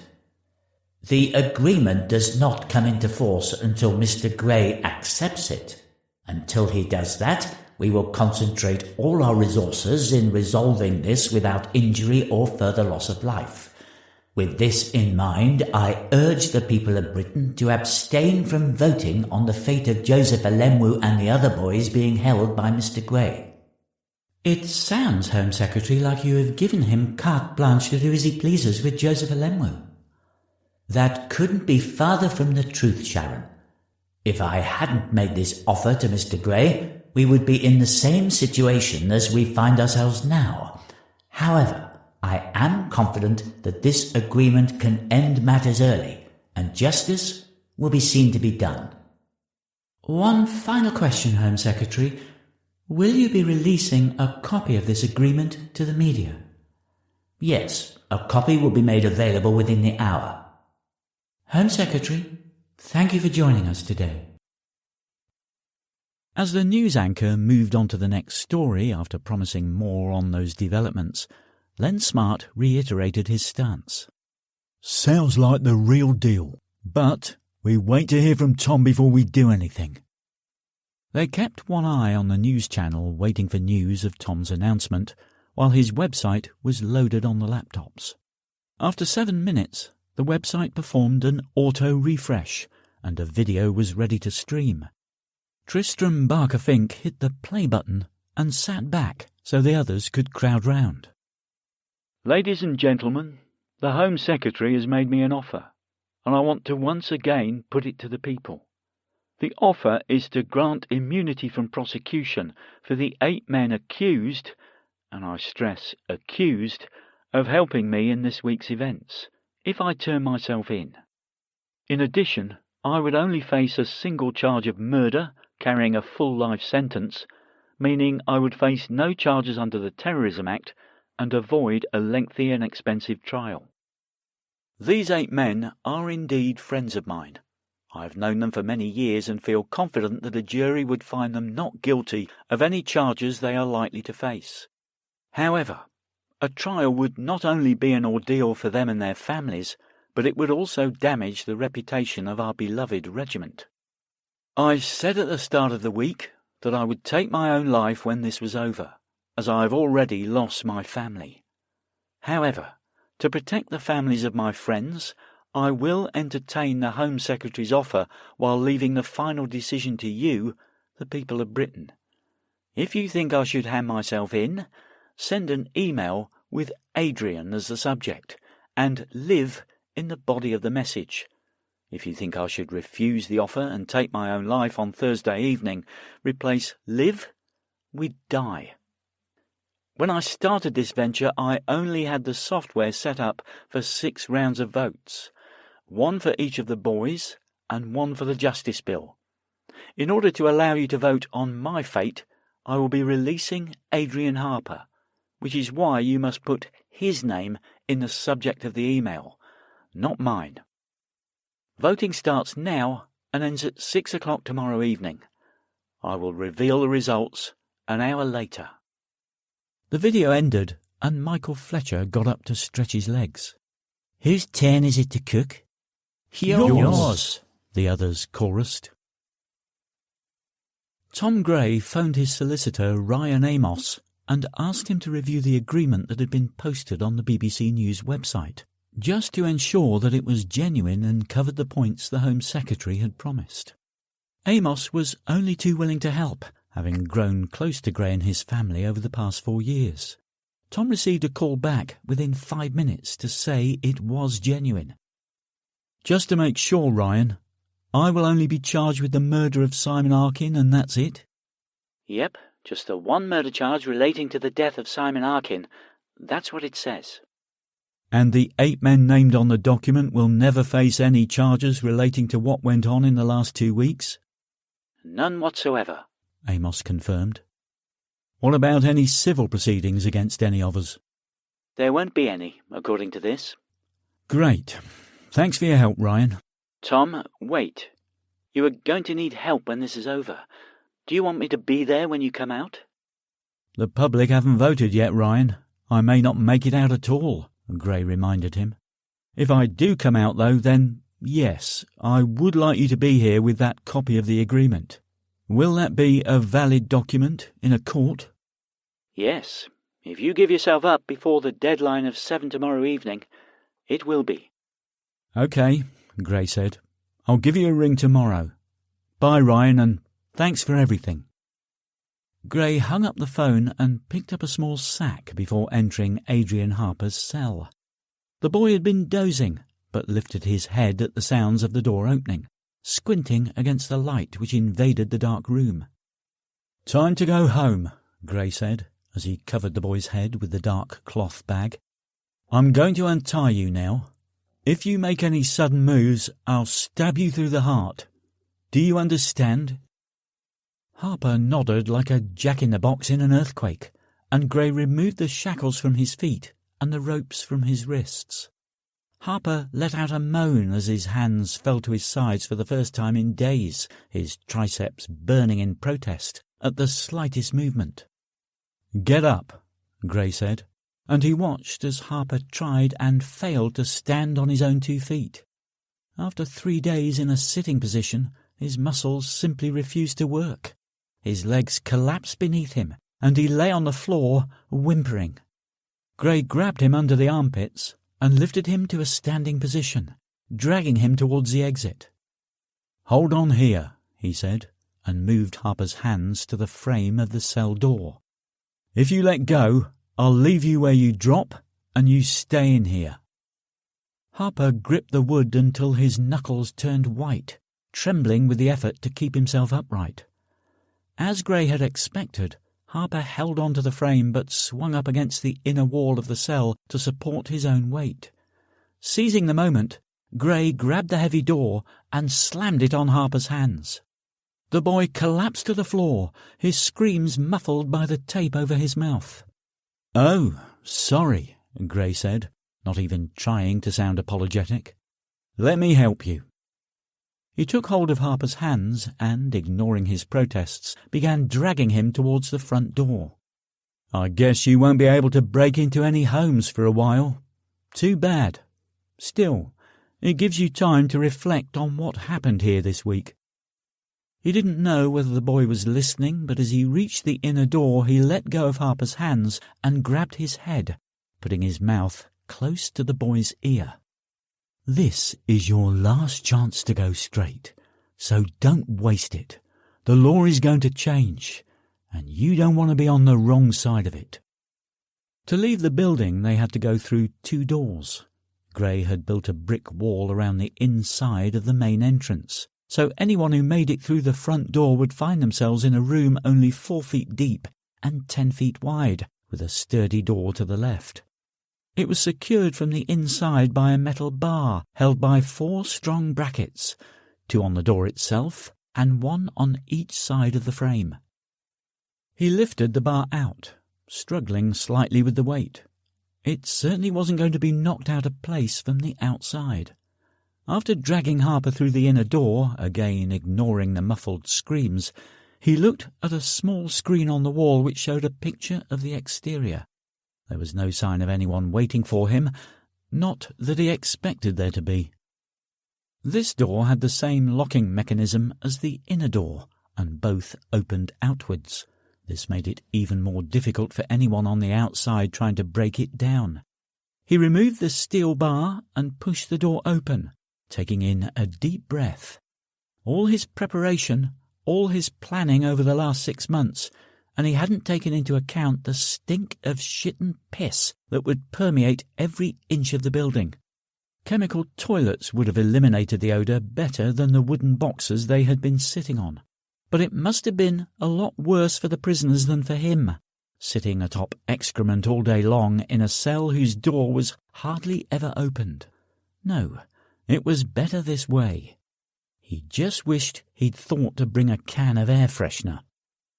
With one last tug, he pulled Harper into the daylight and left him lying on the concrete path. "Don't move. Someone will come and collect you in a minute. If you roll off to either side, you will land on top of a mine, and that would be a shitty end to your day." Looking towards the command vehicle, he saw 4 men coming towards him, arms outstretched to show they weren't armed. When they got within 50 yards, Gray told them to stop and do a 360 to see whether they had any concealed weapons, but there were none. He motioned for them to continue and closed the door, reinserting the steel bar. On the screen he watched as they each grabbed a limb and carried the boy clear of the building at a jog. Then he went back inside, closing and securing the inner door. Yes, a can of air freshener would be wonderful. Sally Clarkson sat at her desk, hands shaking with anger. How could he be so rude? She had gone to Andrew Harvey with vital information, and he had treated her like the junior analyst she was. Still, he could have at least listened to what she had to say. After following the trail from Heathrow to Kilburn Park, she had brought up the CCTV archive and watched Rahman Jamshed walk towards the station entrance. He had stopped outside the telephone box and put his hand in his pocket, as if searching for loose change. But once the taxi had moved off, he had walked to the junction and turned right into Alpha Place. Once he had turned the corner, he was out of CCTV coverage, and 2 hours of scanning the local streets had produced no results. This was someone who didn't want to be followed, that was for sure. The question was, what was he up to, if anything? That was the question she had wanted to ask Harvey, but he had been unwilling to listen to her. She felt a wave of self-pity wash over her. Knowing that she couldn't give in to that emotion, she mumbled, "Bollocks to you, Andrew Harvey," and got down to work. She brought up the file on Abdul Mansour Ahmed Al-Ali and looked through his history prior to leaving for Pakistan in 2007. There was a list of known associates, and after cross-referencing them, she found only 2 who still lived within 3 miles of Kilburn Park Station. Jotting down their details, she looked for further links with the area, but the only one she could establish was the mosque near Willesden, about 2 miles from the station as the crow flies. It had once ranked quite high on the watch list, but its status had been downgraded in the last year.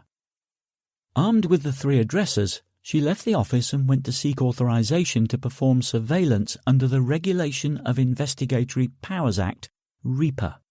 After explaining the reason for the surveillance, she was given permission and went to the car park to collect her Fiat Punto. Throwing her handbag into the passenger seat, she put the key in the ignition and turned it. Nothing. Damn! Not today! Her battery had been losing its charge overnight for the last week, and she had an appointment with her local garage at the weekend, but that didn't help her now. She went to the back of the car and retrieved the jump pack, a small portable battery designed to provide a jump start when there was no other vehicle with set of jump leads available. She connected the jump pack, climbed in and turned the key. The engine caught at the second attempt, and she removed the connections before returning the pack to the boot. As she drove north, she devised her plan. With it being a working day, she didn't expect much response from the residential addressers, and besides, with its history, the mosque would be more likely to produce results. If she got nothing there, she would park close to one of the private dwellings and observe any comings and goings. Roadworks and a minor shunt extended her trip to nearly an hour. She expected golden minarets or a dome at the very least, but as she drove past the mosque, all she saw was a red brick building that could easily have been the office of a small insurance company rather than a place of worship. She drove on until she found a side street to turn around in, then drove back and parked 50 yards from the entrance. It was just after 2 in the afternoon. She had no idea what time prayers took place, so she looked up the details on her smartphone. According to the first website she found, it would be within the hour, so she opened the window a fraction to let in a breeze and sat back in her seat to wait it out. The mosque was in a largely residential area with a few shops at the end of the street, and consequently foot traffic was light. A few mothers passed, children in tow or riding their pushchairs, but generally the street was quiet for the first half hour. She checked her reflection in the mirror, and once again told herself it was time to lose a few pounds. Her face was growing increasingly rotund, and her short hair did nothing to hide the fact. If she didn't do something about it while she was in her early 20s, it would get much harder as the years passed. As the time approached the top of the hour, people began making their way into the mosque. Most arrived on foot, but it was the party of 4 that pulled up in a battered Nissan that caught her eye. There was something very familiar about the front passenger. She couldn't tell whether she had been drawn to the large nose or if she had seen him somewhere before. Racking her brain, she grabbed her smartphone and took a quick photo. Almost as an afterthought, she took pictures of the others exiting the car and then emailed them to a colleague in the office. As more visitors arrived, she took snaps of as many as she could.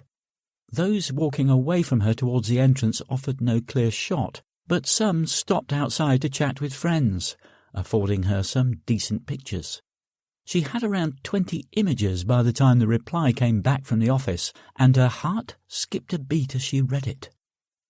The man with the large nose was Sami Hussein, and the reason he had looked familiar was that he was a known acquaintance of Ahmed al-Ali. She had not taken much notice of his profile in her earlier search because he now lived in Coventry, over 90 miles from the mosque. While there was no law against making such a long journey to attend prayers, his travelling companions lived even farther north, one in Derby and the other 2 in Chesterfield. 4 travelling that far suggested something was brewing, especially as 2 of them were on the watch list. Sally opened the window a little more and fished in her bag for the cigarettes, lighting one with a slightly shaking hand. Her nicotine cravings satisfied, she prepared another email and attached the other images she had taken. The street was quieter now that prayers had begun, and she took the opportunity to get out and stretch her legs. She crossed the road and strolled past the entrance to the mosque, throwing a casual glance through the glass pane in the door. As she did, one of the 2 men standing inside watched her pass. Sally wasn't sure whether she had been noticed until she heard the door open behind her. Were they following her? She wasn't sure, and certainly wasn't going to turn around to find out, so she casually continued to the end of the street and walked into a convenience store where she purchased more cigarettes. As she came out holding the unopened pack, she saw no sign of anyone suspicious, so she crossed the street and returned to her car, all the time making a conscious effort not to look at the mosque. As she climbed back inside the car, her phone beeped with a message. Her colleague had run the images through the database and had identified 3 more people who were on the watch list. One of them lived in London, but the other 2 had travelled a considerable distance from the southwest coast. The message told her to report in and await further instructions. Sally was preparing the report when a yellow coach pulled up outside the mosque, and around 30 men abruptly left the building and climbed aboard. As they filed out, she caught sight of Rahman Jamshed marshalling the men onto the coach, and she added this to the message. There were more details she wanted to add, but the last person climbed aboard and the coach pulled away, driving past her. She put the phone on the passenger seat, put her seatbelt on, and turned the ignition, but the engine simply stuttered. No! She screamed. She tried again, and after coughing and spluttering as the battery offered the last of its charge, the engine finally caught. She saw the coach disappearing in her side mirror and did a 3-point turn to catch up. She managed to add more details to her report each time they stopped at traffic lights. As they crossed the Thames, she sent the message, including their current direction and a licence number and description of the coach. They continued south for another 10 miles before heading east, with Sally maintaining her observations from 3 cars behind. Signs for Biggin Hill Airport came and went, and she found herself on the M25, where she let the coach pull ahead, confident she could keep an eye on it. At Junction 5 the coach pulled off onto the Sevenoaks bypass, and Sally pulled a little closer, while still allowing 2 cars between her car and the target vehicle. After another 3 miles, the coach suddenly pulled into a lay-by, and she was forced to either pull in too, or carry on and wait for them to catch up. She saw that when they moved off, they would have to continue down the same road, so she decided to carry on. At the next junction, she drove round the roundabout until she could see the dual carriageway from the overhead island. She parked on the grass verge so that she could spot them when they passed. Keeping one eye on the approaching traffic, she called the office to update her colleague. Chapter 15. Malik Zarifa walked down the aisle of the coach and stood over Abdul Mansour's seat. "Brother, we are being followed, just as you predicted. It is the woman I saw at the mosque." "Are you sure it is her?" Mansour asked. "I am certain. As we left, I saw her parked nearby, and the same blue Fiat has been behind us since." "Are there any other vehicles following?" "I have seen none." "Okay, thank you, Malik." Mansour got up and spoke to the driver, instructing him to pull into the lay-by that was coming up. When they parked up, he watched the Fiat continue past and told the driver to open the door. He climbed out and strode to the Nissan waiting for him, and the driver wound down the window. "We are being followed by a blue Fiat," Mansour told the driver. "Drive ahead and check the next junction to see if it is waiting for us." The Nissan pulled off, and Mansour pondered the situation. If it were just this woman following, she would be waiting ahead for them to pass by. If there were others following, she would be called off, and another car would take her place. The Nissan returned 20 minutes later, having driven to the next junction, then back to the previous junction, before completing the circuit back to its starting point. "The car is waiting at the overpass," the driver told him. "There is a single passenger, a woman." "Very well. When the coach sets off, wait 3 minutes and then follow it.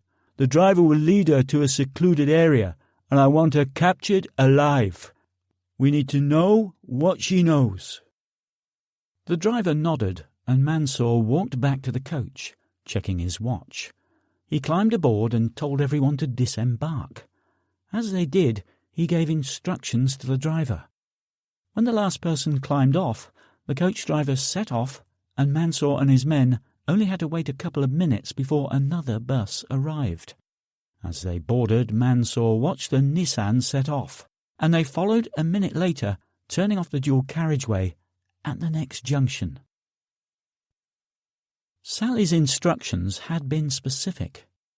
If they move off, follow them and give a running commentary until other units could join her.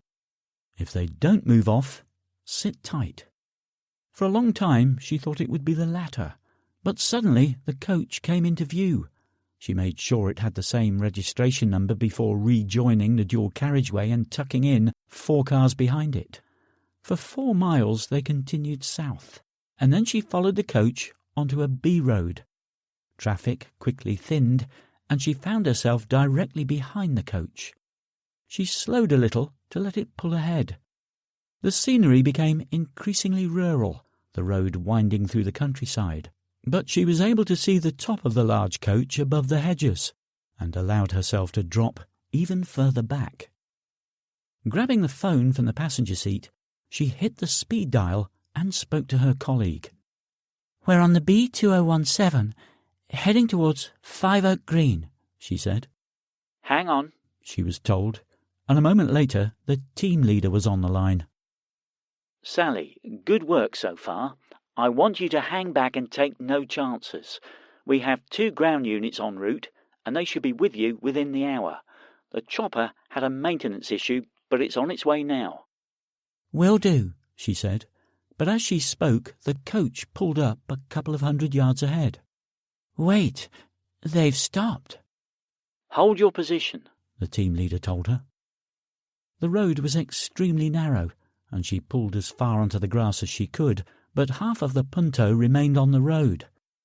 "Now what?" she asked. "Hold there. We will have air coverage in 15 minutes. "OK," she said, and ended the call. A yellow light on the dashboard grabbed her attention. The fuel reserve warning. Shit! She had filled the car up only 2 weeks previously, but the driving she had done today was not part of her normal daily routine, which consumed her fuel. Her backup would arrive within the hour, but what if the coach set off before they arrived? Even if it stayed still, she still had to drive home and hadn't noticed a petrol station on her journey down. With no choice but to reserve her fuel, she turned the ignition off and sat in silence. For a few minutes there was no movement, no sound except the occasional bird call. As she kept an eye on the coach in the distance, she saw a red car approaching in her side view mirror.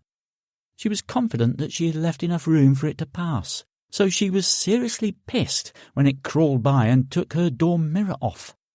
The car parked up just in front of hers, and the driver got out, surveying the damage he had caused. As he did, Sally saw the glint of metal in his waistband. All thoughts now turned to self-preservation. Her hand shot to the ignition, and for the final time her car let her down. The man was already at her door, tugging at the handle, but her habit was to lock the door every time she got in. She grabbed the phone. Before she could hit the speed dial, a bullet shattered the side window, the round flashing by her right ear and burying itself in the passenger door. Sally let out a scream and covered her ears, the sound of the blast still resonating.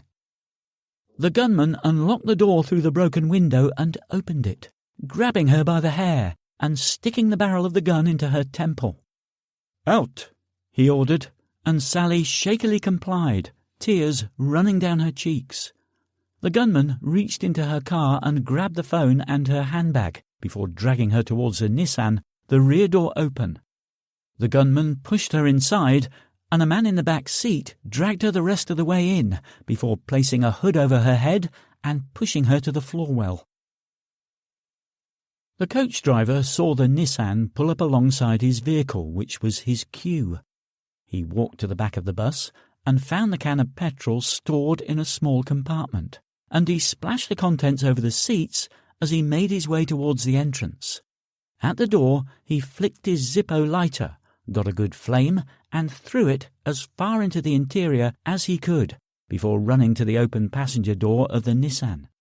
He got in and slammed the door, the car speeding away as the first flames began licking the windows of the coach.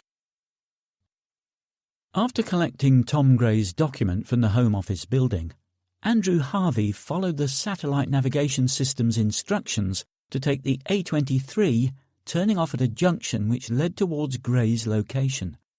His headache's intensity increased with every mile, and since he had over an hour to spare, he pulled in at Pease Pottage Services and grabbed a coffee and some max-strength pain relief tablets. 30 minutes later, he could feel the headache wane. He reached the first cordon half a mile from his destination. A police car blocked the road, and a detour sign pointed down a country lane to the right. Several news agencies had sent mobile broadcasting units, their vans lining the side of the lane as far as the eye could see. All had cameras pointing at Gray's building, in the hope of catching any unfolding drama. Harvey pulled up and waited for the officer to approach, flashed his identity card and explained the purpose of his visit. The officer had to call his superiors to get clarification, but after a minute or two the police car moved aside and he was waved through. Beyond the police car was another, its nose pointing towards the entrance to Gray's compound, 600 yards down the road.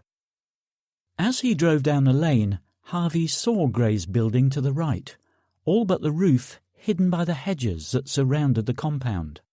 When he pulled up at the command centre, Evan Davies greeted him. "Mr. Harvey, Major Blythe is expecting you." He led Harvey into the vehicle where the Major, wearing civvies, stood with a phone in his hand. They waited for him to finish his conversation before Davies made the introductions.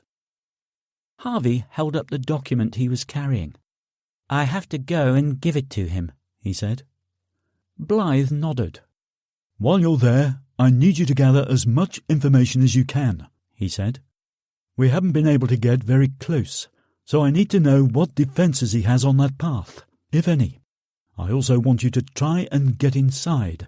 Let us know about any weapons he has, the layout, where the prisoners are being held, where he sits, what equipment he has, everything."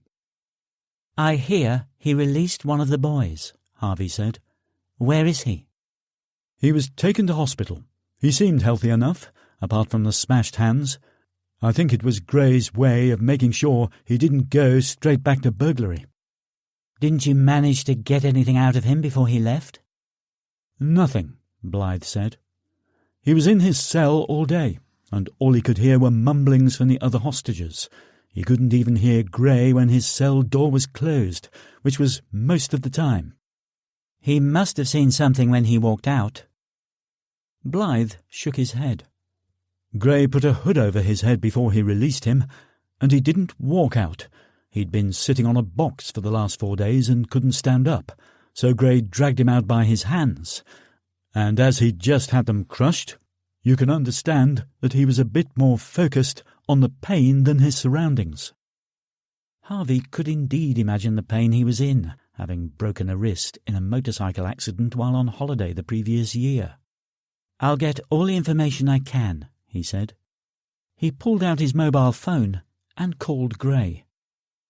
"I'm here, Tom." "Have you got the agreement?" Gray asked. "Right here. Want me to bring it in?" "Sure. Come on over. Don't hang up. Just walk nice and slowly up to the front door." Harvey nodded to Blythe and left the vehicle. Turning left into the compound, he strolled up to the front of the building. When he was 20 yards from the main door, Gray told him to stop. "Put the phone and agreement on the ground and remove your jacket." Harvey did as he was told, then picked up the phone. "Turn round slowly and raise your shirt." Again Harvey complied. After following further instructions to raise his trouser legs to reveal his ankles, he was told to approach the door. He did so slowly, trying to identify any dangers on the path or off to the side. He saw nothing. There were mounds in the dirt either side of the path, and he recognized the 3-pronged triggers sticking out of them as belonging to anti-personnel mines rather than claymores. These mines would only go off if someone stood on them, whereas claymores could be detonated remotely.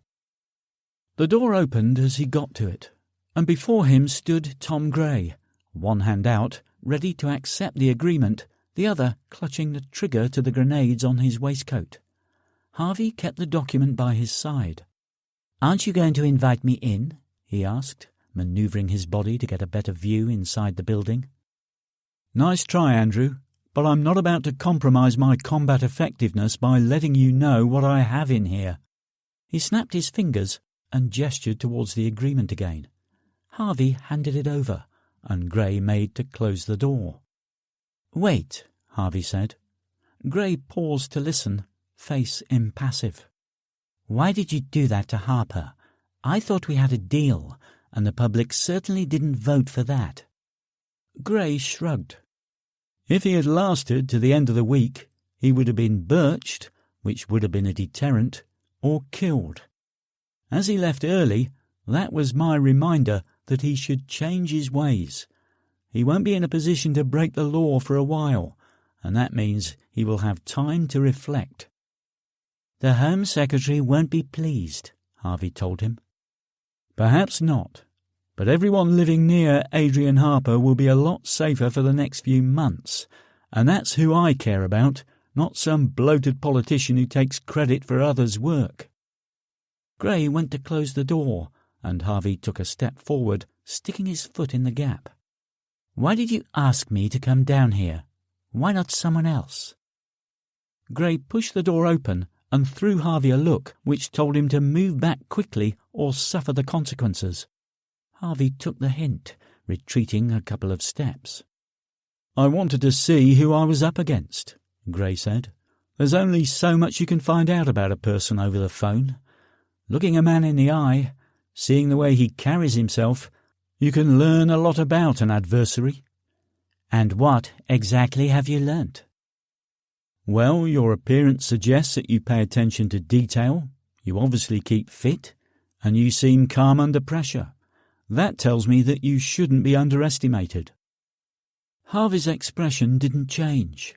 He just stared at Gray, taking his own chance to weigh him up.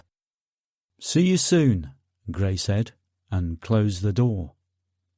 Harvey walked back to the command vehicle, collecting his jacket on the way. Blythe was waiting for him, and clearly wasn't impressed that he was back so soon. "Well, that taught us a lot," he said, disappointment all over his face. "If that had been you in there, would you have let me in?" Harvey asked, not even waiting for a reply. "He knows why I wanted to look around inside, because he isn't as stupid as you think he is. You should bear that in mind, because if you underestimate him, it could cost lives." "I don't underestimate him by any stretch of the imagination. I know his reputation within the regiment, and he is highly regarded. I'm just frustrated that we can't seem to gain any advantage. Did you learn anything there?" "I couldn't see inside. Behind him, all I could see was a wall. I don't know if you go through the door and turn left or turn right, so you'd have to split your forces straight away. Outside, all I saw were anti-personnel mines, nothing that could be detonated remotely." "He has had plenty of time to adapt them for remote detonation," Blythe reminded him. "True, but the triggers are level with the ground. If they were intended to inflict damage to anyone trying to get in, they would be angled towards the path." Blythe nodded. "Fair point." Harvey took his leave and began the journey north, hoping the rush-hour traffic would allow him to be back in the office in time to see the result of the voting. As he made his way up the M23, he thought about what Gray had said, that looking a man in the eye told you something about him. He had to concede that there was some truth in it, because having met Gray, he now realized how focused the man was. There was no sign of anxiety that would have marked him as unpredictable. Gray was a man in control of his destiny. It was then that Harvey realized the true purpose of the meeting. It hadn't been so that Gray could weigh up Harvey. It was the other way round.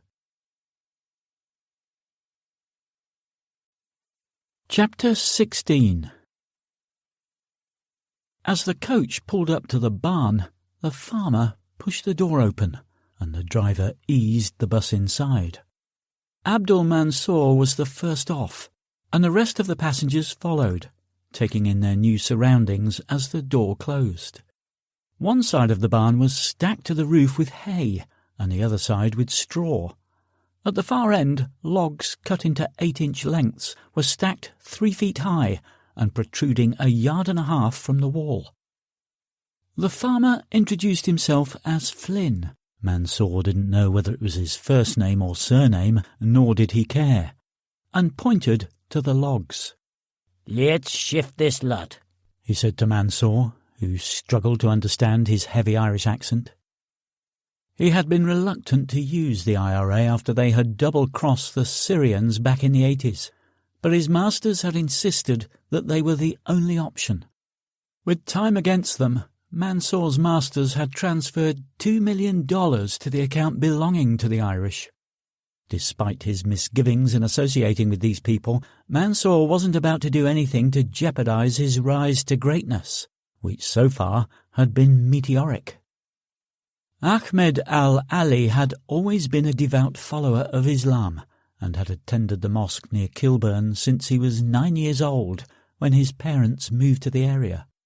The next few years had been distinctly uneventful, with nothing more interesting than a couple of fistfights to break up the cycle of school, prayers, homework and sleep, until the death of the Imam just after his 16th birthday. The old man had been loved and respected by the community, and his passing had saddened them all. Hundreds attended the funeral to pay their respects, and afterwards the topic of conversation had turned to who his successor was going to be.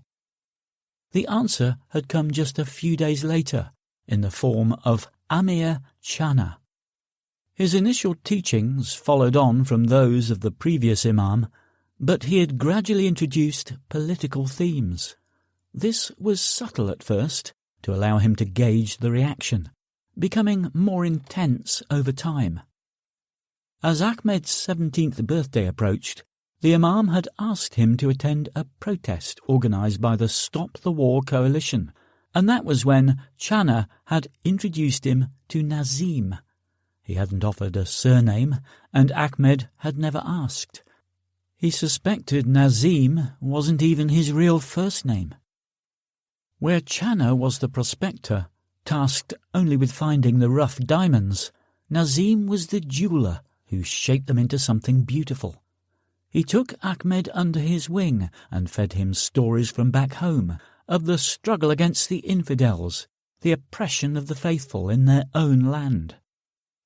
Ahmed had been a willing apprentice and quick to learn. After only 3 months he had made such progress that he'd been offered the chance to go to the homeland and make a proper contribution to the fight. "I want you to think about it carefully," Nazim had said. "It will mean saying goodbye to your family forever." Ahmed had agreed without hesitation. He was an only child, and his father had ensured a strict upbringing. There had been no love, only beatings when he showed any disobedience. From the age of 3, there was a leather strap waiting if his chores weren't done properly and on time. There was always a surreptitious hug from his mother afterwards, a sweet voice begging him to obey his father before giving him more chores to complete. And so, with less than £100 in his pocket and a few changes of clothes in his bag, Ahmed al-Ali had taken the Pakistan International Airways flight to Quetta, changing planes in Lahore. He had been met at the airport, driven the 6 miles to the capital of the Baluchistan province, and dropped at a house which was nothing more than a shack made from corrugated iron. He'd been fed and given a bed for the night, and before dawn he was awoken by yet more strangers and driven into the wilderness. The journey took him past mountains and over the border into Afghanistan. Their vehicle turned off the main road onto a dirt track, which ended hours later at the base of a mountain range. From there he followed a man who didn't speak more than a few words, but set an unrelenting pace through the hills. 4 hours later, the man handed Ahmed off to another waiting guide. They arrived at a camp an hour later. At first, Ahmed had been treated like any other recruit, sharing a tent with 7 others and helping with cooking and guard duty. However, he took to the AK-47 as if he had been born with one. He could hit a target the size of a human head from 400 yards, considered the maximum effective range of the weapon. He'd also showed an aptitude for explosives and could create an improvised explosive device within 10 minutes. The mullahs in charge of the base gave Ahmed his first major test when an ambushed and captured American patrol had been taken to the camp. The mullahs asked him to dispatch one of the 3 captives and handed him the Marine's handgun. Instead, Ahmed had taken out his knife and slit the soldier's throat, maintaining eye contact until the man took his last breath. That demonstration of ruthlessness elevated him in the muller's eyes, and he was no longer considered the coddled outsider. From that moment, Ahmed had adopted the name Abdul Mansour, casting off the final tie to his previous life. The name meant servant of God and is victorious, which he thought an apt description. The first sortie he took part in had not gone well, with 16 of the 20 men in the team being killed while attacking a supply convoy. Air support had been called in, and the Apache helicopters had ripped through them, but Abdul had completed his part of the mission, destroying the fuel tanker before leading the survivors to safety. With so many men lost, Abdul had been promoted and given a team of his own, which he led to many successes due to his astute tactics which had impressed the mullahs so much that they involved him in all further planning. It was Abdul Mansour who had seen Tom Gray's first appearance in the UK news and come up with the plan to deal a blow to the infidels on their own soil. After listening to his idea, the mullahs had immediately put his plan into motion. Now here he was, less than 10 miles from his target, and about to share the plan with his men. First, though, he had to ensure that the weapons they were going to use were fit for the purpose. "Move the logs as the Irishman ordered," he barked. With the wood shifted, Mansour saw a trapdoor with a rusty ring as a handle. 2 men lifted the door, and the Irishman went down the stairs, Mansour following closely. 3 shelves ran down each side of the cellar, all filled with wooden boxes. Flynn gestured to Mansour to give him a hand, and they shifted a box to the floor. Using a crowbar, the Irishman took the lid off to reveal a dozen AK-47s wrapped in wax paper. Mansour took one out and examined it, checking the mechanism before deftly stripping it down and inspecting the barrel. The rifle had been well looked after, and he nodded his head. "What about the rest?" Flynn pointed to 5 other boxes. "The rest of the AK-47s, ammunition, the grenades, and a C4. "I'll need a pistol." "That wasn't on the list," Flynn said, sounding like a dodgy plumber. "But I'll throw in a Browning." Mansour feigned appreciation. "Thanks. And the rocket-propelled grenades?" The Irishman led him to the back of the cellar, where a long box lay on the floor, supported by 2-inch blocks of wood to protect it from damp. 4 RPGs, as requested. Mansour opened the box and pulled out an RPG-22 he had become familiar with back home. "These are single-shot weapons. We requested RPG-7s. "This is all we got," Flynn said, with a shrug. "Then we will need twice as many." "As I said, this is all we got." Mansour cursed inwardly, his reticence in using these people fully justified. Still, it was too late to do anything about it now. Their time would come. He shouted to his men to come down and get the boxes. "I'll need lots of cleaning kits," he told Flynn, who pointed at a cardboard box on a shelf.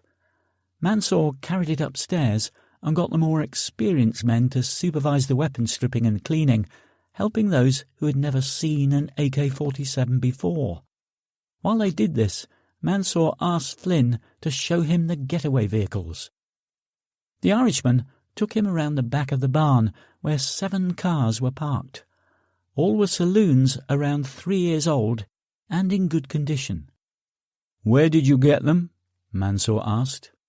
"All stolen in the last couple of days, and fitted with plates that relate to similar vehicles, so you shouldn't get stopped by the police ANPR units." The automatic number plate recognition system was the bane of the illegal driver. It was able to read a number plate and run it against information gained from several agencies, letting the police officers know within a couple of seconds whether a vehicle had been stolen or the driver had no insurance. Flynn headed for the farmhouse, and Mansour returned to the barn, telling his 27 men to gather round so that he could explain their mission. Brothers, we have been given a unique opportunity to hit the infidels on their own soil, and we must strike in the next 24 hours. The beautiful irony is that the hard work has already been done by one of their own. He looked at the men to see whether anyone understood what he had in mind, but all he saw were blank faces, so he laid out the plan in simple terms. You have all seen the news story about Tom Gray, have you not? Nods all around. Then you know that he has planted a device somewhere in this country, a device that he claims will kill many people. Are we going to look for his bomb? One asked. That won't be easy, another pointed out. If the police can't find it, how do we get our hands on it? Willing they certainly were. Intelligent they were not. We do not need to find the device. We simply need to prevent Tom Gray from giving away its location. He let the words sink in, eventually seeing realization dawn. We expected to have until Thursday to complete our mission, but news of the agreement between Gray and his government has brought the deadline forward. We must strike tomorrow, and strike hard. Once Gray is dead, the country will panic. No one will go near a city centre on Friday, and that will hit the economy hard. There won't be thousands of deaths as Gray predicted, but it will strike fear in the hearts of the people, and their anger will be directed at their government for failing to protect them. He studied the men, his voice conveying the solemnity of their mission. What we do tomorrow, we do for Allah. He has given us the courage in our hearts to complete this deed, and we do so in His name. Not all of us will survive the next 24 hours, and those that make the sacrifice will have their reward in Jannah, the garden of heaven. Those that do make it will live to do Allah's work another day. He was pleased that none of the faces showed any signs of unease. We are not facing one man. He is surrounded by police, one said. How are we going to get to him? Yes, we need to know what we are facing. How many people are protecting him? Another asked. Mansour was glad that some were already thinking tactically. The police are there to keep civilians and the media out of harm's way, not to protect him. Our attack will be the last thing they expect. Are they armed? How many are there? The questions came thick and fast, so Mansour held up his hands for silence. I will explain the plan and take your questions later. Firstly, the British media have given us all of the information we need. They have shown the number of police surrounding the area, and from those pictures we know that they are carrying arms. Those men are SO-15, their counter-terrorism command, and they know how to shoot. However, it is easy for us to get within 200 yards of them and still find cover. He knelt and drew a square on the dirt floor with his finger. There are hedges running down two sides of his compound, here on the left and to the south. To the right, the land rises away from his building and then slopes down, forming a ridge. This gives us the high ground. Along the south side of the compound, there are several media vehicles, and in the bottom left-hand corner here, there are 2 police vehicles. There are men stationed around the building, 30 yards apart, forming a semicircle from here to here, covering the south and east. Finally, in the top left-hand corner, we have the command vehicles. We will approach from the east, and 2 cars will park at the head of the media vans here. In these cars will be the 6 men who will take up their position on the ridge. The rest of the cars will carry on, one parking at the other end of the line of media vans, the rest parking near the 2 police vehicles here. I will be in the last car to arrive, and will be carrying 2 of the RPGs, which I will use to take out the police cars. Everyone else in these 4 cars will follow up and kill any survivors, and then split up, 10 going for the command vehicles, the rest towards the media vans. Do we kill the reporters? Not unless you have to. I will assign 4 people to round them up and put them in one vehicle, while the rest fire at the police in the field from behind the hedge. We will use the reporters as a shield, which should limit the amount of return fire. Once the first shot is fired, the first 6 men we dropped off will move to the ridge and lay down fire. Of the 10 men heading for the command vehicles, 4 will position themselves along the hedge here and keep the police in the compound pinned down, while the remaining 6 will attack the vehicles themselves. Mansour pointed to 2 dirt bikes leaning against bales of straw. I need 2 volunteers who are able to ride these motorcycles, he said. You must be able to ride off-road at high speed. Several hands went up. Okay, you will all have a go later, and I will pick the best 2. He grabbed an RPG and held it up. Who has fired one of these before? Only 1 hand went up this time. Okay, Zulfir, you will be in the team on the ridge. That gives you a clean shot at his front door, and we are counting on you to provide a way in. On my signal, you will take the doors out, and everyone will move in. Fire and move. Fire and move. Half of you will provide covering fire, while the other half move 10 yards closer to the building. The first half will then move 10 yards past their position and cover you while you do the same. You keep doing this until you have cleared a path for the men on the bikes. They will approach from over the ridge and ride to the door, dismount, and run inside. Once Grey is dead, you all return to your vehicles and disperse. Make sure that when you exit your vehicles, you leave the engines running. Mansour looked around at the men before him. Some were older than his 21 years, but the majority were younger. They all looked pumped up, eager to go. It was time to bring them back to reality. After we have finished preparing the weapons, I will assign your positions, and then we will practice our attack again and again until you all know your responsibilities. Finally, we will pray to Allah and thank Him for this opportunity. At that moment, the barn door opened a crack, and Flynn squeezed through the gap. "Someone's coming," he said. Mansour went to the door and saw the red Nissan approaching. "It's okay, they're with us." The Irishman opened the door fully to allow the car in and closed it behind them. The driver got out and pulled a sobbing Sally from the back seat, the hood still in place. Mansour looked at her hands and legs, which were shaking like leaves in a hurricane. This woman was scared, well outside of her comfort zone. She should be easy to crack. "Take her to the cellar," he said in his native tongue. "Tie her hands and legs and keep a guard on her. I will deal with her later." As Sally was taken away, Mansour called Zulfir over.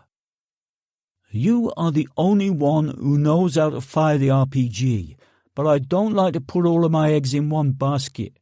I will assign 5 others to be with you on the ridge, and you must show them all how to fire the weapon, just in case anything happens to you."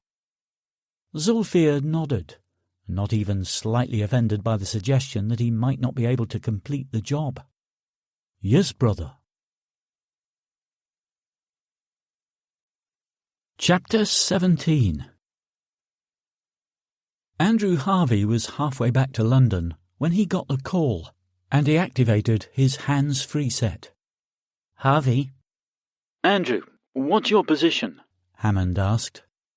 I'm on the M23, about 7 miles south of the M25. You need to turn around. We have a situation. Punch this location into your sat-nav. Hammond gave him the postcode, and Harvey saw that it was close by. What's the problem? One of our analysts, Sally Clarkson, was tailing suspects when she went off-grid. Harvey's heart missed a beat at the sound of her name. A couple of times during the day he had thought about the way he had dismissed her, deciding an apology was definitely in order. Now she appeared to be in dire trouble, and it was all his fault. I gave her that assignment, he said. I thought it was a false alarm, given Mansour's status, but she obviously found something. Do you have any details? Looks like Rahman Jamshed turned out to be Abdul Mansour after all. She found him at a mosque in Willesden, where he boarded a bus with about 30 others, a few of which are on our watch list. She tailed them to her current location, but by the time help arrived, she was gone and the coach was in flames. They must have transferred to another coach. They can't all be on foot. Can we get a chopper up to search the area? Already there, but there were just a few cars in the area, nothing that could hold 30 people, and thermal images showed no one hiding in the nearby fields. OK, I'm on my way. Send me everything she reported in. The sat-nav told him to leave the motorway at junction 9, then led him through B roads for 40 minutes until he came across the fire engines. 2 surveillance units were already on hand, and a scene of crime officer was dusting the Fiat's door for fingerprints. Harvey approached the Socco first. Got anything yet? He asked, flashing his ID. The Socco looked at the card, shook his head and returned to his work, so Harvey went to speak to his colleagues. What do we know so far? We know Sally has been taken at gunpoint, John Collins told him. He began giving a rundown of the events, but Harvey stopped him. I listened to the recordings on the way down. I know she got to here. Now we need to know where she went. What's the story with the coach? Booked yesterday from Duckett Travel and paid cash when they picked it up this morning, Collins said. The owners weren't happy when they heard what happened to it. I'll bet. Who rented it? Muhammad Ali. That's the equivalent of John Smith. Harvey stared at the coach, the flames now extinguished and the firemen going through the damping down process.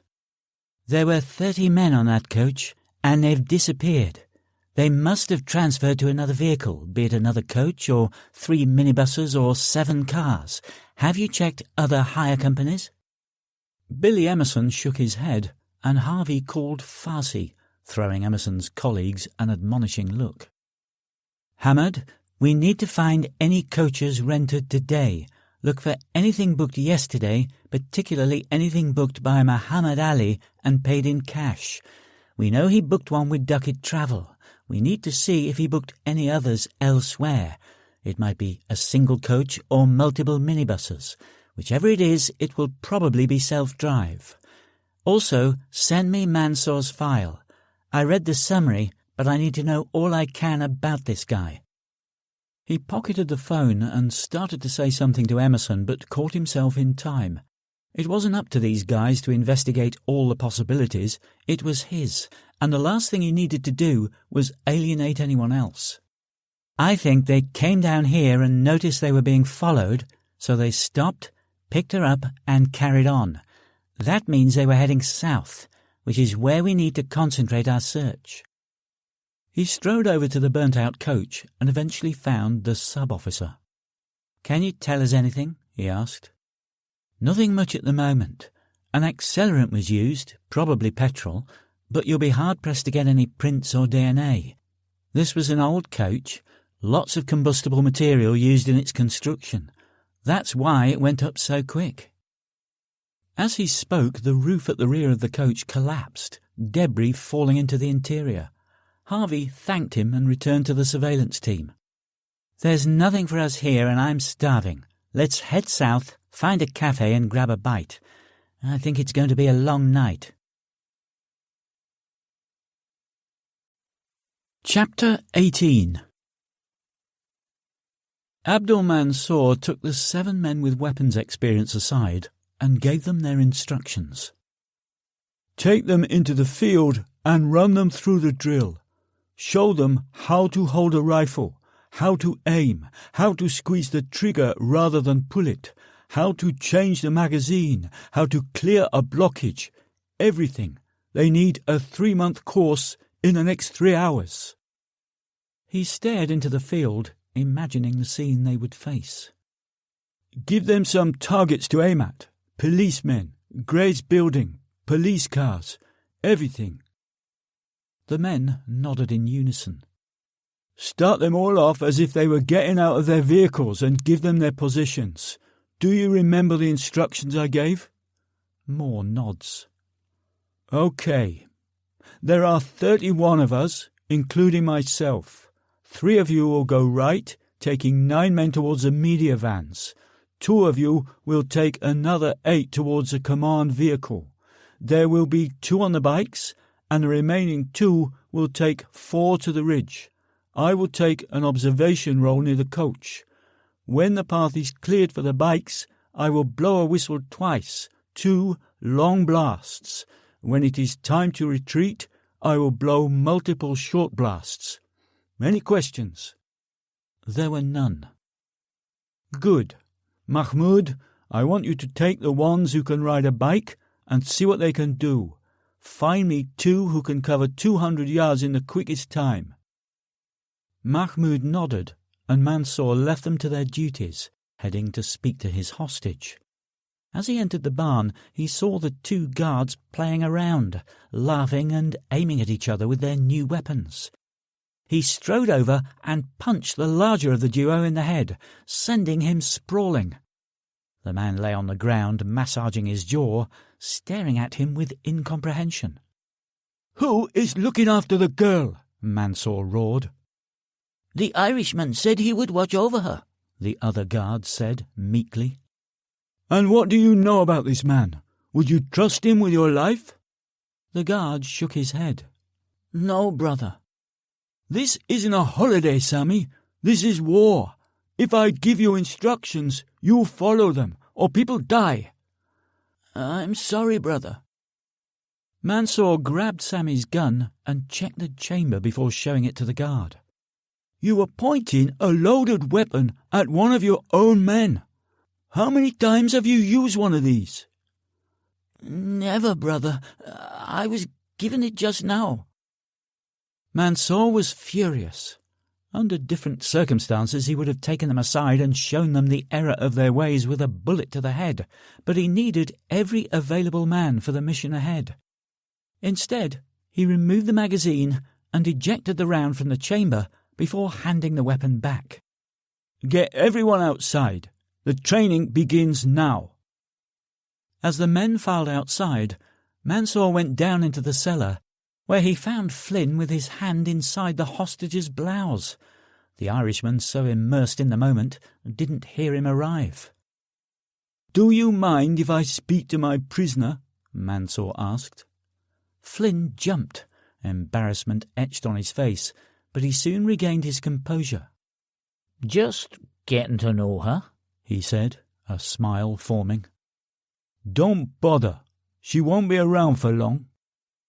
Flynn looked at the woman, admiring her body. Now that would be a waste, he said. Why not leave her to me when you've finished? You're a guest here, and it's always wise to keep your host happy. Besides, we can call it payment for the browning. Mansour considered the statement and recognized the veiled threat. There was no telling what this snake would do if he refused his request, and he couldn't afford any complications at this late stage. Fine, once I've finished with her, she's all yours. Flynn patted him on the shoulder on his way out of the cellar. Be gentle with her. I don't like damaged goods. Mansour bit his lip. The insolence of this man knew no bounds. He forced the thought from his mind and concentrated on the woman. She still wore the hood, so he had no idea what she looked like. Her bag was on the cellar floor, so he picked it up, looking for some form of identification. He found the 2 images of him, one taken during his days as Ahmed al-Ali. The most recent had been taken at the airport. He also found her wallet, and an ID badge said her name was Sarah Clark. I don't think so, he thought to himself. The UK Border Agency weren't known for covert surveillance, which meant this badge was a forgery. And only the security service would be able to create something like this. He studied the picture, and the face staring back was rather plain, not Mansour's type at all. Did the Irishman know what he was going to be getting? Probably not. But then he doubted he cared, the pudgy 50-year-old lucky to get any kind of female at all. "What's your real name?" he asked her, but got no reply. She was breathing heavily, her body shaking, possibly because of Flynn's pouring. More likely, it was because of the situation in general.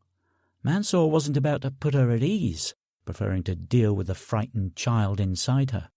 He drew his knife and placed the sharp point of the blade into her throat. "I asked you a question, and I am not noted for my patience," he said, pressing the point in a little harder, drawing a drop of blood. "Sarah Clark," she whimpered. Mansour moved the knife down her chest, past her open blouse, and sliced through the front strap of her bra, then moved the material to reveal her right breast. He placed the blade beneath the mound of flesh. "Try again." "Sally!" she screamed. "Sally Clarkson!" Mansour kept the knife in place. "And who do you work for, Sally? If you tell me it's the UK Border Agency, I will slice your breast off." "The security service," she cried, bursting into tears. MI5? I didn't know they employed anyone so incompetent. What is your role? "I'm an analyst." "What does that involve?" "Data mining, looking for trends, things like that," she said, her voice still trembling. "So why did they send you to follow me?" Sally told him the whole story, from Harvey's outburst right up to the moment of her capture.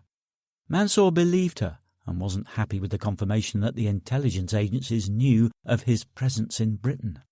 They would certainly be looking for him as well as the woman, but the only clue they had was her last location, which was over 40 miles away. Still, it didn't do to underestimate the enemy. The authorities would certainly have aircraft up looking for them, so doing the training out in the open was perhaps not the best idea. On the other hand, he had to weigh the risk of detection against the need to familiarise the men with their mission. He decided to give them 40 minutes, then bring everyone inside for further weapons training. After ensuring that the woman was securely bound to the wooden chair she was sitting on, he went outside to oversee the training. He stood in the centre of the field, watching as his recruits carried out the instructions they had been given, and trying not to allow the frustration to show on his face. This was only their second attempt, but still they faced more of a threat from each other than the police. The field was roughly the same size as Gray's, and bales of straw had been set up to represent the enemy, with a tractor taking on the role of the target building. It was unfortunate that he couldn't test their proficiency with the weapons, instead having them shout "bang, bang" to simulate each round being fired. If he allowed any rounds to go off, the sound would travel. Although they were isolated here, there was always the chance someone would hear the reports. He shouted for them to stop, and the men obeyed, remaining in their current positions. He strode to the group advancing from the ridge, actually a line of straw bales, and pointed out their mistakes. "You are too close together. You three are supposed to give covering fire while the other three advance. But look at their position now." The men looked, but the expressions on their faces told him they saw nothing. "Your field of fire is too small. You can only point your weapon 3 inches this way and 3 inches that way. Any more than that, and you will hit your own men." He instructed the men to move apart by another 10 yards, and the 3 in the firing positions immediately noticed the difference. "Saeed, Irfan, show me your weapons." The men handed over the rifles, and Mansour looked at the fire selector. "What setting is that?" he asked Saeed, handing the weapon back. The recruit checked and confirmed that it was set to fully automatic. "I want all weapons on semi-automatic tomorrow." He held up the other weapon in the firing position. "Breathe, aim, squeeze. Breathe, aim, squeeze. Firing single shots will preserve your ammunition and give you greater accuracy. If you just spray the enemy on fully automatic, you will exhaust the magazine in seconds and give them the advantage, allowing them to close on your position while you reload." He handed the rifle back to Irfan. "Back to your start positions. Let's do it again." This time they did better, but in his heart he knew that there was little chance of any of them surviving the assault. Allah would receive them and would show his gratitude, and then he would put steel in the hearts of others to take their place. A drop of rain landed on his face, and Mansour looked at the heavens, watching as the grey clouds moved slowly towards them. The weather forecast was for light rain over the next 2 days, which suited him perfectly. The police protecting Grey would be demoralised, and he would attack with men pumped up for the mission. He instructed his men to go through it one more time, then returned to the barn while he himself went to see how the 5 volunteers were getting on with the bikes. Mahmoud pointed out the 2 most promising riders, and Mansour summoned them over. "What are your names?" he asked. "Kamran." "Nadim." "I hear you handle those bikes well," he said to them, and watched the smiles appear on their faces. "Are you willing to take on the role tomorrow?" They both nodded, smiles remaining in place. "And do you believe in your hearts that what we do tomorrow needs to be done?" "Of course, brother, this is jihad." Mansour knew they were applying the translation commonly used by Western civilizations, holy war. In fact, jihad meant struggle, notably the struggle to defend Islam. Still, if it helped them to complete their mission, it didn't matter how they interpreted it. "Allah has chosen you for a reason," he said, and saw their chests puff with pride. "When you get to the entrance of the building, you will be facing a man with years of combat experience. Neither of you have ever held a weapon, so you would prove no match in a gunfight. That is why I want you each to wear an explosive vest and detonate it once you get inside." He didn't quite get the reaction he hoped for. Both men lost their smiles, but a moment later, first one, then the other, nodded. "I will do this for Allah," one said. "Allahu Akbar," the other proclaimed. Allah is the greatest. "Allahu Akbar," Mansour agreed. "Come, it is time to pray." Chapter 19. Tom Gray removed his laptop from the table and placed it on one of the feeding trolleys, then pushed the table into Joseph Alemwu's cell, setting it against the left-hand wall. "It's time, Joseph," he said, removing the tape over his mouth before unlocking the shackles on the boy's ankles. Alemwu waited until both feet were free, then kicked out, catching Gray on the chin. Gray staggered backwards but gathered himself immediately. The boy's weakened leg muscles had failed to deliver a telling blow. "You really are a dumb fuck," he said, massaging his jaw. "You should have at least waited until I untied your hand. Now what are you going to do?" Alemwu's silence told him he hadn't thought that far ahead. He had tried talking his way to freedom earlier in the day, and when that approach hadn't worked, he had resorted to the only other thing he knew, violence.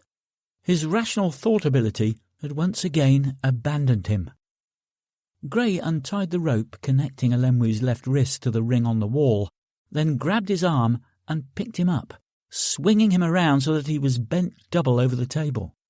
Once his wrists had been tied to another ring, Gray wrapped his belt around the boy's legs and secured it tightly just above the knees. With the preparations complete, he wheeled the trolley into the cell and focused the laptop's built-in webcam so that it showed Alemwu lying across the table, his toes just about touching the floor and 3-day-old feces crusting the crack of his bare backside. He had a few minutes until the broadcast was due, so he left the cell to escape the smell, closing the door behind him. Alemwu kicked off big time, shouting, swearing and thrashing about, but Gray ignored the commotion and climbed the stairs to the first floor, stopping at one of the windows. Although it appeared to be completely boarded up from the outside, the bottom panel was hinged, allowing it to be swung upwards. The 3-inch gap would allow him to lay down suppressing fire, should the need arise. He opened the panel and put his face to the gap, breathing deeply. The cool evening air was like nectar, and he drank deeply, savouring the taste of the countryside. All too soon, it was time to speak to the nation again, so he put the panel back in place and made his way downstairs to where Alemwu was still causing a huge fuss. He entered the cell, and Alemwu immediately began pleading with him, begging for mercy. "Fat chance," Gray said. Gray hit the play button on the laptop's streaming software and took a couple of steps backwards. "People of Britain, the results of the votes for Joseph Alemwu should be on your screens now. As you can see, only 37% of the voters want Joseph to die, the rest wanting to see him birched. So be it." He disappeared off the screen for a moment and returned with the birch in his hand. "Normally, I would tell you to send the children out of the room at this point, but if you have kids over 12 years of age, you should let them watch this so that they know what they might face if they decide to break the law."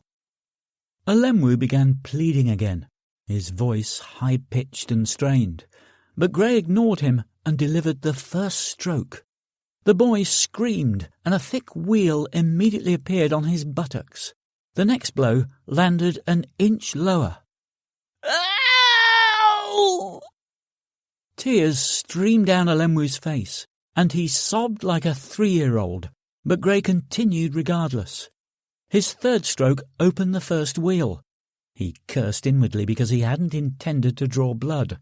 The purpose of the exercise was to show the effect of the birch as a deterrent, not its ability to wound. He gave Alemwu another 3 strokes, taking care to hit undamaged skin each time, then put the birch down and turned to face the camera. As you can see, Joseph, who considers himself a bit of a hard man, didn't like that very much. If this punishment is reintroduced, I am convinced it will make criminals think twice. Once Joseph is free, I'm sure there will be lucrative newspaper offers to sell his story.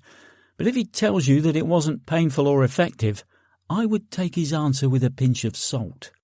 All you have to do is remember him as he is now, crying like a baby. While I tend to his wound, I want you to continue voting on my future. Do I give myself up, or end it here, on Thursday? The choice is yours. He turned off the webcam and pushed the trolley out of the cell, then untied Alemwu's left wrist and carried him back to a sitting position on his homemade commode, causing him to shriek with pain. He arched his back in an effort to get his backside off the box, but Gray pushed him back down and jerked his arm towards the ring on the wall, tying the rope securely. Once the shackles were back on Alemwu's ankles, he removed his belt from around the boy's knees. "You said you were going to treat my wounds." "Yeah, but then I remembered the kick on the chin, and now I can't be bothered. Don't worry, though. You'll be free in a couple of days, maybe sooner." "But this will get infected," Alemwu sobbed. "You really want me to treat it? You really want some antiseptic on it?" "Yes," the boy shouted.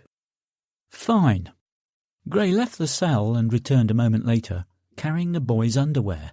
He went round the back of the box and told the boy to lean forward as far as he could.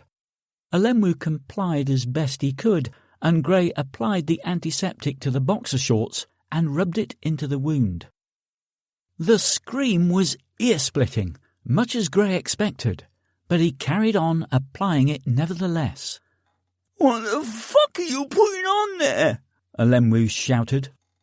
"Salt," Gray said casually. "It has antiseptic qualities, and I'm fresh out of Savlon." Alemwu continued cursing, but Gray had heard enough and ripped off a piece of tape, securing it over the boy's mouth. "Ungrateful sod," he said, leaving the cell and closing the door behind him. It was time to prepare his dinner, but first he headed upstairs for a bit more fresh air. Chapter 20. Wednesday, 20th of April, 2011. Andrew Harvey woke just before 6 in the morning, and after getting his bearings he turned on the television set in the small room of the bed and breakfast in Crowborough. The three men had stopped here to have dinner the previous evening, and in reporting to Hammond had been ordered to remain in the area. "Find a place to rest up," Hammond had said. "If we get any news about Sally, I want you ready to move at a moment's notice." But there had been no news, just waiting, and late in the evening they had booked into separate rooms for the night. Harvey turned to the BBC News channel, which was predictably still focusing on the Tom Gray saga. Live video from their correspondent at the scene showed the old factory building in the background as he explained what had happened during the night, which was absolutely nothing. However, he was looking forward to the prospect of Gray handing himself in to the authorities, and he began speculating as to whether the government would agree to hold a referendum on Gray's justice bill. "What choice have they got?" Harvey said to himself, and went to take a shower. After he shaved and dressed, he called the office for an update, only to be told the trail had gone cold. There were no hits with the other coach hire companies, with only a few dozen vehicles out on hire, and the majority of those to regular customers. Of the remaining 6, 5 had been pulled over by armed police officers, only to find the drivers and passengers were legitimate travellers. The 6 had been involved in a traffic accident on the M5 and towed to a garage, its passengers a group of casino staff returning from a day trip to the races. They had also been unable to trace Sally's phone, which suggested it had been turned off or destroyed. An aerial search of the surrounding area had also turned up nothing. Harvey asked for updates on the Gray case and was told that Crawford from Northern Industries had reported over 9,000 canisters checked, but that still left over 25,000 with only 12 hours to go. They were also drawing a blank in the search for Gray's accomplices. 12 hours, he thought, but only if Gray comes out this evening. And even if he didn't, if he stayed in until Thursday, what difference would it make? One more criminal would get his just deserts, and maybe a handful of people would really give a shit. Meanwhile, Sally Clarkson, who had no field experience, was missing, assumed kidnapped by a terrorist cell. They just didn't have the people to deal with both, and as far as he was concerned, the Gray saga could run its course. Sally was his priority now. Why did Mansour have to turn up this week of all weeks? If only he'd waited another few days, they would be fully resourced again. There just weren't enough people now to deal with both Gray and... As the realization hit him, he picked up his phone and dialed Hammond's mobile.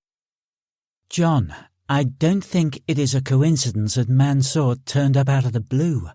I think he's planning something in the next 48 hours. What's his target? That I don't know, Harvey admitted. But 14 months after being reported dead, a mere 24 hours after Gray goes live on television, he suddenly appears on our radar. I think he knew we would be throwing everything at the Gray problem, allowing him to sneak in quietly and carry out his plan, whatever it is. If it hadn't been for Sally being so tenacious, he might have slipped clean past us." There's been no traffic on the wires recently, Hammond said. If something had been planned, we would have got a sniff of it by now. I know, and that's what bothers me. None of the intelligence we have suggests an attack is imminent, yet everything points to him trying to exploit this window of opportunity.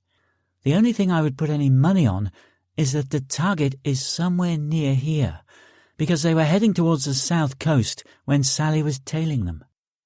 I concur. We'll work up possible targets from Tunbridge Wells down to Brighton and check with our American cousins to see what information they've forgotten to share with us. OK, Harvey said. Once you prioritise the targets, let me know, and we'll head to the most likely. Harvey hung up and caught the introduction of the opposition's Shadow Home Secretary on the news channel. Let's speak now to Michael Conway, who's just taken a seat in our Westminster studio. Thank you for joining us. Can you give us your reaction to Tom Gray's Justice Bill? We have been looking at the crime statistics covering the last 3 years, and frankly they make shocking reading. As Mr. Gray has pointed out, in the last 10 years this government has allowed over 100,000 career criminals to escape custodial sentences, and this is something we vow to change. We have been working on a set of proposals during this time, and they cover much of what Mr. Gray has asked for. We have identified several locations to hold what we call super prisons, each housing up to 5,000 prisoners.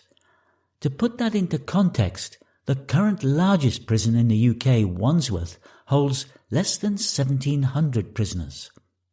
Within these super prisons, we are looking into the possibility of implementing Mr. Gray's suggestion that prisoners are kept in solitary confinement. And in Parliament last year, we brought up the idea of prisoners being forced to work. There are arguments that the government should be focusing on the causes of crime rather than building even more prisons, the anchor said. Do you think opting for an immediate custodial sentence is the right answer? The politician adjusted his posture and rearranged his jacket. We are not advocating immediate custodial sentences. I need to make that absolutely clear. What we plan to do is look at another of Mr. Gray's proposals and examine the feasibility of clawing back some of the cost of policing. If we do this, a large percentage will go towards crime prevention in schools. We are confident that this approach will actually reduce the prison population in future years. What about his other proposals? The newscaster asked. Do you agree with the reintroduction of corporal punishment? This issue has divided our party, I must admit. What we do propose is a 1-year trial, and after that we will look at the results. Our ultimate aim is to eradicate recidivism, and we are determined to investigate all avenues. Harvey watched for another couple of minutes, then turned the television off. Despite the rhetoric, he knew that the Shadow Home Secretary was only saying what he thought the country wanted to hear in the run-up to the election. He wasn't the first politician to do a U-turn, and he certainly wouldn't be the last. Needing something he could trust beyond doubt, he collected his colleagues and went down for a full English breakfast. The sound of the bedroom door opening jerked Sally Clarkson awake. She knew instinctively that she was naked and tried to curl up in an attempt at modesty, but her hands and feet were tied to the corners of the wooden bed frame. Memories of the previous evening came flooding back. Flynn had brought her to the farmhouse shortly after Mansour had questioned her.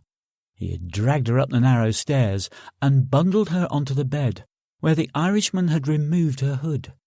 He had tied rope around her right wrist, and she'd struggled when he tried to attach the other end to the bed frame. Several agonizing punches to her kidneys and thighs had subdued her. Before long, all 4 limbs were secure, and Flynn had left, only to return a few minutes later with a pair of scissors, which he'd used to slowly cut the clothes away from her body in a sick, perverted striptease. He'd taken his time over this, a full 15 minutes, his breath quickening with each piece of flesh revealed. In contrast, once she was naked, he had stripped off his own clothes as if they were on fire. He'd climbed clumsily on top of her, entering her painfully and thrusting wildly until reaching his climax a minute later. He'd gone downstairs after that, returning a couple of hours after night had fallen for more of the same. This time he lasted longer and had left her with an aching body and a lingering odour of sweat and beer. When she was finally alone, she had drifted in and out of semi-consciousness as she tried to foresee a way out of the situation. It looked hopeless. She didn't have the strength to break her bonds, and it was unlikely he would free her. The most damning aspect was that he had removed her hood, allowing her to see his face. She knew it was unlikely that she would live to tell anyone what he looked like. Her only hope was to survive as long as possible and pray that someone would find her. As Flynn came through the door, she tried to force a smile onto her face, hoping to convince him to keep her around for a little while longer. The smile appeared more like a grimace, but it did nothing to dampen his ardour. She could see the bulge in his trousers as he stood next to her, and he followed her eyes, a sneer appearing on his face as he unzipped his pants and began to caress himself. "What are you waiting for?" she asked, as alluringly as she could manage. "Don't waste it." She thrust her pelvis towards him, catching him off guard. He looked like he hadn't expected compliance and was suddenly embarrassed, standing before her with his dick in his hand. The sneer was replaced by a look somewhere between confusion and anger, and he rushed from the room, tucking his manhood away. Sally cursed to herself. How stupid could she be? He didn't want a girlfriend. He wanted someone to dominate, someone he could control and use at his leisure. Instead of prolonging her life, she had no doubt brought the end closer. All she could do now was wait and hope she hadn't pissed him off too much. Tom Gray pushed the trolley into Joseph Olenwu's cell and removed the tape from his hostage's mouth. "Hungry?" Olenwu shot him a filthy look. "When I get out of here, I'm gonna fuck you up, old man." Gray tried to look hurt. He'd been called many things in his time, but old? "Suit yourself." He wheeled the trolley out and stood in the doorway, studying the boy before him. "I have to ask, what have you learnt from the last few days?" Olenwu continued to stare, his expression still hostile. But Gray gave him a few minutes to reply and rephrase the question when none was forthcoming. "Has this experience taught you anything?" "Yeah, it taught me to hate white fuckers like you," Olenwu spat. I was thinking more along the lines of crime doesn't pay. You could have easily found a job, but you prefer to inflict misery instead. Even after all you've been through these past few days, your attitude still stinks. I'd hoped to scare some sense into you, but it looks like you're a lost cause." "So what? You gonna kill me now? That's your answer to everything." "No," Gray said. "I'm not going to kill you. I'll let you go when this is all over because I think you're just angry at the moment. When you get home, spend a couple of days with your mother and listen to what she says and think about what you want from your life. If you choose to carry on as you have so far, you will be in prison or dead within a very short time, and that would devastate your mother. Your father," he shrugged, "I'm not so sure." "I don't need you telling me how to live my life." "That's fine," Gray said, his voice calm. "I just wanted you to know that I'm giving you another chance." He pulled off a length of tape and placed it over the boy's mouth. "Think about it." Gray left the cell and closed the door before turning the sound up on the television. Midday was approaching, and the government was due to announce its decision on his justice bill. He considered giving Boyle Olenwu's food, but the thought was fleeting, and he tucked into the spam and cold potatoes as he watched the news channel. The weather girl said he could expect rain for much of the day, but the forecast for the weekend was a return to the bright sunshine the country had enjoyed over the last few weeks. Sounds good, he thought. Maybe a trip to the beach when this is all over. The newscaster read out the main headlines, the first of which was an interview with the Home Secretary. The politician sat in the Westminster studio and didn't look all that comfortable to Gray. When he began his announcement, he realised why. Unfortunately, Sharon, we have not been able to make a decision on a referendum at this time, he said. The legal implications have to be considered, and we don't want to make a promise to the people that we might have to break. Why not? Gray wondered. It wouldn't be the first time. We have a legal team looking into the possibility of implementing some or all of Mr. Gray's proposals, but we cannot guarantee that any changes can be made to current legislation. What are the sticking points? The newscaster asked. Well, the Human Rights Act is fundamental in ensuring we live in a fair society, and it isn't as simple as repealing it. The Act was introduced to prevent people having to seek redress at the European Court of Human Rights, which takes up a lot of time and money. Even if the Act were torn up, people would still be able to take their case to Strasbourg, and we would be bound by any judgment handed down. The only alternative would be to opt out of the convention, but as the European Union itself is a signatory, it would mean pulling out of the EU as well. So you see, this isn't as simple as Mr. Gray would have us all believe. Which aspect of the Act are you most concerned about? Protection from torture and mistreatment is the only real sticking point. The reintroduction of the birch would be a breach of Article 3. We had the Shadow Home Secretary on the programme this morning, and he seems convinced that this wouldn't be a problem. The minister couldn't wait to score a few political points at his counterpart's expense. I think you'll find that if you look at the current polls, my learned friend's party are in a very poor position. The comments you heard this morning were those of a party desperate for votes in the upcoming election, a party who hasn't thought the situation through, a party destined to disappoint the electorate if they ever get to power. What about the part of the Act guaranteeing protection from slavery and forced labour? Isn't Mr. Gray asking that prisoners be forced to work while they are incarcerated? Not quite, Sharon. For one, he is suggesting that those who are willing to work will have their sentences reduced. The Act doesn't apply to prisoners carrying out work as part of their sentence. The newscaster nodded, looking at her notes. When can we expect a decision, Mr. Home Secretary? We believe we can make an announcement late on Friday, he said. We expect this situation to be over by then. Won't that be too late? Not at all. Mr. Gray pointed out that we were not making a decision to appease him.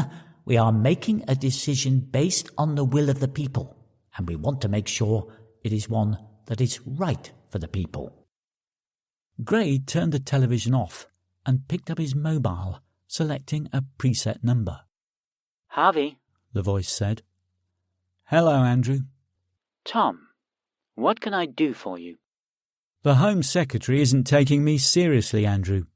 You know what that means. The next sound you hear will be Stuart Boyle. Gray placed the phone on the feeding trolley and pushed it into Boyle's cell so that Harvey could hear everything. From the corner of the room, he picked up a contraption that looked like a giant nutcracker, 2 3-foot lengths of metal hinged together at one end, and he noted the look of fear in Boyle's eyes. On the day Boyle had arrived, Gray had explained the reason for his abduction. My name is Tom Gray, father of Daniel Gray and husband to Dina Gray. On January the 21st last year, you killed my son, which in turn led to the death of my wife, and at some point in the coming days, you are going to pay for that. What are you going to do to me? Are you going to kill me? The boy had asked, the fear and panic in his voice palpable. No, Gray had promised. Death is too quick, too easy. If I put a bullet through your head, you won't suffer at all. You'll just cease to be. No, you aren't going to die, no matter how much you beg me. He had explained the purpose of the implement and placed it inside the room so that Boyle could see it every waking moment. He hadn't said when it would be used, only that it wouldn't be straight away. Now the time had come. Gray placed the device around Boyle's left arm, a couple of inches above the wrist, holding it there while studying his captive's face. The boy was shaking, his eyes as big as saucers, and he was trying to say something. Gray removed the tape, covering his mouth. "Please, mister, I'm so sorry." Gray clamped his hand over Boyle's mouth and put his lips close to the boy's ear so that Harvey couldn't hear what he was about to say. "Save it," he growled softly. "Sorrow isn't something you can express with a single word. It's something you feel inside. My solicitor told me that you were laughing and joking with your family when you walked free from court 7 months ago. You even went on to commit more crimes, showing no remorse whatsoever for the pain you inflicted. You think you're sorry? Oh, believe me, you will be." Gray grasped both handles and squeezed them together with all the strength he could muster, crushing Boyle's radius and ulnar like he was breaking into a crab claw. The sound emanating from Boyle's mouth barely managed to drown out the sound of the bones cracking. Ignoring the screams, Gray transferred to the other side, inflicting similar damage to the right arm. Boyle was a mess, snot and tears streaming down his face. "Had enough?" Gray asked, his voice calm. Boyle could hardly control his movements, only barely able to nod his head once. "Yes," he whimpered. "Tough." Gray turned his attentions to Boyle's legs, shattering first the right tibia and fibula, followed by the left. Once he'd finished, he picked up the phone and walked out of the cell, leaving the babbling Boyle to deal with the pain in his own way. That was for failing to meet the deadline. If I don't hear an announcement about the referendum on the news by 6 this evening, he's really going to start hurting. "Whatever you did, you just went too far," Harvey said. "The Home Secretary put his neck on the line to arrange this deal, and you're doing all you can to jeopardize it." The same Home Secretary that took all the credit when I released the hostage, adding a couple of points to the government's rankings in the latest Maury poll. Christ, with a couple of minutes of spin, this will be forgotten by the end of next week. He's got plenty of time to make up a story. "I hardly think—" Have you got kids, Andrew? "No." Harvey said. Well, let me tell you, if you put 1,000 fathers in my position right now, half of them would do what I've just done. "What about the other half?" The other half would have killed him by now. "I don't think so, Tom. Think about it. How many kids are killed each year? It must be hundreds, but this is the first time anyone has taken the law into their own hands." That's rubbish, Gray said. There will have been quite a few revenge beatings over the years, but very few, if any, make the news. And besides, this hasn't been about a personal vendetta. It has been about raising awareness of the inequalities of justice and getting the law changed so that appropriate sentences are handed down, and the courts consider the suffering of the victim for a change. "You sound convincing, Tom, and many would believe you. But I'm beginning to think that this was all about getting even with Stuart Boyle from the start." Gray sighed. Andrew, we've already been through this. I could have grabbed him any time I liked, and I reckon I could have gotten away with it if I'd put as much thought into it as I have into what I'm doing now. One thing I will concede, though, is that he was never going to just walk out of here. Whether this ends today or lasts until tomorrow night, he was always going to get a gentle reminder about his future conduct. "That didn't sound gentle to me," Harvey said. Relax. I just gave him some thinking time, that's all.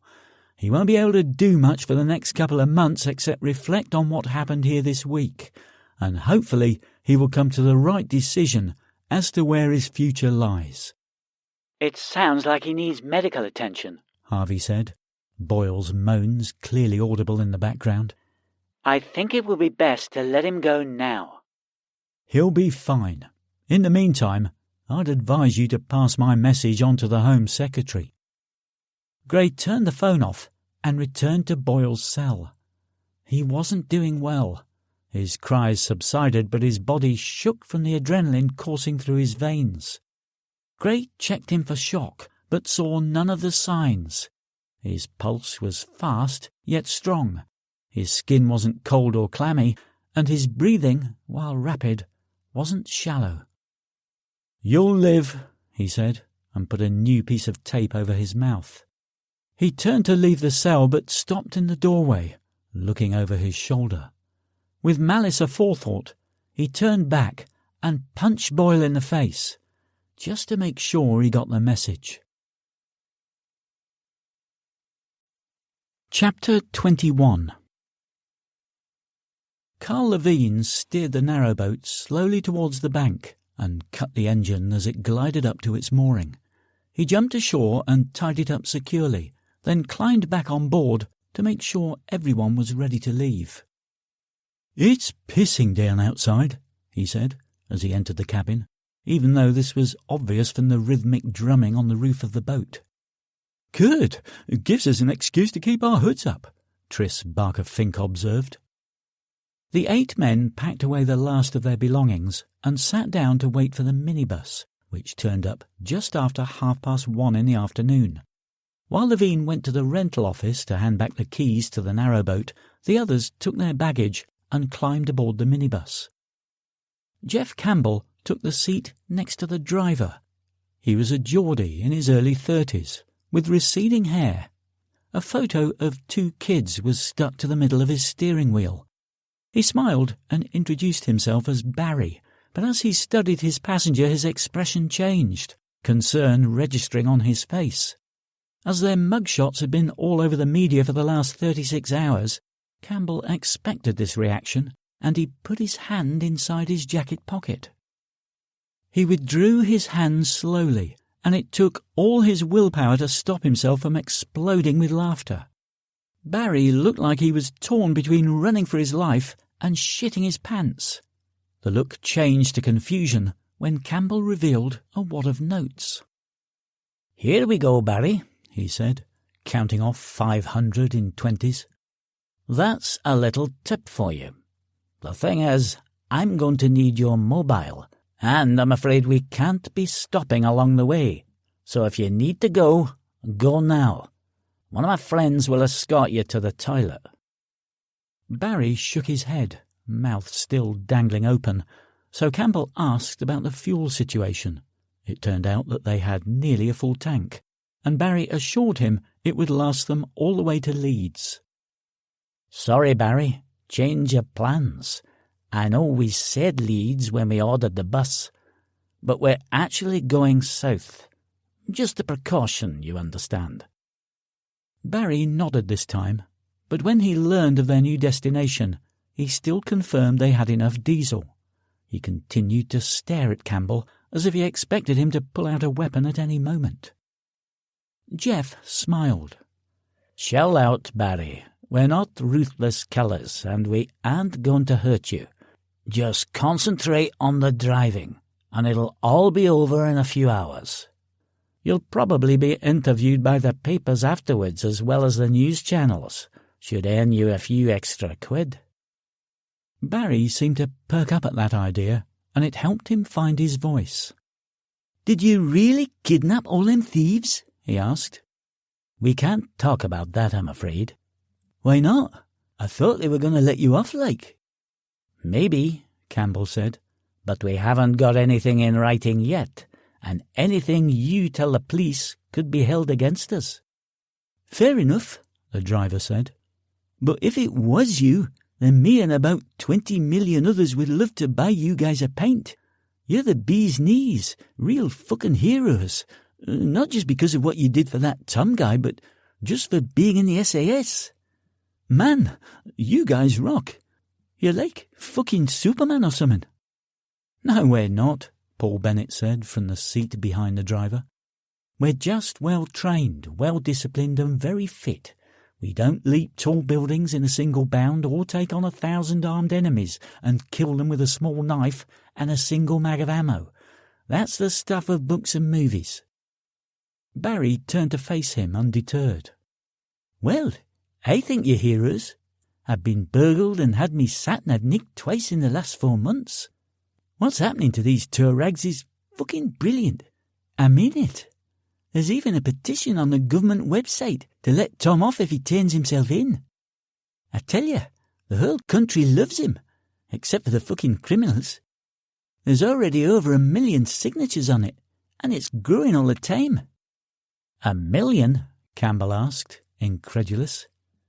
"Aye, and me and the wife have signed it, and me mates at work. Listen, I fancy myself as a writer. I'd love to hear some of your war stories for me book. It's a bit like them other SAS stories, but better like." At that moment, Carl Levine returned from the boat office and climbed in the back, but Campbell motioned for him to get back out, and he joined him outside the bus. "You sit up front with the driver," Campbell said. "Why?" Levine asked. "Because you are the least likely to be recognized if anyone is coming towards us." Levine realized this was good thinking on Jeff's part, particularly if they went through any cameras capable of facial recognition. It was good to see that the old team was still on the ball. Barry set off as soon as Levine put his seatbelt on, and immediately began to press him for anecdotes. He turned to look at the smiling Campbell, who simply offered a shrug that said, "I told you we should have tied him up and left him on the boat." Carl Levine sat back and thought about the conflicts he had been involved in, from Northern Ireland to Iraq and Afghanistan. He'd risked life and limb on more than one occasion, had fought his way out of impossible situations, and suffered some serious injuries in his time. After weighing everything, he knew this was going to be the most difficult 3 hours of his life. A few minutes after Harvey had relayed Gray's message to Hammond, his boss was back on the phone. "We've got a possible location," Hammond said without preamble. "The chopper spotted a coach at a farm near Cuckfield, and there's a lot of heat sources inside the barn." "Give me the address," Harvey said, and Hammond relayed the details which he punched into his sat-nav. "I'm about 15 minutes away. Who else is en route?" "We have Sussex armed response vehicles on the way. They should get there at about the same time." "OK, I'll let you know what we find." Harvey cut the connection and took his Vauxhall up to 80 as he barrelled past other vehicles on the A23. He'd been filling the car when Gray's call had come in, not because he was short on fuel, but simply as an excuse to get out of the stuffy bed and breakfast and clear his mind. Some people like the solitude of a hot, foamy bath to do their thinking. Others liked background music to get the mental juices flowing. But with Harvey, it was driving. Although his focus should have been on finding Sally, he found himself thinking about Gray again. He didn't know why, but something was niggling away at the back of his mind. He thought it might be because he was trying to imagine what Gray had done to Stuart Boyle, but he dismissed that idea. No, something wasn't adding up with this whole affair, but he struggled to put his finger on it. Before he knew it, he was off the dual carriageway in less than 2 miles from his destination, so he cast aside all thoughts of Tom Gray and focused on the job at hand.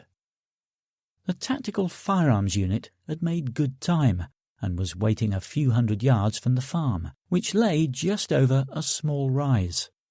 The officers were already out of their vehicles, 2 Volvo Estates and 3 unmarked cars. They donned their gear and checked their weapons while a senior officer gave instructions. Harvey climbed out and introduced himself. The senior officer, Chief Inspector Roberts, told him that a scouting team had already been sent out. One man is heading up that hill there to get a view of the back of the farmhouse, Roberts said, pointing to a figure dressed in black making his way to the vantage point.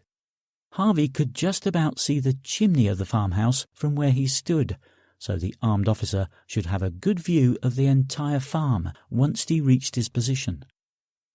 "Do we know how many are in there?" Harvey asked. "Thermal imaging from the chopper shows 36. We did a drive-by in an unmarked car, but saw no one outside. 2 officers are following the hedgerow to the gate, and once my men are suited up, we'll send 2 unmarked cars to the other end of the lane. At the moment, we only want to maintain a perimeter and gather as much intel as we can. If need be, we'll call in backup." "What about to the east of the farm? Have you got any men there?" "There's nothing to the east except fields," the chief inspector said. "If anyone makes off that way, we can quickly round them up, and a chopper will keep tabs on anyone making a run for it." Harvey looked up, and for the first time heard the faint buzz of the force helicopter as it maintained its position above the area. The sound was barely audible out in the open air, so it was doubtful that anyone inside could hear it. "Are you patched into the chopper?" "We have comms and video feed," the officer said, and offered Harvey a seat in his car out of the rain. He produced a tablet PC, its 7-inch screen showing exactly what the chopper observer saw. A touchscreen menu on the right allowed them to toggle through the light spectrum, from visible to infrared. It uses a microwave frequency to provide real-time images from the eye in the sky, really handy for this kind of operation. "I didn't know they could actually look into buildings," Harvey said. "I mean, I've seen them on cop shows on TV, but all they showed was the outline of buildings. They were never like this." "That's the old technology. This works on the principle of Capability Brown's dictum that nature abhors a straight line. Special software takes each image apart pixel by pixel, and anything which represents a straight line, such as the wall of a building or a window, is ignored. Only heat sources with irregular shapes are displayed.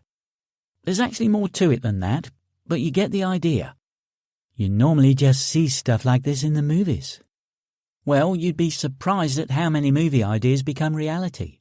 Some say the first flip-up mobile phone was modelled on the communicators from Star Trek."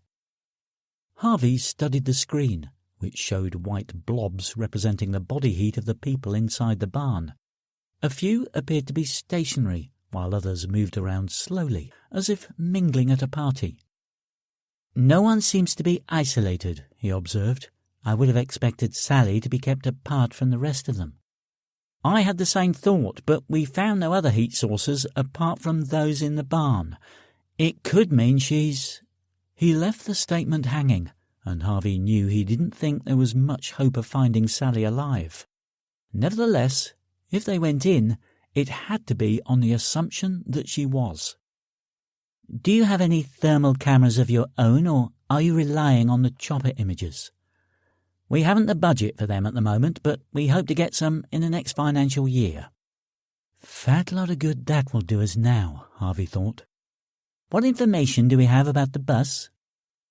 "Hired 4 weeks ago, paid by credit card and collected 2 days ago," Roberts told him. "Doesn't sound like our guys, unless it was a cloned or stolen card. Even then, they would probably use it much closer to the time to avoid detection. This doesn't add up." Harvey tapped his fingers on the side of the seat, deep in thought. "I'll need a gun," he said. "If this goes down soon, you'll need every available man." "My men can handle anything they're presented with," Roberts said. "Have it your way." Harvey got on the phone to Hammond, and 3 minutes later the chief inspector got a call from his superiors. It only lasted a few seconds, and after hanging up, he opened the car's armoury and grudgingly handed over an Austrian pistol, a belt holster, 2 single-stack magazines, and 29mm rounds. After loading the magazines, Harvey pulled the slide back to ensure it was clear, inserted a mag, hit the slide release to chamber a round, and applied the safety. It took less than a minute to thread the holster onto his own belt, and he stowed the weapon, all the time keeping an eye on the images coming from the tablet PC. 2 of the unmarked cars set off to take up their positions farther up the road. The officer on the hill reached the crest and lay down on the rain-sodden ground. After a quick scan through his binoculars, he reported back to the scene commander. Only 2 windows on this side of the building. Both have their curtains closed. I can't see any movement. Acknowledged. Charlie team, what's your status? Charlie team in position, 100 yards from the farm entrance. No sign of movement from here. Roger that. Now what? Harvey asked. We wait. Once we know what we're up against, we can decide. First, though, we need to identify exactly who we're dealing with. Well, we can't do that sitting in here. I'm going to take a closer look. I can't allow that, Mr. Harvey. Harvey already had his hand on the door release. If we wait for them to come out, we could be sitting here for days. Let me get in close and ID them. Then you can decide what to do. Roberts was about to object again, but Harvey stopped him short. If you want to sit and read the health and safety manual, that's fine. But while there's a chance my colleague is in there, I want to take a look. You can either tag along or I can call my boss again. I don't want to have to do that because it could cost you your job. We have good reason to believe a terrorist attack is going to take place in the next 24 hours, and there simply isn't time to do things by the book.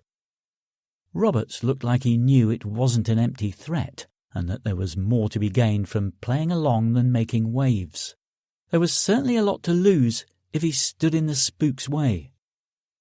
OK, on your head be it. The chopper has done a 360 of the area, and the best way to approach is from up on the hill where Simpson is keeping watch. There's a large window on the ground floor and a smaller window on the first floor. Once you've had a good look at the house and the barn, get back here, preferably without losing the element of surprise. Harvey let the last comment slide. If he'd been in Robert's position, he would probably have said something a little more cutting. I'll need comms, he told the officer. We haven't got any. They're issued at the station, and we don't carry spares. Harvey thought for a moment. Give me your mobile number. He typed in the digits Roberts recited and hit the call button. Answer it and leave the connection open, Harvey said, climbing out of the warm car and into the teeming rain, turning his collar up as drops ran down his neck. The climb would have been a doddle in dry weather, but the underfoot conditions made walking a nightmare. He slipped a dozen times before he reached the summit. He tapped Officer Simpson on the shoulder and began to climb down the other side, the descent a lot faster than the ascent. When he reached the bottom, he moved to the wall of the house as fast as the conditions allowed and crouched down under the window. With his right hand, he drew his weapon, and with his left, he pulled out his phone. I'm at the window, but I can't hear anything, he whispered into the handset. Roger that, Roberts replied. Harvey stuck his head up, looking for a gap that would afford him a glance into the room, and he found one in the bottom right-hand corner. He peeped through but saw no sign of movement, so he moved to the end of the wall and gauged the distance to the barn. It appeared to be no more than 40 yards away, maybe 4 or 5 seconds on a good day, but the rain had turned the ground to thick mud, and it wouldn't be easy going. He decided to take the long way round, moving first behind a tractor, then finding cover behind a Land Rover a few yards away. He stopped to survey the area, but saw no movement from either the barn or the house. The next piece of cover was a muck-spreading machine, and once he made his way there, he had only open ground to the barn. The distance was down to about 20 yards, and he covered it as fast as he could, nearly losing his balance twice. He was at the rear of the barn, which was solidly built. Finding a way to look inside wasn't going to be easy. He couldn't find a gap between any planks, so he headed round the side where he was hidden from the house. Here he had more time to explore and found a knothole at waist height.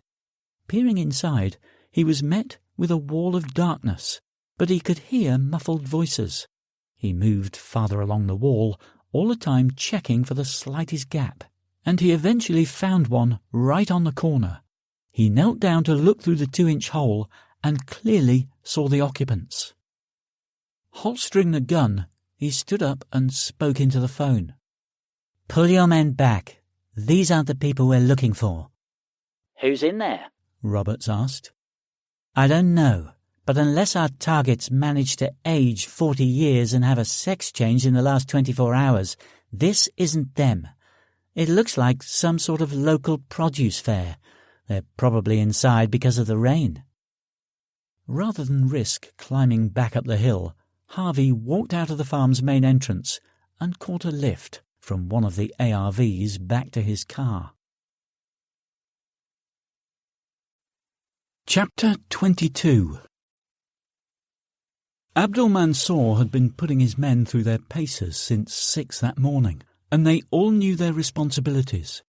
After 9 hours of practice, it was time for a meal, the last one for most, he knew, and then they would begin the last leg of their journey. With no suitable cooking facilities available, they had sent 2 cars into town to purchase soft drinks, cold meats and bread. Not the most elegant of banquets, but it was enough to give them the energy they would need in the coming hours. Mansour ate his share, while once again studying the men around him. The ones who had weapons experience had done a good job teaching the novices, and now every man could change a magazine within 5 seconds, and all knew the drill for clearing a blockage. It was unfortunate that they couldn't conduct any live fire exercises, as that would have given him a true indication of their ability to handle the rifles. He expected many to panic when the time came, but he had chosen the best to lead the fire from the ridge. As long as they cleared a path for the riders, that was all that mattered. The rest would rain down chaos and confusion, and the undermanned police force would not know which way to turn. Popping the last slice of cold mutton into his mouth, he went down to the cellar to add the finishing touches to the 2 vests the riders would wear. The C4 explosive was in place, as were the detonators. All he needed to do now was attach the wiring from the detonators to the wire leading to the vibration device of an unregistered pay-as-you-go mobile phone. When he called a number, the electrical charge would instead set off the smaller charge, which would trigger the bigger explosion. He could have attached them earlier, but even though no one knew the number, a telephone scammer's dialing machines could accidentally trip across the numbers and set off the vests prematurely. With the numbers pre-programmed into his own unregistered phone against the colours each rider would be wearing, black and red, he made the connections and carried the vests up the stairs. At the top, he heard a ringtone and placed the vests carefully on the floor, his body tensing as the anger took hold. "Who has a phone?" he shouted, and all eyes turned to him. Then slowly they all turned their heads to look at a man at the back of the barn. Mansour strode over and snatched the phone from him, looking for the off switch. He couldn't immediately find one, so he thrust it back into the man's hand. "Turn it off, now!" Ibrahim Mohammed sheepishly took the smartphone and did as instructed, then handed it back to Mansour. "I said no mobile phones, didn't I?" He looked around the room. The consensus was that Ibrahim had fucked up badly, and it showed on their faces. "Who else has a phone?" Mansour demanded.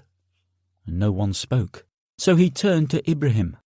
"Why did you bring this?" he asked, barely trying to disguise the anger in his voice. "I didn't bring it, brother. It belonged to the woman." Mansour almost turned purple, the vein in his temple throbbing. "How stupid can one person be?" he shouted. "Every Secret Service agent in this country is looking for that woman, and you turn on her phone and lead them straight to us?" "I'm sorry, brother. Ibrahim didn't manage to finish the sentence due to the knife protruding from the front of his throat. Mansour withdrew the blade and watched as Ibrahim collapsed to the floor, clutching at the wound, blood pouring between his fingers. Abdul watched until he took his last breath, then turned to the others. "That is the last time anyone disobeys me. Is that clear?" There were nods all round, and their expressions told him that they were shocked at the sudden violence. This didn't bode well for the coming battle, but there wasn't time to do anything about it. "Everyone, pack up your things and be ready to leave in 5 minutes. You two," he said, pointing to the riders standing next to their bikes, "come with me, and I will show you how the vests work." The men followed him, and he dressed each one in turn, then showed them how to operate the trigger. It was a small device, much like a lipstick container, with a red button on the top.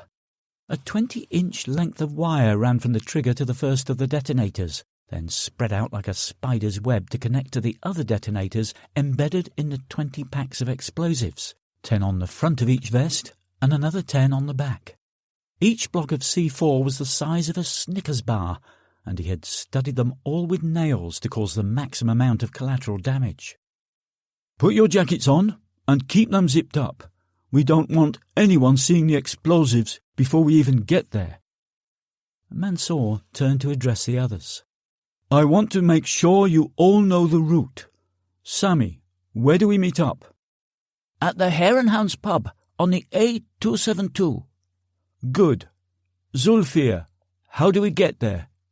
"Follow the A22 to the Blackdown roundabout, then take the first left towards Haywood's Heath. At the next roundabout, take the first left, signposted Newick, then follow the signs for the A272 for another 6 miles. "Excellent. Has everyone got that?" Everyone offered a single nod. "I want a couple of cars between each of us, and those in the back seat should keep your heads down as much as possible. They will probably be looking for a coach, but if they see 30 men in convoy, it could give us away." There was nothing more Abdul Mansour could do. The rest was in the hands of Allah. "Brothers, our time has come. Be strong. Be brave. Allah will be watching over us. Allahu Akbar." Allahu Akbar, they chorused. When the call came in, Harvey was leaving a convenience store, carrying a sandwich for a late lunch. He was still pissed that he had been forced to return the Glock, but as he had separated from the tactical firearms unit, he could hardly go gallivanting around the countryside with a weapon they were responsible for. The display said the call was from Hammond, and he hit the accept button. "We've found Sally," his boss said. "She's at a farm 7 miles north of Eastbourne." "Another wild goose chase?" Harvey asked, not relishing another crawl up a muddy hill. "Not this time. Her phone was activated for just under 3 minutes, then went dead again. GCHQ pinpointed her location, and the tactical firearms unit are on their way. Meet them at these coordinates." Hammond began to reel the numbers off, but Harvey stopped him. "John, the armed response vehicles are all well and good for domestic standoffs, but this is different. We need someone with a lot more experience in hostage situations. The boys from Hereford, to be exact." "I've already been in touch with them, but it will take them 5 hours to deploy. There are signs that Mansour and his team have been at the farm, but the chopper only saw 2 faint heat sources, which means they've moved on. If Mansour is going to make his hit today, 5 hours is just too long." "What about the team deployed to tackle Gray? He's probably going to be coming out in the next 4 hours, so is it really necessary to have them there?" Hammond was silent for a while, weighing the options, but he came to the same conclusion as his subordinate. "OK, I'll get in touch with their commanding officer and get back to you. In the meantime, take these details down and get moving." Harvey asked him to wait while he got back into his car, then punched the location into the sat-nav. He was looking at a 30-minute drive, and the SAS would face a longer journey. "I want to meet up with the tactical firearms unit on the way and grab some of their kit," Harvey said. "Their tablet PC link to the local police chopper would be handy for a tactical overview. It would also help if you can get hold of a handheld thermal camera for the takedown. I think I saw one mentioned in one of the daily reports from SO15. Can you check on that? I'll call them and find out. If they haven't got one, we'll source one from somewhere, Hammond promised. Harvey asked him to make sure the Sussex police helicopter got above the scene as soon as possible, then set off through the driving rain. The timing of the discovery couldn't have been worse. The streets and lanes packed with parents picking their kids up from school. It was bad enough in fine weather, but downpours always brought traffic bedlam, with 3 times as many vehicles on the road and most of them people carriers. What he initially thought would be a half-hour journey would take at least twice as long, and he still had to meet the tactical firearms unit. First, though, he had to get out of this traffic jam and onto open road. He called Roberts and arranged to meet a couple of miles away. He found the officer waiting when he pulled up to the hotel car park. Harvey got into the police car and Roberts handed him a tablet PC, making sure Harvey knew how to use it. "I'm sorry about earlier," Harvey said as he was getting out. "I was a bit harsh going over your head." "Don't mention it. Roles reversed, I would probably have done the same myself." Harvey conceded the point and ran back to his own car, sending spray flying as he sped onto the main road. Hammond called again with new coordinates for the rendezvous and confirmed that the team he was meeting had already picked up the thermal camera from SO15. Traffic had thinned with the end of the school run. He managed to make up a little time, but still arrived 10 minutes behind Major Sean Blythe and his men. He wasn't surprised to see only 8 of them. He had been a fan of the SAS since he'd purchased a copy of Bravo 20 in the early 90s. As a teenager, he had read everything he could about the SAS, including their exploits in the Dhofar Rebellion, in the Iranian embassy siege in 1980, and in the Falklands. They had parked 2 Land Rovers in a field a mile from the target, hidden by an overgrown hedge. The men represented 2 4-man patrols. He knew they had been through rigorous counter-revolutionary warfare training, including close-quarter battle, hostage rescue, and siege-breaking. Rather than the black uniform normally associated with the SAS, they wore normal fatigues, the disruptive pattern material more suited to the current surroundings. Harvey's car struggled to cross the sodden field, its tyres better suited to asphalt. A glance up through the stinging rain confirmed that Hotel 900, the Sussex police helicopter, was on station. "What's the plan?" Harvey asked Blythe. "Willard has gone ahead with the thermal imaging camera and will let us know where the X-rays are and the best angle from which to approach the building. We'll be setting off to join him in the next few minutes." "OK. Want to take a seat in your Land Rover and view the aerial picture?" Blythe nodded and they escaped the rain, ensuring the tablet PC didn't get wet. The picture showed one very faint heat sign in the barn and only a couple of faint sources in the farm building itself. 2 of the white blobs appeared to be lying down, with only one moving. Looking farther afield, they saw hedges on 3 sides of the farm that would provide them cover from view, at least until they made the assault. But there were no further signs of human life. They saw a few animals, but nothing large enough to be a person in disguise. "Looks like they already left," Blythe said. "But one of these 2 prone figures could be your colleague." "Then we go in and get her." "Not we," Blythe told him. "Us. You stay here and set up a roadblock. See if we can catch the others." Harvey looked surprised, like he'd just been slapped in the face. "The girl in there is my responsibility," he said. "I'm not here to organise the traffic cops." "You're not coming with us, period. We don't work like that. We work hard and train hard, and I'm not having one of my operations going tits up because some spook thinks he's John McClane. But no buts, you stay here.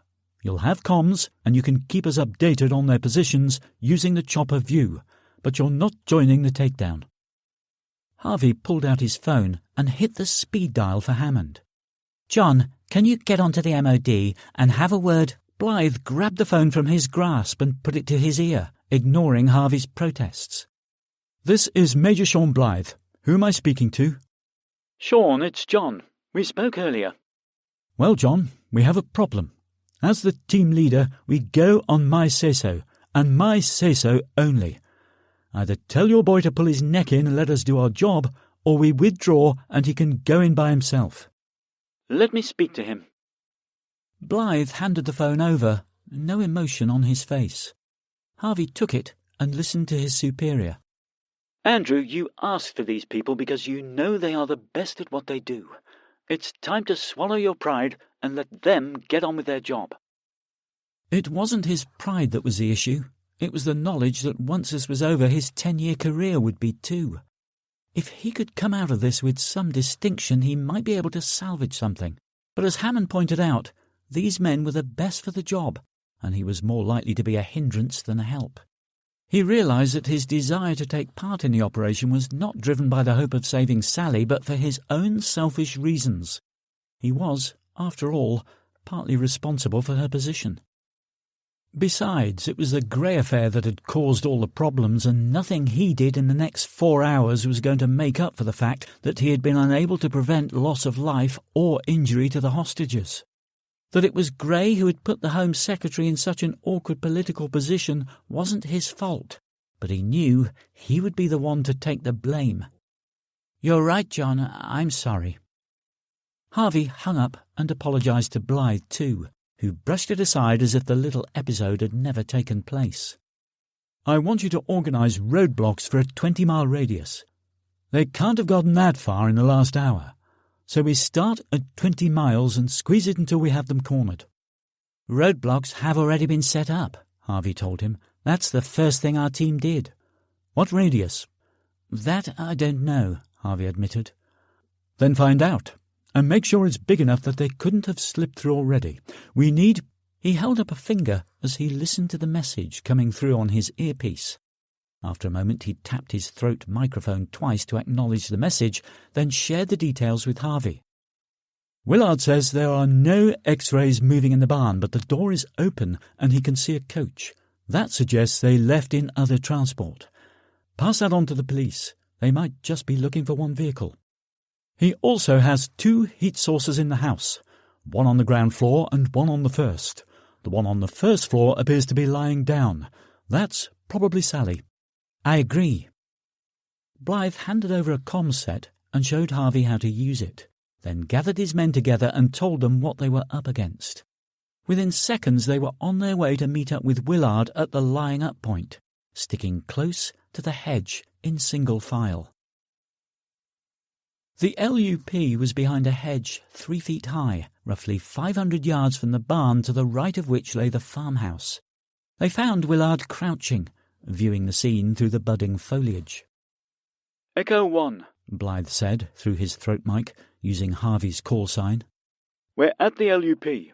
Do you have an update on X-ray 1's position?" "I have you on the screen, and X-ray 1 is on the far side of the main building."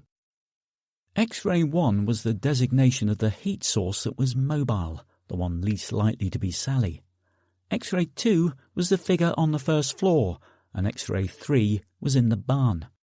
Although Blythe and his team had their own thermal imaging camera and were able to see which floor X-ray 1 was on, they only had a 2-dimensional view of him and no depth perception. Harvey, in turn, could only see where he was in relation to the inner walls. Together, however, they could build up a 3-dimensional picture of the target's exact location. "We need to take him alive so that we can find out what Mansour's target is." "If he cooperates, he'll live," was all Blythe would commit to. Then he spoke to the 4 men who would make the initial approach.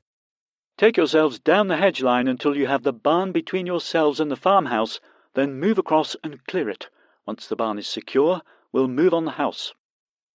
Edwards, Monk, Frost and Wickens moved off at a trot, and within 2 minutes they signalled that they were in position.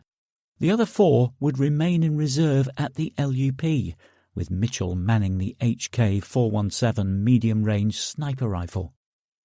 "Echo 1, any sign of movement in the barn?" Blythe asked. "Negative," Harvey replied, so Blythe gave the word to move in. The 4 men pushed their way through a gap in the hedge and covered the ground quickly, lining up against the side of the barn. Monk took the lead, rounding the corner and rushing through the opening, rifle raised, covering the right-hand side of the building. Edwards was next through, the barrel of the MP-5SD suppressed submachine gun following his eyes as he scanned for signs of movement. They were followed quickly by Frost and Wickens, who moved past them and made their way to the back of the barn, where the heat source was known to be.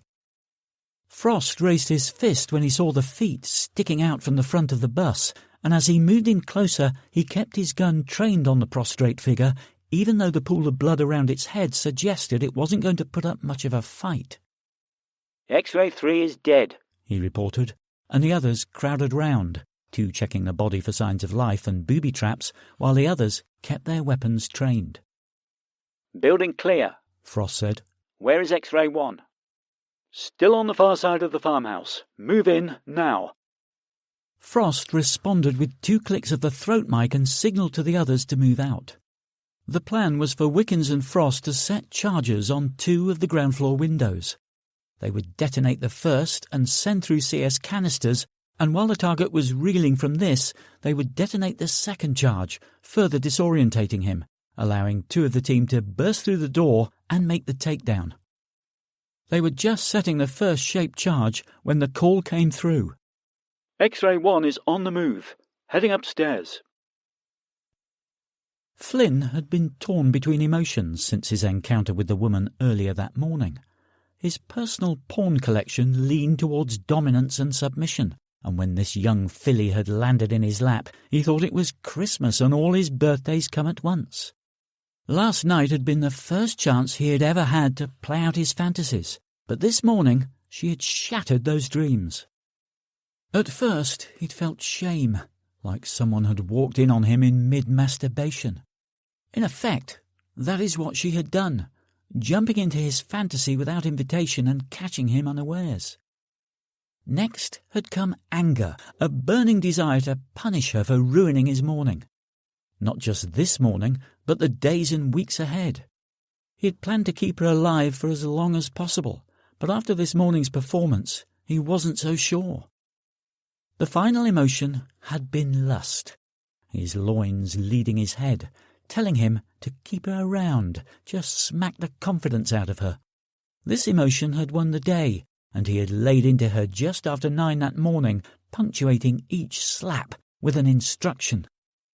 Don't whack, ever, slap, speak, smack, to me, whack, again. She had lain there sobbing, her left eye swelling and blood running from her nose. She had moved her head mid-slap. She wasn't a pretty picture when he left her, and he realised he had done exactly what he asked the raghead not to do, damage her. After taking himself away to calm down, he had returned an hour later and was pleased to see her cowering this time.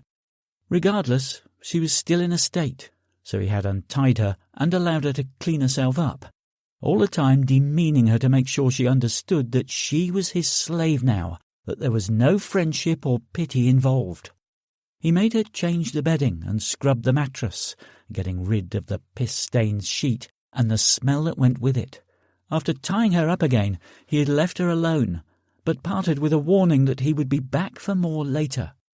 Return he did, but only to release her left hand so that she could eat a meagre lunch. He knew this would increase her anxiety, and it appeared to work. Leaving her for a couple of hours longer, he settled down to watch one of his favourite DVDs to get himself in the mood, but he was interrupted by the sound of cars leaving in a hurry. He would have to dispose of the coach himself, but that wasn't a problem. That can be done later this evening, he thought. It was simply a case of driving it to the outskirts of the town 2 miles away and leaving it running. Some local pisshead would have it away in a matter of minutes, and no doubt it would be burnt out by the morning. Once they were gone, he concentrated again on the movie. After years of practice, he could bring himself close to climax again and again without going over the edge, and he was almost delirious as he climbed the stairs for the final explosive moment.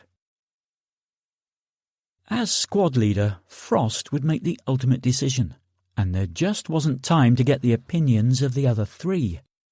They could try to make a noise and coax their target downstairs again, but that would put him on his guard, and an X-ray on edge was not conducive to a good day. On the other hand, if they forced an entry while he was upstairs, he would have time to arm himself and either kill the hostage or kill one of Frost's men, neither of which option he could accept. Peering through the kitchen window, he saw a mobile phone on the counter, and it gave him an idea, which he shared with the team. He took off his respirator and put his ear to the glass in the back door. From the other end of the house, he heard the muffled shouts, which wasn't a good sign for the hostage, but it should keep the X-ray occupied for a few moments. The door was old, paint flaking all around the frame, so he was very gentle when he tried the handle. At first he thought it was locked, but when he applied a little pressure, it gave with a creak. Heart in his mouth, he was aware that the shouting had stopped. His hand went to the trigger guard of the MP5SD, ready to rush, but a moment later the verbal abuse started up again, much to his relief. Removing one of his gloves, he crept into the kitchen and closed the door, then picked up the phone, flicking through the menu to the sounds option. He selected ringtones, then chose the current tune and put it back on the countertop near the sink before retreating to a position behind the kitchen door. A moment later he heard footsteps as the target rushed down the stairs and burst into the room, grabbing the phone. He had his back to Frost, so Frost couldn't see the look of confusion. Then he pounced. "Down on the floor! Now!" Flynn spun round and stared in amazement at the soldier pointing the silenced weapon at him. Shock turned to anger, and he made a grab for the knife in the sink. It was the last move he ever made. The first bullet smashed through his temple and pierced the brain. By the time it hit the far side of the skull, it had lost too much momentum to break through the other side, so it just bounced around like a fly in a jar, shredding the brain even more. The second bullet, fired less than a second later, wasn't necessary, but training dictated a double tap, and that's what the X-ray got. The other three members of the team burst in as he shouted his warning, but Flynn was on the floor before they got through the door, so they hurtled over him and raced through the kitchen door. "X-ray 1, down," Frost reported, his voice just a little taut after his first kill.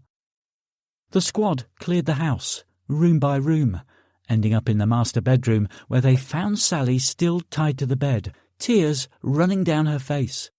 They didn't know whether they were tears of fear or relief, but as with most traumatic situations, they knew they would continue for some time.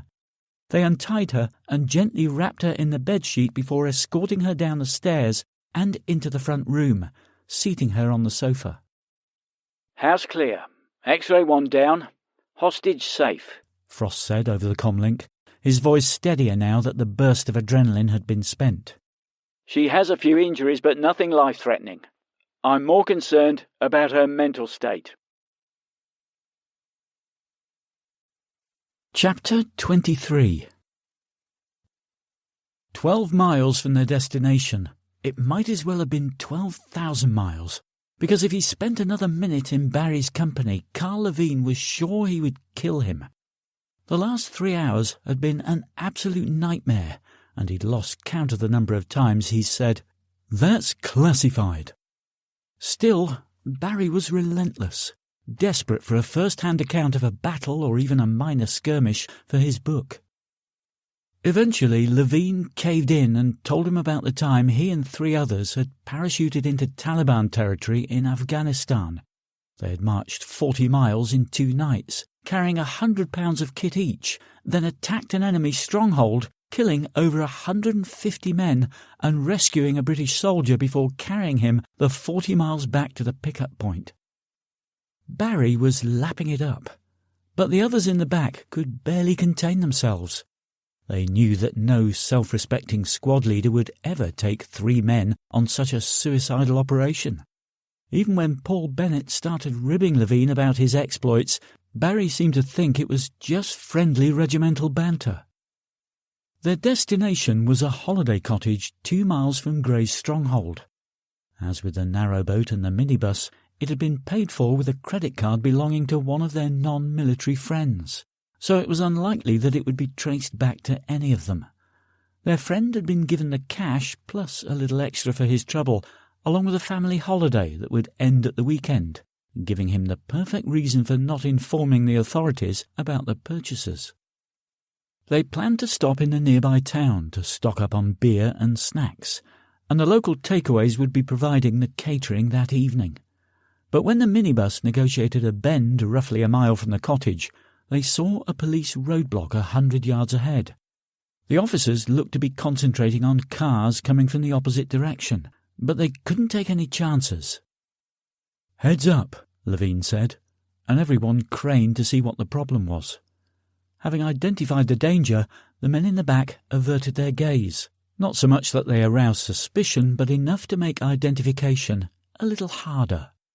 They had discussed the possibility of being stopped on the way and had decided that it wouldn't be the end of the world. They would go along quietly.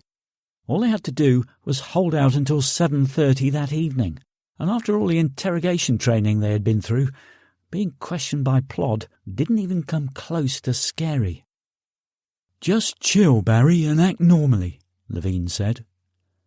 2 police cars created a chicane, with officers at either end allowing traffic to flow first in one direction, then the other.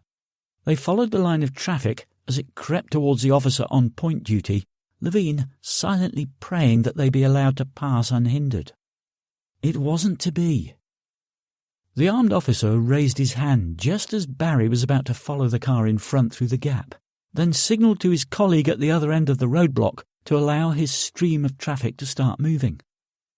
"What do we do now?" Barry asked through clenched teeth, his gaze fixed ahead and his hands gripping the steering wheel in the 10-2 position.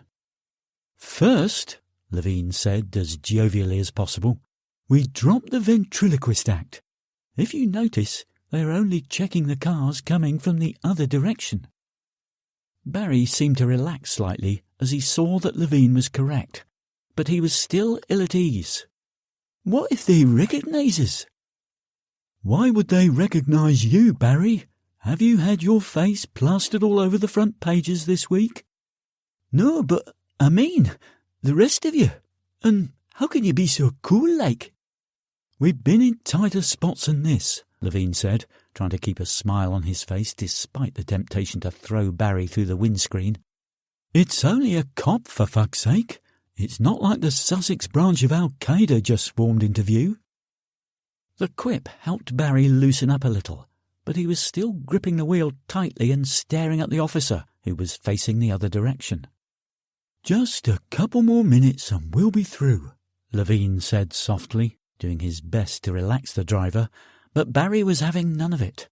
When the policeman turned to see how much traffic he was holding, he noticed Barry and appeared to know instantly that something was amiss.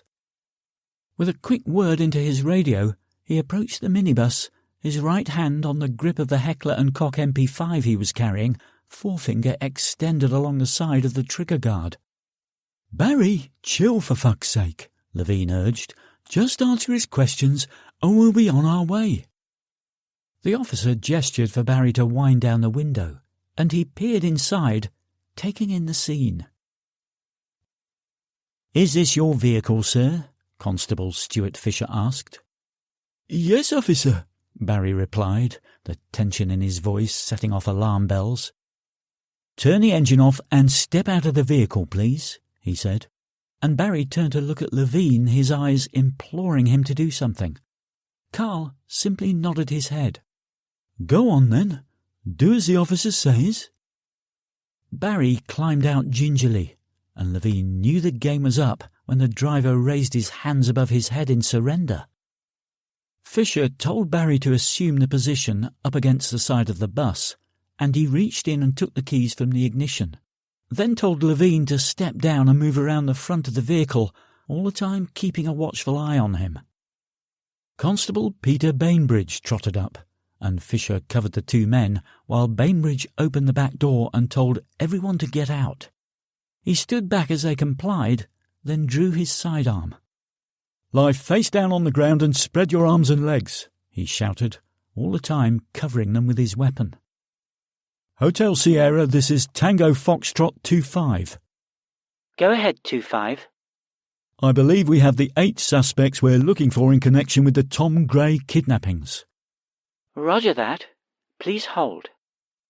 Fisher ordered Barry and Levine to the rear of the vehicle and instructed them to lie down next to their friends, then radioed the officers at the other end of the roadblock to bring handcuffs and plasticuffs. Barry moaned at having to lie on the wet tarmac with the rain falling, but he got little sympathy. Fisher read each of them their rights, and all acknowledged him, except for Barry. I'm not one of them, he pleaded. I'm just the driver. They hired me to bring them here. He's telling the truth, the front passenger said, but Fisher was having none of it. His radio squawked.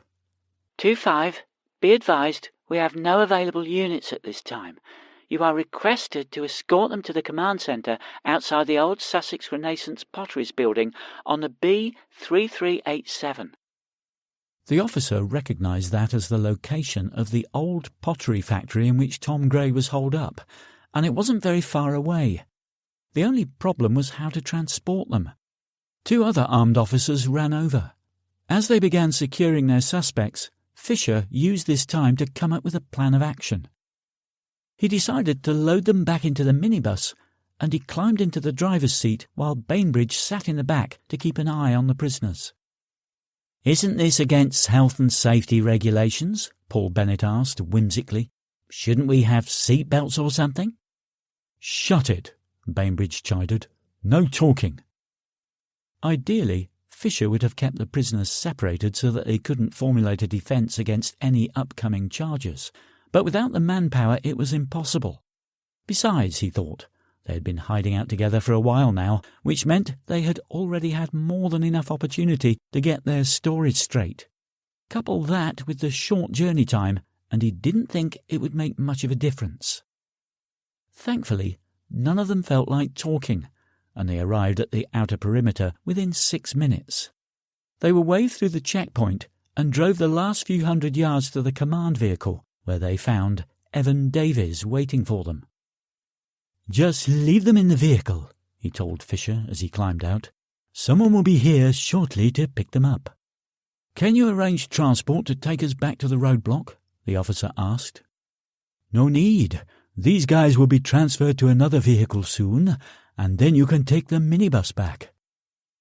Davies looked through the windows. "Who's that?" he asked Fisher, pointing inside. "Claims to be just the driver." "Let him go," Davies said. "Sir?" "Release him," Davies said, emphasising each syllable. "But, sir, he might be an accomplice. Shouldn't we at least—" "We have our orders," the superintendent interrupted. "Someone will be along in 30 minutes to collect the 8 suspects. It's out of our hands now." "Do you want me to go down to the station with them? I am the arresting officer, after all." "I doubt they'll be going anywhere near a police station," Davies told him. "The orders came from the very top, so we just do as we're told. Get the driver out and stick him in the command vehicle for now. You can take him with you when you leave." Fisher did as instructed, feeling betrayed. This was the biggest arrest of his career, and no one would hear about it. It probably wouldn't even be a factor when he came up for promotion, and that really pissed him off. As a result, he used a little extra force to drag Barry from the back of the minibus. One of the prisoners protested. "Take it easy. The guy's done nothing wrong. Wrong place at the wrong time, that's all." "Shut the fuck up," Fisher snarled. "You should be more concerned about your own safety." Levine snorted. "I think we can handle a couple of hours in a police cell." "You should be so lucky," Fisher said as he slammed the door closed. "What's he talking about?" Levine asked. "No idea," Bainbridge said. "Just keep quiet." Harvey watched the whole affair at the farmhouse on the video link from the helicopter and heard every word through his comms unit. When the confirmation came in that Sally was alive, he felt relieved beyond measure and called the emergency services just to be on the safe side. "Ambulance on its way," Harvey confirmed. "I'm coming in." He gunned his motor, which made the car fishtail on the wet grass. Slowly was going to be the quickest way across the field, but once on the open road, he floored the accelerator and was outside the farmhouse in no time. Blythe was waiting at the back door. Harvey took off his comms gear and handed it back. "Thanks." "Keep it," Blythe said. "You have comms to the police manning the roadblocks, and you can guide us in if they find anything. Meanwhile, we'll head back to our vehicles and wait to hear from you." "What about Gray? Is that assignment over?" "It is for us. We would be unlikely to get the orders to take him down at this late stage, and the more pressing need is to find these terrorists. It's better to stay here, in the centre of the search area, so that we can deploy in any direction at a moment's notice." "That's good to hear," Harvey said. "Nice takedown, by the way. Was there no way of taking him alive, though?" "I don't second-guess the squad leaders. If X-Ray 1 had complied, he'd still be with us. But he made his choice, and we don't take any chances. At least he got a warning shout, and that is not something we do every day." "Which is why they have built up such a fearsome reputation," Harvey thought. He remembered the Balcombe Street siege in December 1975. 4 suspected members of a Provisional Irish Republican Army Active Service Unit were chased through London after shooting through the windows of a Mayfair restaurant. This led to a 6-day standoff in a block of flats, during which the 4 suspects held a couple hostage. Negotiations were going nowhere, so knowing the suspects were following the events on the news, the authorities leaked information that the SAS had turned up to end the siege. The terrorists promptly freed the hostages and surrendered. "I'll go and speak to Sally and see if she can give us a clue as to what Mansour is planning." He found her sitting on the couch, the bedsheet wrapped tightly around her, rocking gently back and forth. The marks on her face looked superficial, but the real damage would be the psychological scars. She would get all the help she needed from the service, that was for sure, and eventually she would forget this episode, or at least learn to live with it. For now, though, he wanted her to recollect as much as possible. "How are you holding up?" he asked her. "I'm fine," she said, but he could tell she was far from okay. Although she was looking at him, her focus was elsewhere. "Sally, did they mention their target at any time?" She shook her head. "They spoke in Urdu, but used a few English words here and there. You know, words they don't have in their own language." "Which words? Do you remember any?" "I heard AK-47 a couple of times, but that's about it. They took me into a cellar somewhere, but weren't with me for long. Only about 20 minutes. After that, it was Flynn." Her voice tailed off as the recent memories came flooding back, but Harvey couldn't allow her to dwell, not just yet. "What about Mansour? Did he speak to you?" "Yes. He came in and told Flynn to leave, but he didn't say what his target was. He just wanted to know what I knew, what we knew about him." Her eyes started to cloud over. "I told him everything I knew." The tears came now, so he sat beside her and put a comforting arm around her shoulder. "You did what you had to do," he assured her. "Most people would." The words didn't seem to comfort her, the tears still coming thick and fast. "I doubt the information you gave him would do him any good," he said. "What exactly did you tell him?" She managed to get herself under a semblance of control. "I told him I was with the service and that we knew about his arrival." "That's it?" Sally nodded. "Then that's nothing he wouldn't have already guessed." He ran his palm up and down her arm. "It's okay, Sally. No one will blame you for any of this. We're all just so relieved that you're okay." She nodded again and blew her nose on the bedsheet. Are you sure Mansour didn't say anything at all about his target? How about the others? Nothing, really. Well, there was one thing. What? I'm sure it was nothing. Harvey wanted to shout at her to spit it out, but knew that would be counterproductive. Instead, he cajoled her gently. You never know, Sally. Even a single word could be significant. Well, there were a few of them standing at the top of the cellar stairs, and I heard the word grey a few times. At first, I thought they were probably talking about the weather, what with the sky being grey for the last few days, but later it occurred to me that it might be Tom Gray they were talking about. Yes, we already made the connection, Harvey said. We think the timing of his arrival in the UK was meant to take advantage of the fact that vast resources are being focused on the search for Gray's bomb. No, not that. Although it makes more sense, I guess. If you have another theory, please share it, Harvey said, even though he was sceptical of any ideas she might have. I was just thinking maybe Gray is the target. Harvey thought about it, running through all possible connections between the two men, but finding none. Gray had already left the army by the time Mansour came on the scene, and thinking back to both men's profiles, he was pretty sure that their paths hadn't crossed in recent years. I can't see any reason why he would target Gray, he said. What would he gain? At first I asked myself the same thing, but it boils down to one question. What would happen if Tom Gray were to die today? Think about it. Why haven't we stormed the place yet? Because, he began, hoping to enlighten her, if we did, he would take his own life, and the device he planted would... His voice tailed off as he made the connection. By killing Gray, Mansour would deprive them of all hope of finding his device. It was so simple, yet he hadn't even considered Gray as one of Mansour's possible targets.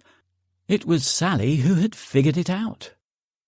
Harvey put the SAS comms unit to his ear and was about to share his findings with Blythe, but the airways were already full of chatter, and he realised the revelation had come too late. Chapter 24.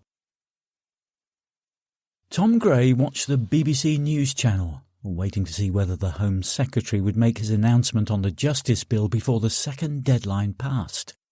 There was still an hour to go until the 6 o'clock target, but there was always the chance of an early press release, so he sat back to wait for it.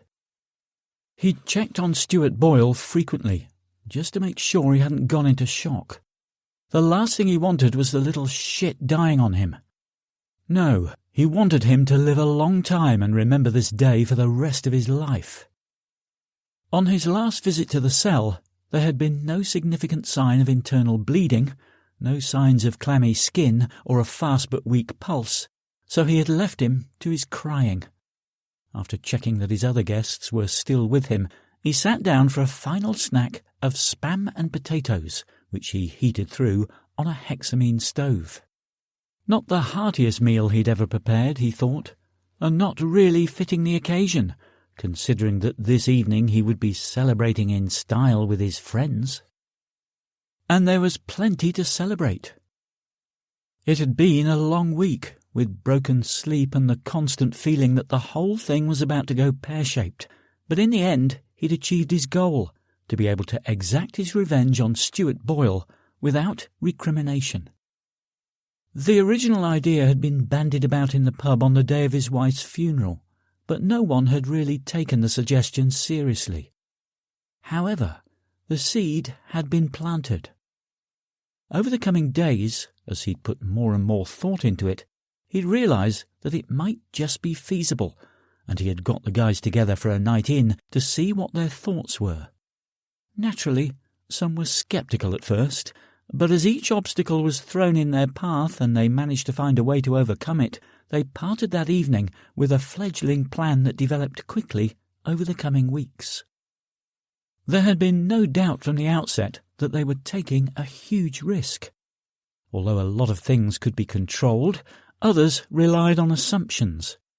That the world believed Simon Arkin was truly dead. That the authorities would fall for the fake mines around his perimeter. That people believed he was willing to take his own life. That the government would offer him the chance to face a single murder charge if he gave himself up. That had been the biggest worry.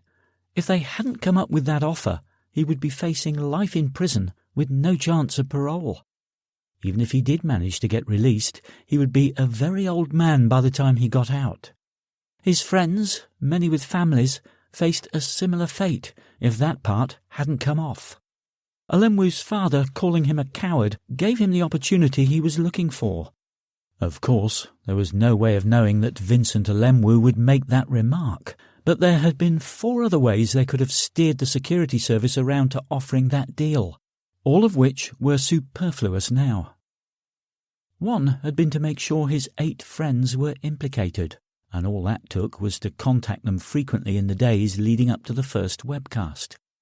To be doubly sure, they'd picked up a couple of the hostages when they were with friends, so that they would be able to identify the assailants. Gray guessed the security services would try to use emotional blackmail, and giving them the ammunition had been easy. At first, he'd insisted that he carry out the whole thing himself, as he really had felt he had nothing to lose, and he hadn't wanted his friends giving up their liberty. Sure, he'd wanted to create a trail to the others, but they would all have watertight alibis when they eventually handed themselves in. His friends had understood his reasons, but had insisted on taking part. Besides, Campbell had argued the only way they could truly be implicated was if they were seen to take part in the abductions. He'd reluctantly agreed, but on the condition that they each took $100,000 in cash and stashed it away in case the excrement hit the twirly wind machine. He smiled as he thought of the justice bill that the country had voted overwhelmingly to support. The suggestion that the whole country get a say in whether the law was changed to come down harder on repeat offenders had been a touch of genius on Michael Fletcher's part. Originally, it was to have been Tom who would demand a review of the current system, but putting the vote to the people had been an inspired idea. Not that anything would come of it, thankfully. He'd created a bill that would resonate with a large percentage of the population, but one so outlandish that no politician could take it seriously. Bringing back the death penalty, giving guns to offenders as part of national service. The very idea made Gray shudder. No, it was designed simply to put the government on the back foot and negotiate a way out of the situation, and it had worked. All he had to do now was to make a final webcast accepting the Home Secretary's offer, and he would walk out the door. There was always the chance that the public wouldn't vote for him to surrender himself, but one click of the mouse had activated a command on his South African server which had disregarded all incoming emails and instead sent back the results showing that the people wanted him to give himself up. Moments after he left the building, the police would enter and find Simon Arkin alive and well, and the sole charge he was facing would be dropped, making him a free man. They would certainly be surprised that Arkin had survived his execution, when in fact all it had taken was a blood pack and a blank round. The trickiest part had been to get the struggling boy to slump when the shot was fired, and this had been achieved by having a drip attached to his right arm, hidden under the long sleeve of his T-shirt. The drip was activated by a button that he'd taped to the wall right next to the light switch, and as he'd entered the room, he'd hit the button a couple of times, administering a dose large enough to render him unconscious, but not large enough to kill him. Wouldn't that have been ironic, faking the boy's death and inadvertently murdering him in the process? Fortunately, he had an ex-colleague who now worked as an anaesthetist at a large hospital. Getting just the right amount of propofol to knock him out for a couple of minutes hadn't been a problem. He'd stood in the doorway, blocking the camera's view until the boy was under, then fired the fatal shot before going to complete the illusion by checking his pulse. The final part of the plan was to give the authorities a big enough reason not to launch a rescue mission, and so one of his last acts as the managing director of Viking Security Services had been to use his connections to arrange a free security appraisal of Northern Industries. The purpose was not to take anything, but to come up with a feasible scenario that would convince them that he actually had a bomb. The one he'd come up with would have kept them occupied for a few weeks, never mind just the few days he needed. One concern was that any agreement they made would be conditional on him giving the location of the device, so he'd really created one which would take thousands of lives with the emphasis on small and airborne. They'd not be pleased when they discovered that it was a small incendiary device hidden under a beehive in a nearby apiary. If it went off, thousands of lives would indeed be lost, the lives of thousands of small, airborne insects. He'd been careful never to say that thousands of people would die, so technically he had told the truth. If they had chosen to interpret his words differently, that was their problem. Had it all been worth it? It had been a gamble, that was for sure. Some might have argued that if he'd simply beaten the shit out of Boyle, he would have probably got a few months inside, maybe a suspended sentence because of the mitigating circumstances. However, he had wanted to punish Boyle and get people thinking about the judicial system. When the judge had allowed Boyle to get away with 8 months on remand after depriving Gray of a family, he had seen that as a huge slap in the face. Crippling the boy and walking away scot-free was going to be the perfect fuck you to Justice A.B. Benson. He'd never intended for his justice bill to be implemented, though he hoped this last week would at least let the government know that soft sentences were not palatable and that people would no longer accept them. Parliament could spend the next year haggling over the carcass and find some common ground to mollify the masses. As he polished off the last of the spam, he thought about how pissed off Andrew Harvey would be. He'd really given him the runaround, having him search the country for a device he would never find, leaving a trail to his friends, one that Harvey wouldn't be able to follow to its conclusion, and getting Harvey to come all the way down here just to deliver a document. When Harvey found out that this really was mostly about revenge, he wasn't going to be adding him to his Christmas card list. But hurting a spook's feelings wasn't going to cause Tom Gray to lose sleep. He sat back in his chair, looking forward to a few beers later, and satisfied that he'd thought of everything. Everything, apart from the fucking smell. As Abdul Mansour approached the line of media vans along the side of the road, he was glad to see that the 2 lead cars and the pair of motorcycles were already parked in their designated positions. So far, the journey from the farm had been without incident, and as planned, he was bringing up the rear of their little convoy. They had followed his instructions and kept other cars between them up until the last couple of miles, but as traffic thinned out, they found they were the only vehicles on the road. No matter. They had reached their destination, and in moments he would be firing the first shot in what he hoped would be his greatest victory so far. Hoped because no matter how good the tactics, no matter how good the planning, there was always the unexpected. Admittedly, they'd only had a day to practice their attack, but even if they'd had a month, there would still be countless obstacles waiting to trip them up. An overzealous policeman could have stopped a car for having a tail light out. A pedestrian could have walked in front of one of their cars. Police reinforcements could have been brought in to contain the crowds for when Gray turned himself in, resulting in a greater opposing force. The RPGs might not work. The motorbikes might. There wasn't time to dwell on what might or might not happen. Another car pulled into position at the head of the news vans. The occupants remained inside, awaiting his signal. They received cursory glances from the media folk, but nothing more. He was 70 yards from his destination now, and the first of his vehicles was rolling to a stop. It was all in Allah's hands now. 60 yards from his intended position, It seemed Allah wasn't in the best of moods. No sooner had the first car stopped than a policeman approached, holding an MP5 across his midriff. He got to within 10 yards of the vehicle when the occupants leapt out and began spraying hot metal in his general direction. Damn them!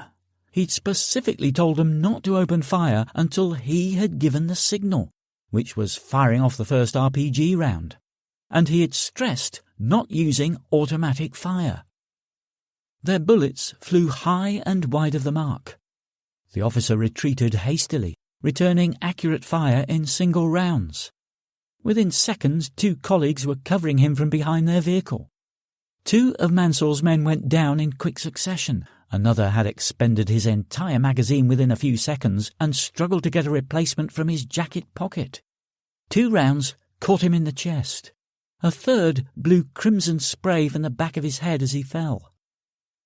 The attack was falling apart before it had even started, and the police were quickly gaining the upper hand. The 2 remaining cars had stopped dead, leaving him 20 yards farther away than he had planned, but still well within range of the police cars. "Everyone out now," he shouted. "Lay down fire while I get into position." All 4 men in the car jumped out, keeping the vehicle between themselves and the incoming fire. As the other 3 added to the volley of fire being directed towards the police cars, Mansour slung the first of the 2 RPGs onto his shoulder, raised the rear sight to manually cock the weapon, and took careful aim. Perhaps Allah was looking out for him after all, he thought. The angle he was forced to fire from exposed the rear of the first police vehicle, which wouldn't have been the case if he had stopped where he'd originally planned. Despite the staccato buzz of gunfire all around him, he took a breath and exhaled slowly before pressing the trigger. The high-explosive anti-tank or HEAT round found its mark, penetrating the side panel of the Volvo before detonating a millisecond later over the petrol tank. The force of the explosion threw the car 4 feet into the air, and the policemen taking refuge behind it were flattened by the overpressure, the lightning-fast shockwave literally crushing their internal organs. The driver of the second police vehicle was calling in the attack to his superiors when the grenade hit, cutting his report short as searing hot shards of shrapnel shredded the vehicle and a piece of the rear wheel arch removed the top half of his head. "Move to your positions," Mansour shouted. "You lot, make sure they're all dead, then attack the command vehicle. The rest of you, come with me." A bullet flew past his ear, and he ducked instinctively. It had come from the field, and he realized that the armed officers surrounding the building had run over to investigate the initial explosion. They now sought revenge for their colleagues.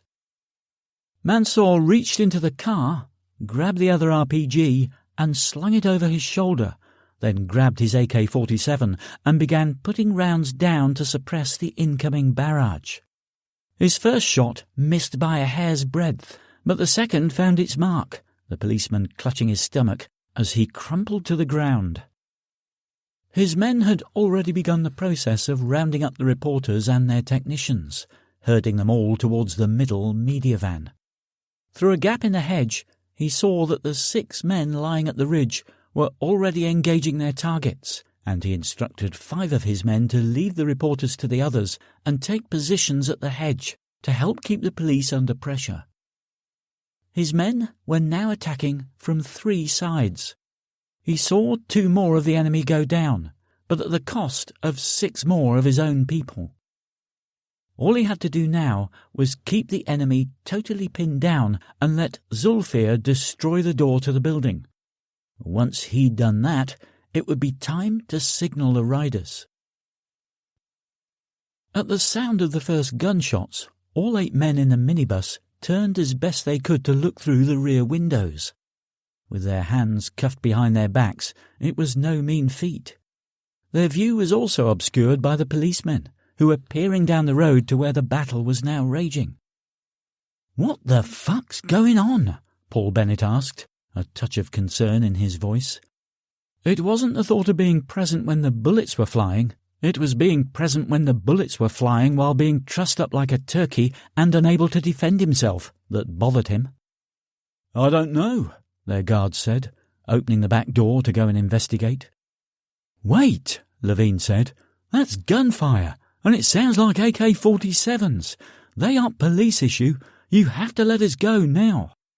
Just wait here. I'll see what's going on. We can help. Trust me, Levine persisted. Look, there's no way I'm letting you go. Just sit tight. I'll be... Over 500 yards away, Parvan Chowdhury flew backwards, the 9mm round from the police MP5 catching him 5 inches below the chin and travelling through his body to sever his spine.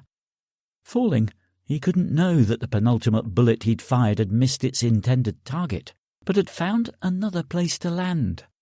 The bullet travelled far beyond the maximum effective range of the AK-47, but as it hit the officer's right eye, it had enough momentum to lodge in the soft tissue of his brain.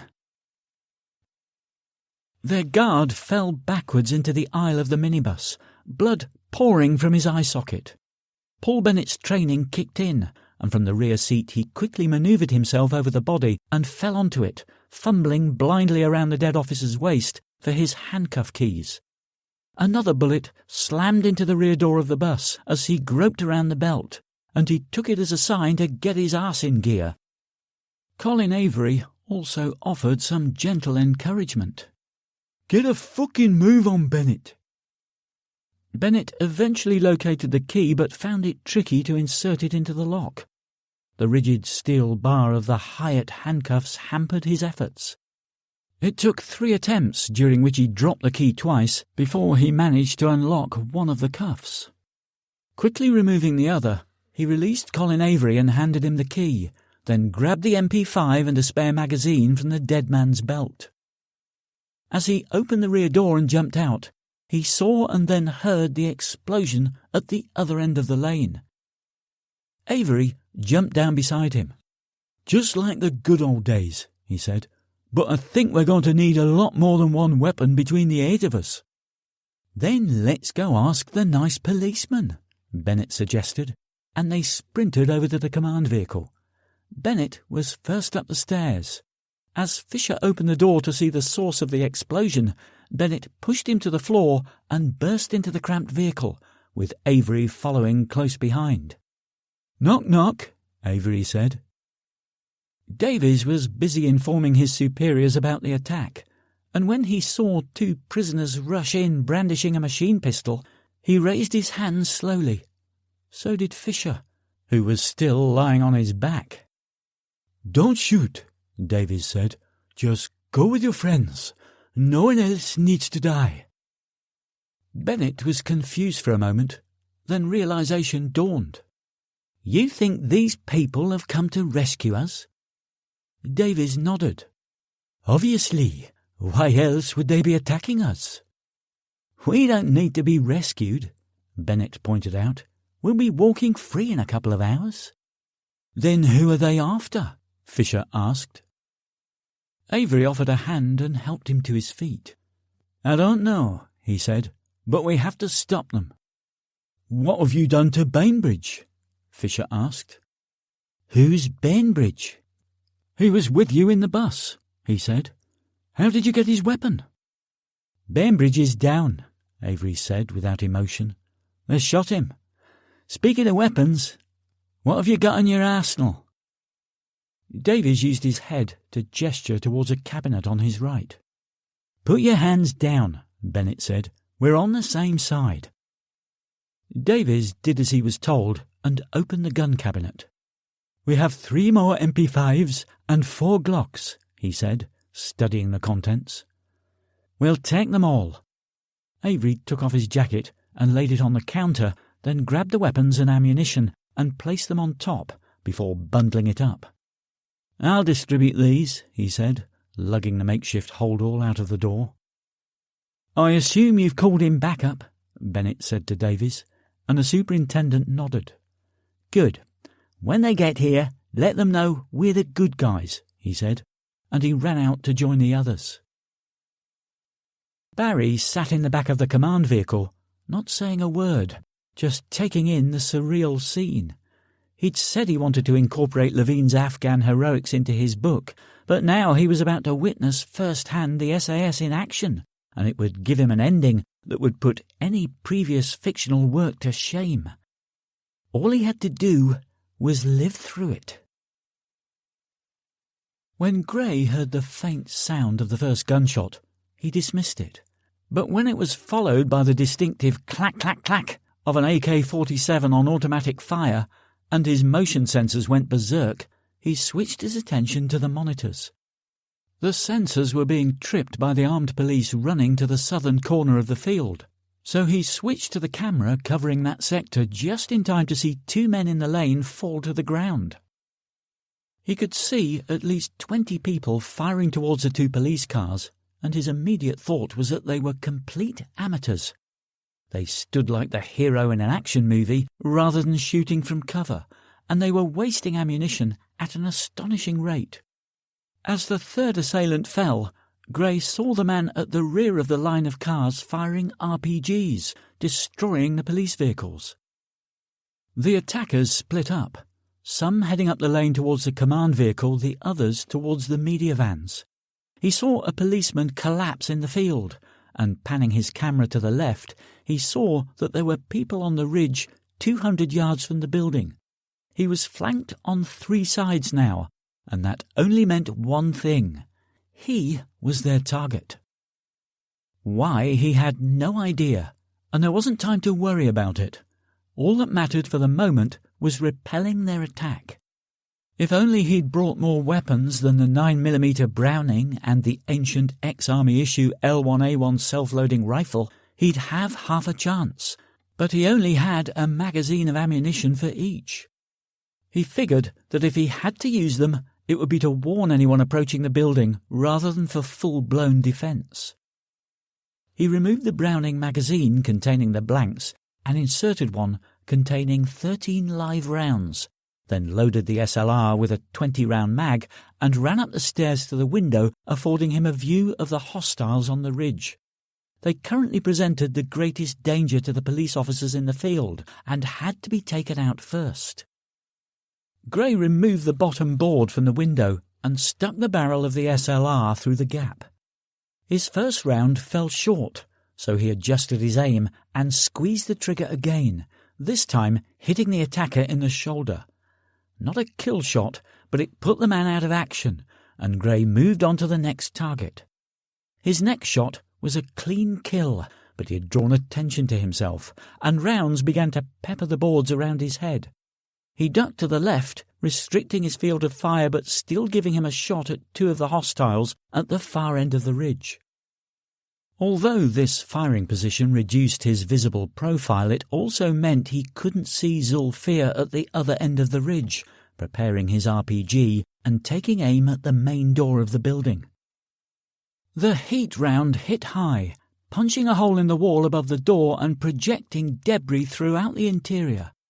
A breeze block the size of a loaf of bread smashed into the computer table, destroying his laptop and ricocheting into the bank of monitors, while other smaller fragments of concrete shrapnel fizzed around the room. A splinter buried itself in Gray's buttock, stinging like a hornet, and he fell to the floor, the concussion from the explosion disorientating him momentarily. He shook his head and opened his mouth wide to equalize the pressure, then pushed himself up and surveyed the damage. His computer equipment had been destroyed, but the generator was still going, though all it had to feed now was the lights. The round had come from the ridge, of that he was sure, and when he returned to the window he saw his assailant preparing to take another shot, the weapon already poised on his shoulder. Grabbing the rifle, he took a snapshot, but the bullet went wide. His next effort went high, but the third smashed into the man's forehead, throwing him backwards, but not before the grenade left the tube. Gray threw himself to the floor and covered his ears as the projectile arced towards the building, found its mark, and demolished the front door. As the sound of the explosion died down, Gray heard 2 long blasts of a whistle from the right. He identified the person responsible as the one who'd fired the first RPG at the police. This was undoubtedly the leader, and therefore his priority target. Priority, that was, until he saw the motorcycles enter the field behind the ridge. The riders raced towards the rising ground and swept over the crest, making a beeline for the path leading to his door.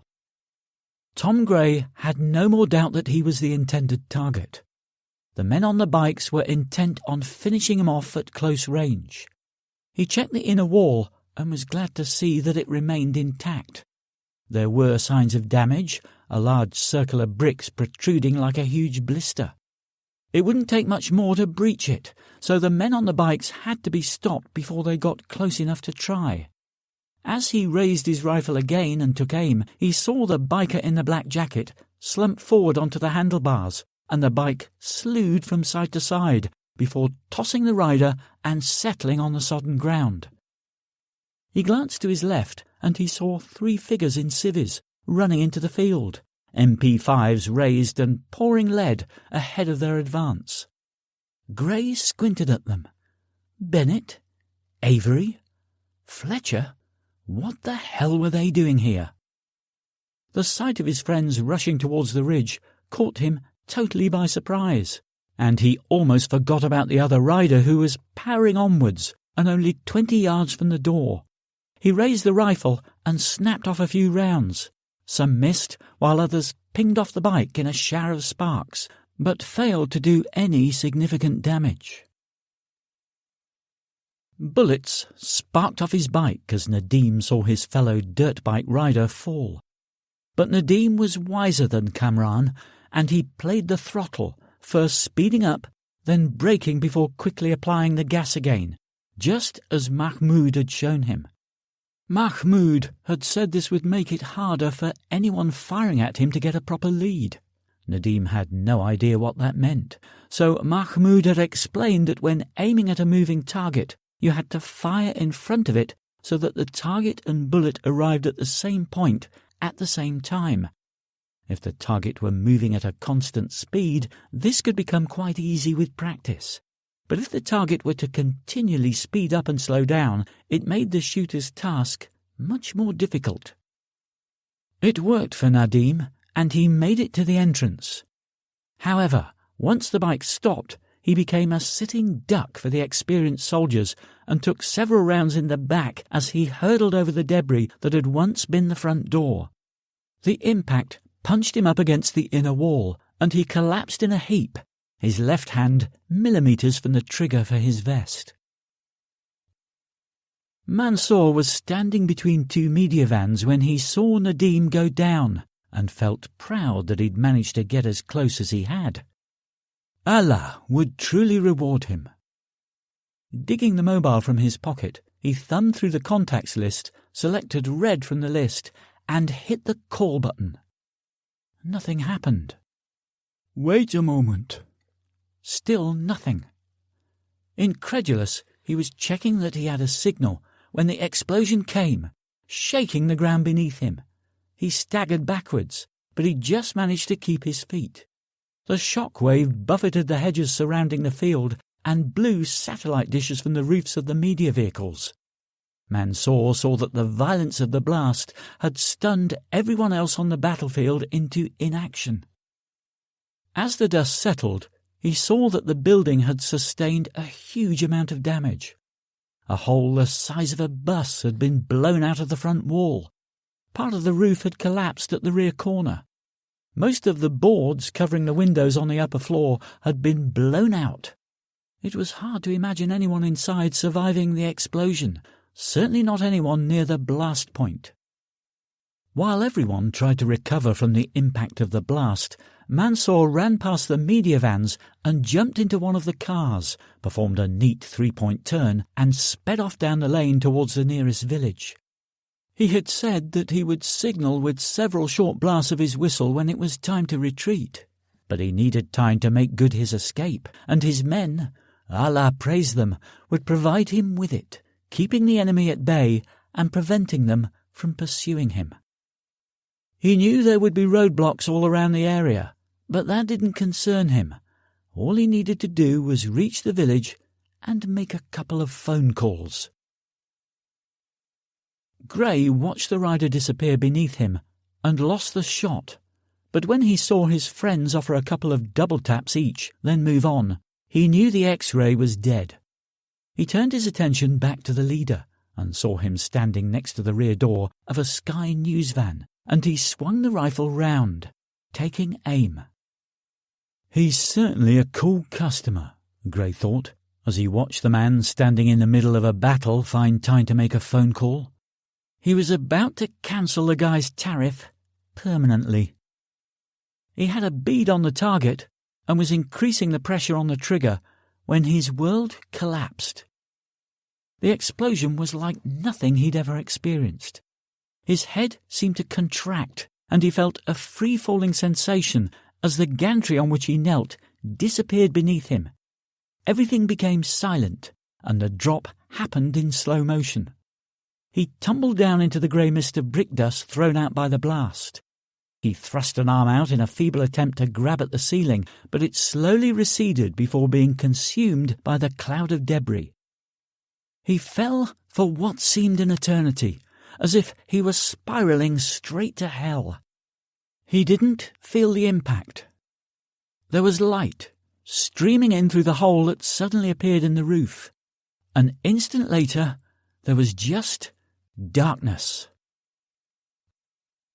Jeff Campbell and Tristram Barker-Fink were through the gaping hole before the dust settled, while Sonny Baines, Len Smart and Carl Levine rushed to see to Bennett and the other two who had led the counterattack. They each tended to one of their friends, but Sonny soon felt a hand on his shoulder. "Fletch is gone," Smart said, and moved on to inform Levine. Sonny took the news stoically, simply nodded and turned his attention back to Avery and his injuries. Blood seeped from his ears, and his left leg was bent up underneath him, and Sonny was grateful that he was unconscious. "We need medics," he shouted over to Levine. "No chance. They aren't going to send an ambulance crew into the middle of a firefight." "Fair enough," Sonny said, grabbing Avery's weapon and the spare magazines. "Let's go end it." He ran to his left, Smart and Levine following to the top of the ridge, level with the two remaining attackers. The 6 pounds of metal in his hands spat twice, and the nearest hostile lay motionless. Beyond him, the other target appeared, rising to his knees as he swung his AK-47 round. He was all too slow, and the impact of 2 bullets in the sternum pushed him backwards. With the ridge clear, the 3 men spread out and headed towards the hedge marking the boundary of the field. Incoming rounds peppered the ground around them, but the intensity dropped as one by one the attackers exhausted their meagre supply of ammunition. Sonny saw 4 men pile into a car and shoot off away from the burning wreckage of the police vehicles, and he chased them with a couple of short bursts from the MP5. The rounds shattered the back windscreen, but the driver kept his foot on the gas, screaming round the corner, out of sight. Sonny had no way of knowing whether he'd managed to hit anyone, but it didn't matter, because a bullet flashed just over his head to remind him that there were still plenty of hostiles remaining. The incoming rounds came from the lane leading to the command vehicle, so he laid down some covering fire while Smart and Levine advanced, firing as they moved. When they dropped to a kneeling position and continued to pepper the hedge with accurate fire, Sonny ran past them and took out one of the hostiles with a headshot. 2 more shots came his way, and then he saw the remaining 2 shooters jump up and run towards the burning vehicles, their empty weapons discarded by the roadside. As far as Sonny was concerned, an unarmed foe was simply a foe capable of arming himself again. He had no qualms about giving them both the good news in the back. The only remaining opposition came from the media vans. Sonny burst through the hedge and approached from the lane, swiftly changing out his magazine as he moved, the weapon sweeping from side to side as he searched for his next kill. Levine and Smart were at his 6, and they spread out across the road, advancing slowly. A figure ran out from between two vans and stopped dead, surprise written all over his face. The AK-47 in his right hand clattered to the ground, and he raised his hands.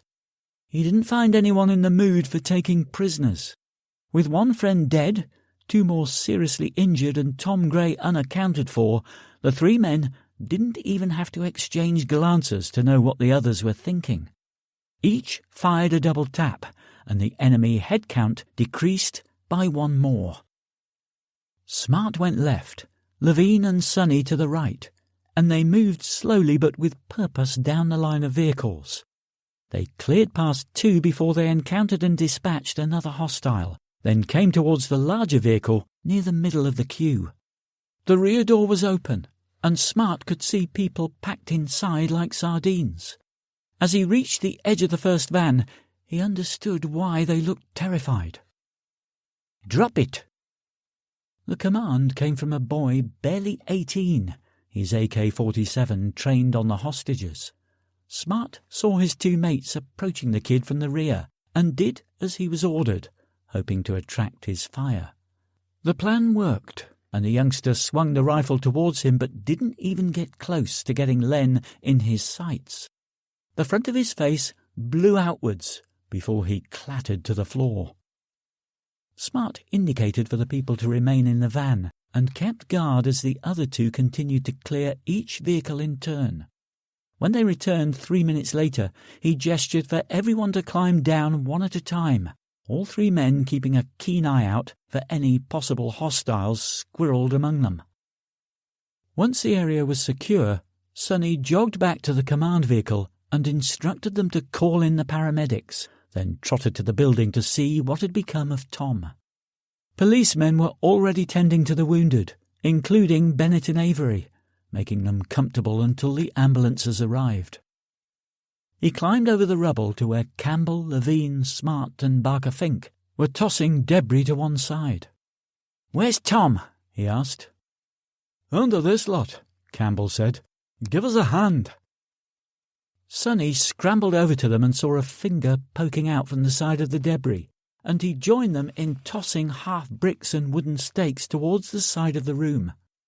Several seconds passed before he realized that only 3 of the prisoners' cells remained standing, the 2 closest to the front door having been demolished. No sound was coming from any of the remaining cells, but he wasn't going to lose sleep over it. All he cared about was getting Tom out. They continued the excavation for another couple of minutes until finally Gray's head and chest were clear. Neither looked particularly pretty. His entire head was purple and swollen, and his right cheek had been sliced open, revealing the jawbone beneath. His chest was a mass of blood, and Levine struggled to find a pulse. Campbell pushed him aside and began to administer CPR, but Sonny backed off. "It's too late," he thought. As he clambered towards the entrance, he saw the rain had stopped, and a thin ray of sunlight forced its way through a hole in the clouds, but nothing was going to brighten up his day. The scene around him was chaotic. Some of the media people in the lane were howling, others comforting each other. Some had grabbed cameras and were filming all they could, leaving no gory scene unrecorded. One tried to make his way through the hole in the building, but Sonny grabbed him by the collar and swung him round before smashing his nose with his forehead. The cameraman collapsed in a heap, clutching his face and trying to stem the flow of blood. "Fucking parasite," Sonny spat. "You want to be on my battlefield, you carry a rifle, not a fucking camera."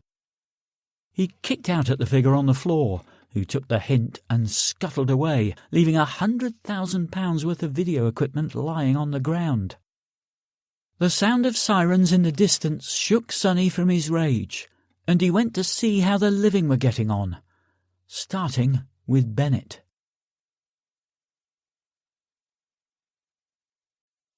Chapter 25.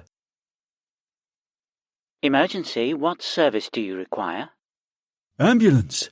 My aunt has collapsed and isn't breathing. She's 70 years old. What is your address?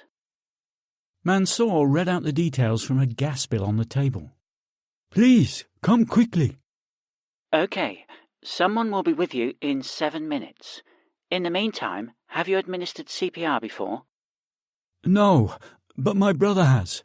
He's doing it now, Mansour said, and pretended to pass further instructions to his non-existent sibling. He was sitting in the lounge of the cottage, which he'd chosen the night before as he'd reconnoitred the area.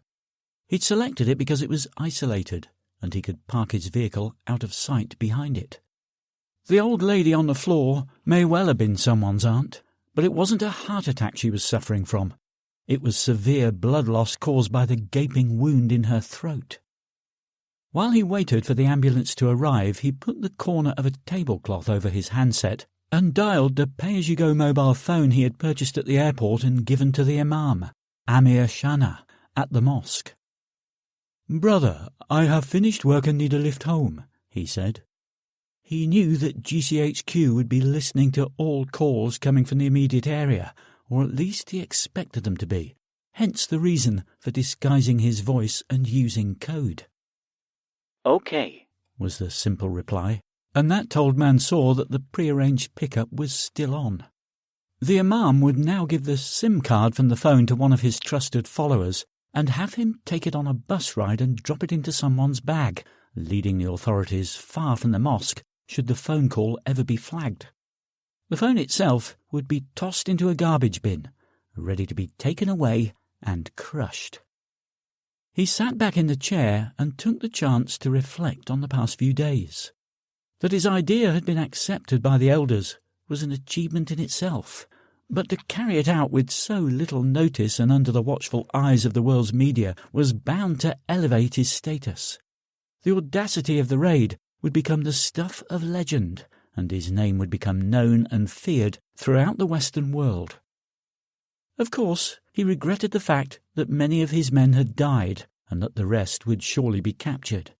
But they had served Allah well, and their rewards would be waiting for them in Jannah. He stood and went to the window, glad to see that the rain had finally stopped and the clouds were dispersing. It was as if Allah had sent the downpour to help him complete the mission, and now that it was over, he was showing his gratitude with the beautiful rainbow on the horizon. While he was appreciating the natural phenomenon, he caught sight of the ambulance approaching in the distance. He stepped through the front door to wait at the garden gate, waving his arms frantically as it approached. The vehicle pulled up, and both the driver and passenger got out and headed to the rear to get their AED, the automated external defibrillator. Mansour followed them and climbed in, the pistol already in his hand. The driver turned to see the barrel of the gun pointed at his face. "Do as I ask, and you might live," Mansour said, calmly. The paramedics dropped their equipment and raised their hands. "We have to deal with an emergency," the female said, her voice quivering. "Sadly, you are too late to save the old lady," he said. "Now, can you both drive this thing?" The couple nodded. The woman was close to losing control, but the man held it together better. "You," Mansour said, pointing to the male, "take her coat off and strap her into the stretcher nice and tight." The female paramedic almost fainted when he gave his instructions and had to be helped onto the bed by her colleague, who uttered soft words to soothe her. With the female secured, he ordered the man to climb through the small gap into the driver's seat. Then he put on the woman's high-visibility jacket. It was a snug fit, but would help with the illusion, and he completed the look with a disposable cap and surgical mask. "What is your name?" Mansour asked. "John."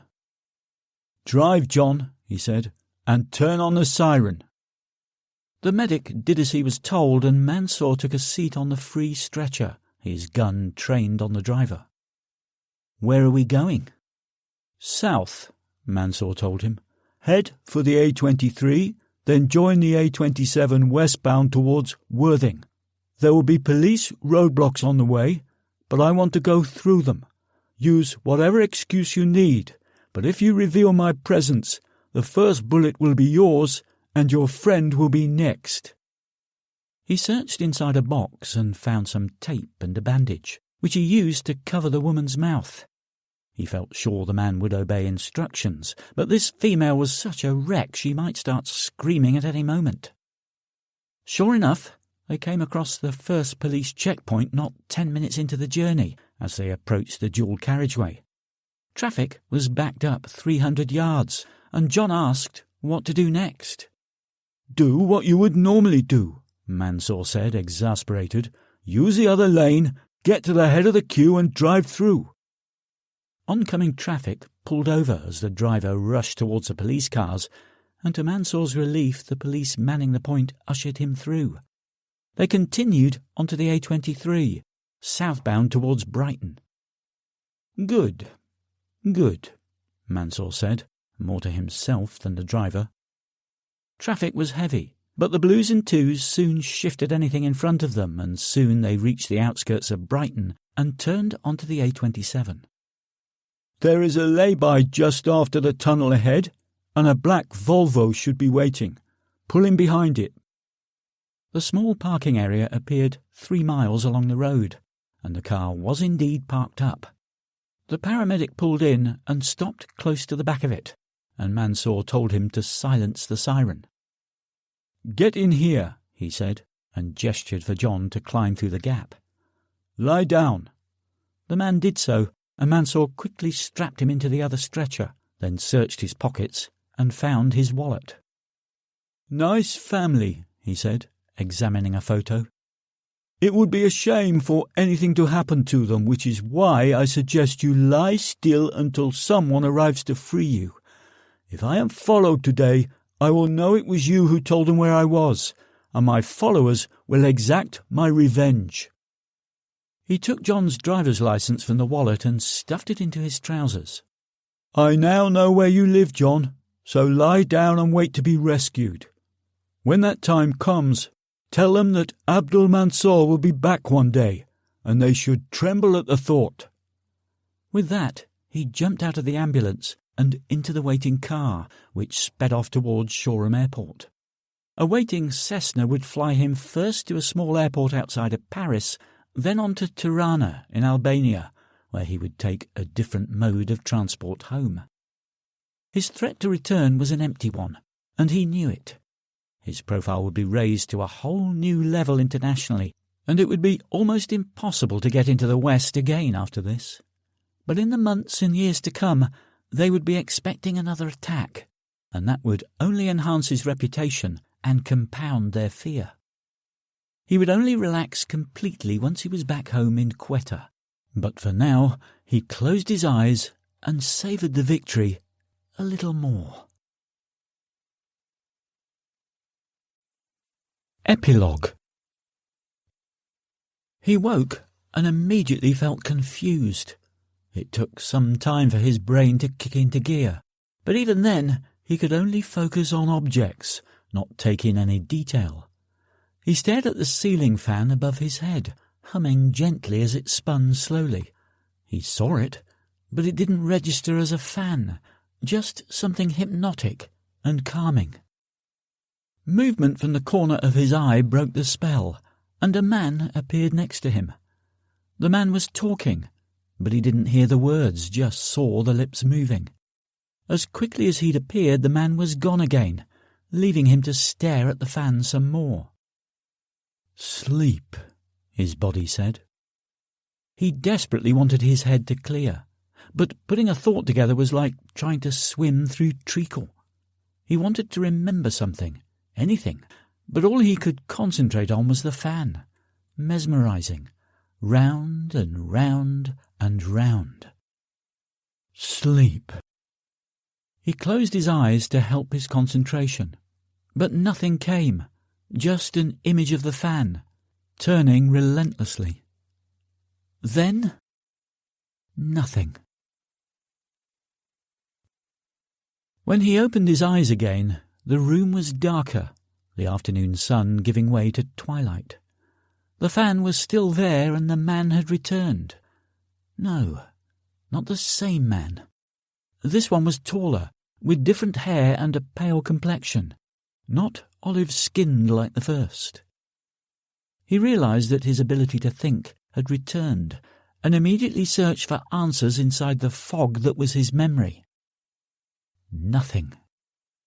The man stood over him, arms behind his back. "Good morning, Tom," he said, his accent suggesting public school and privilege. "Where—" The word had barely escaped his lips when the pain from his jaw shot to the top of his skull. He winced, then tried again, gently this time. "Where am I?" "My, how original," the man said. "I must say I expected more from you. My name is James Farrar," he continued, and his air of condescension made Gray take an immediate dislike to the man. Tom repeated his question, despite the pain it caused. "Subic," Farrar replied. Gray searched his memory for the name, and it came after a moment. "Manila?" "Close.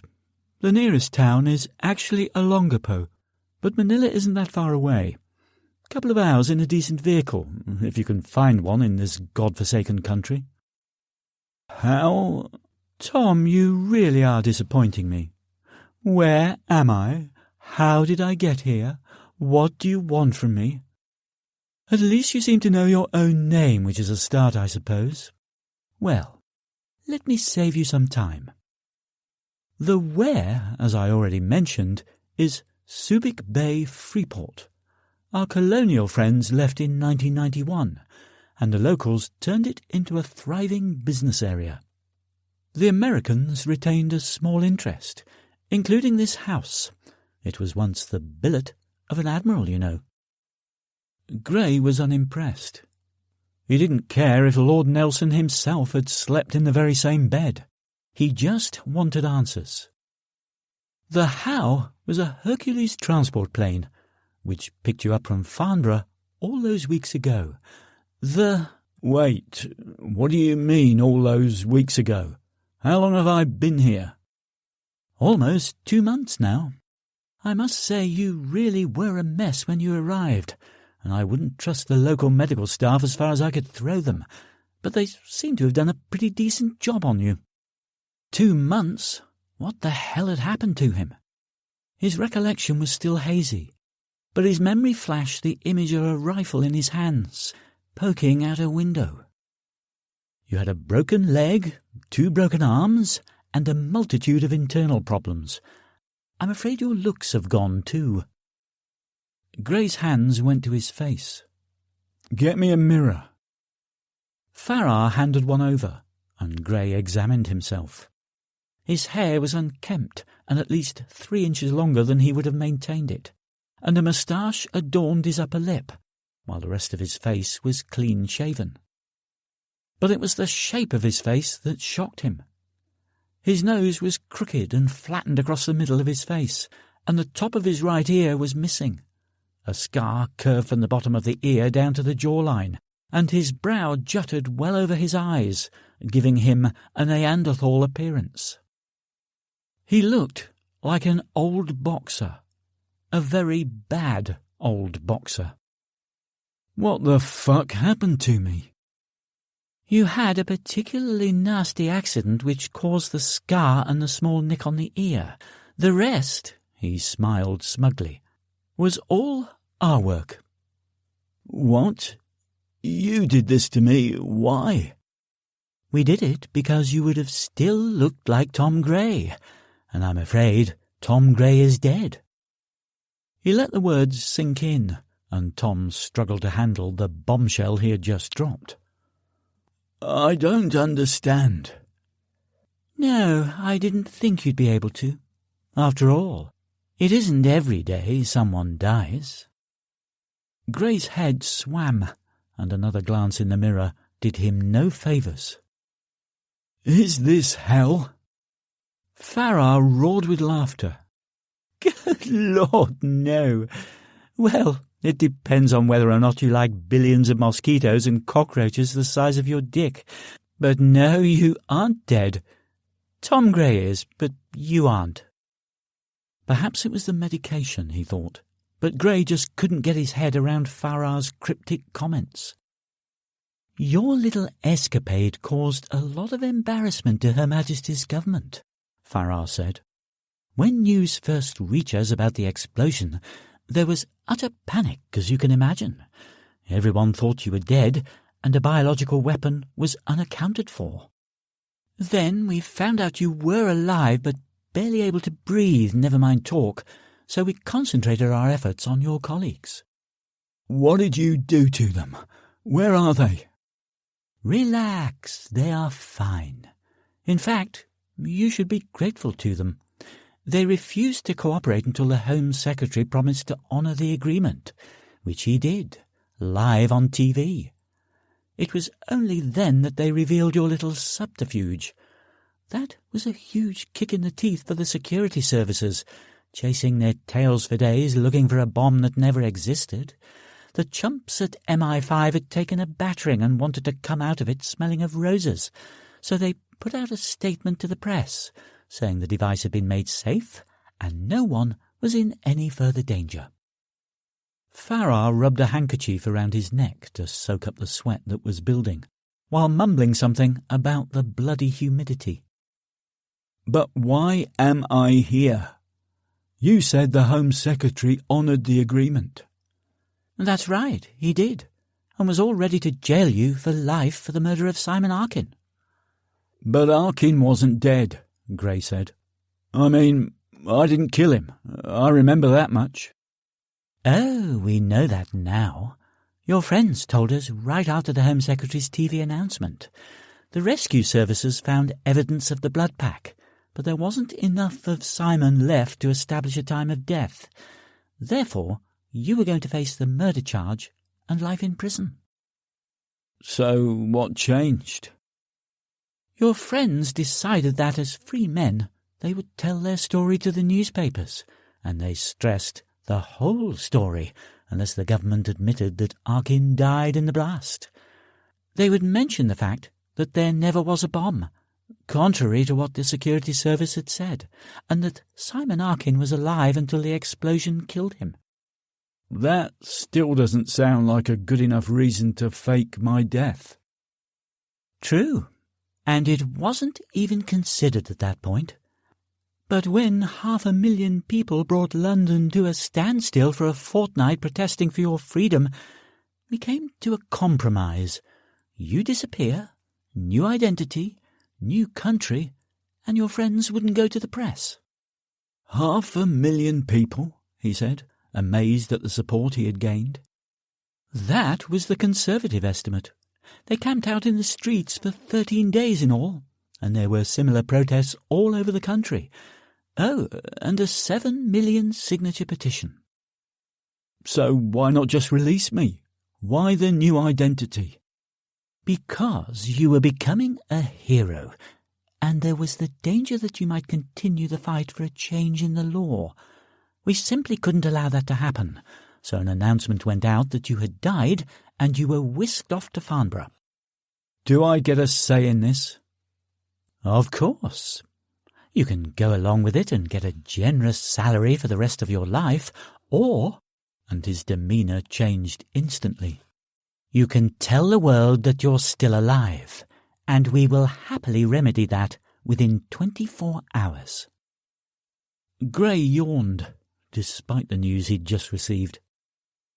I can see you're still tired, Farrar said. We'll talk later. But who attacked me? And what happened to the kids in the cells? Gray asked, stifling another yawn. We've got plenty of time for all that, trust me. I'll give you all the details tomorrow, including your new role. New role? When you're on the payroll, you have to earn your money. I'll explain it all in the morning. Farrar clicked the button on the intravenous feed to dispense a little morphine and watched as Gray's eyes struggled to focus. After a minute, they gave up the fight. Good night, Sam Grant. The End. About the author. Alan McDermot is a husband, father to beautiful twin girls, and a full-time author from the south of England. Born in West Germany of Scottish parents, Alan spent his early years moving from town to town as his father was posted to different army units around the United Kingdom. Alan had a number of jobs after leaving school, including working on cruise ships in Hong Kong and Singapore, where he met his wife. Alan's writing career began in 2011, and Grey Justice was his first full-length novel. You have been listening to Grey Justice, Book 1 in the Tom Gray series, written by Alan McDermot, narrated by Andy Stevenson. Copyright 2021 by Alan McDermot. Production copyright by Alan McDermot.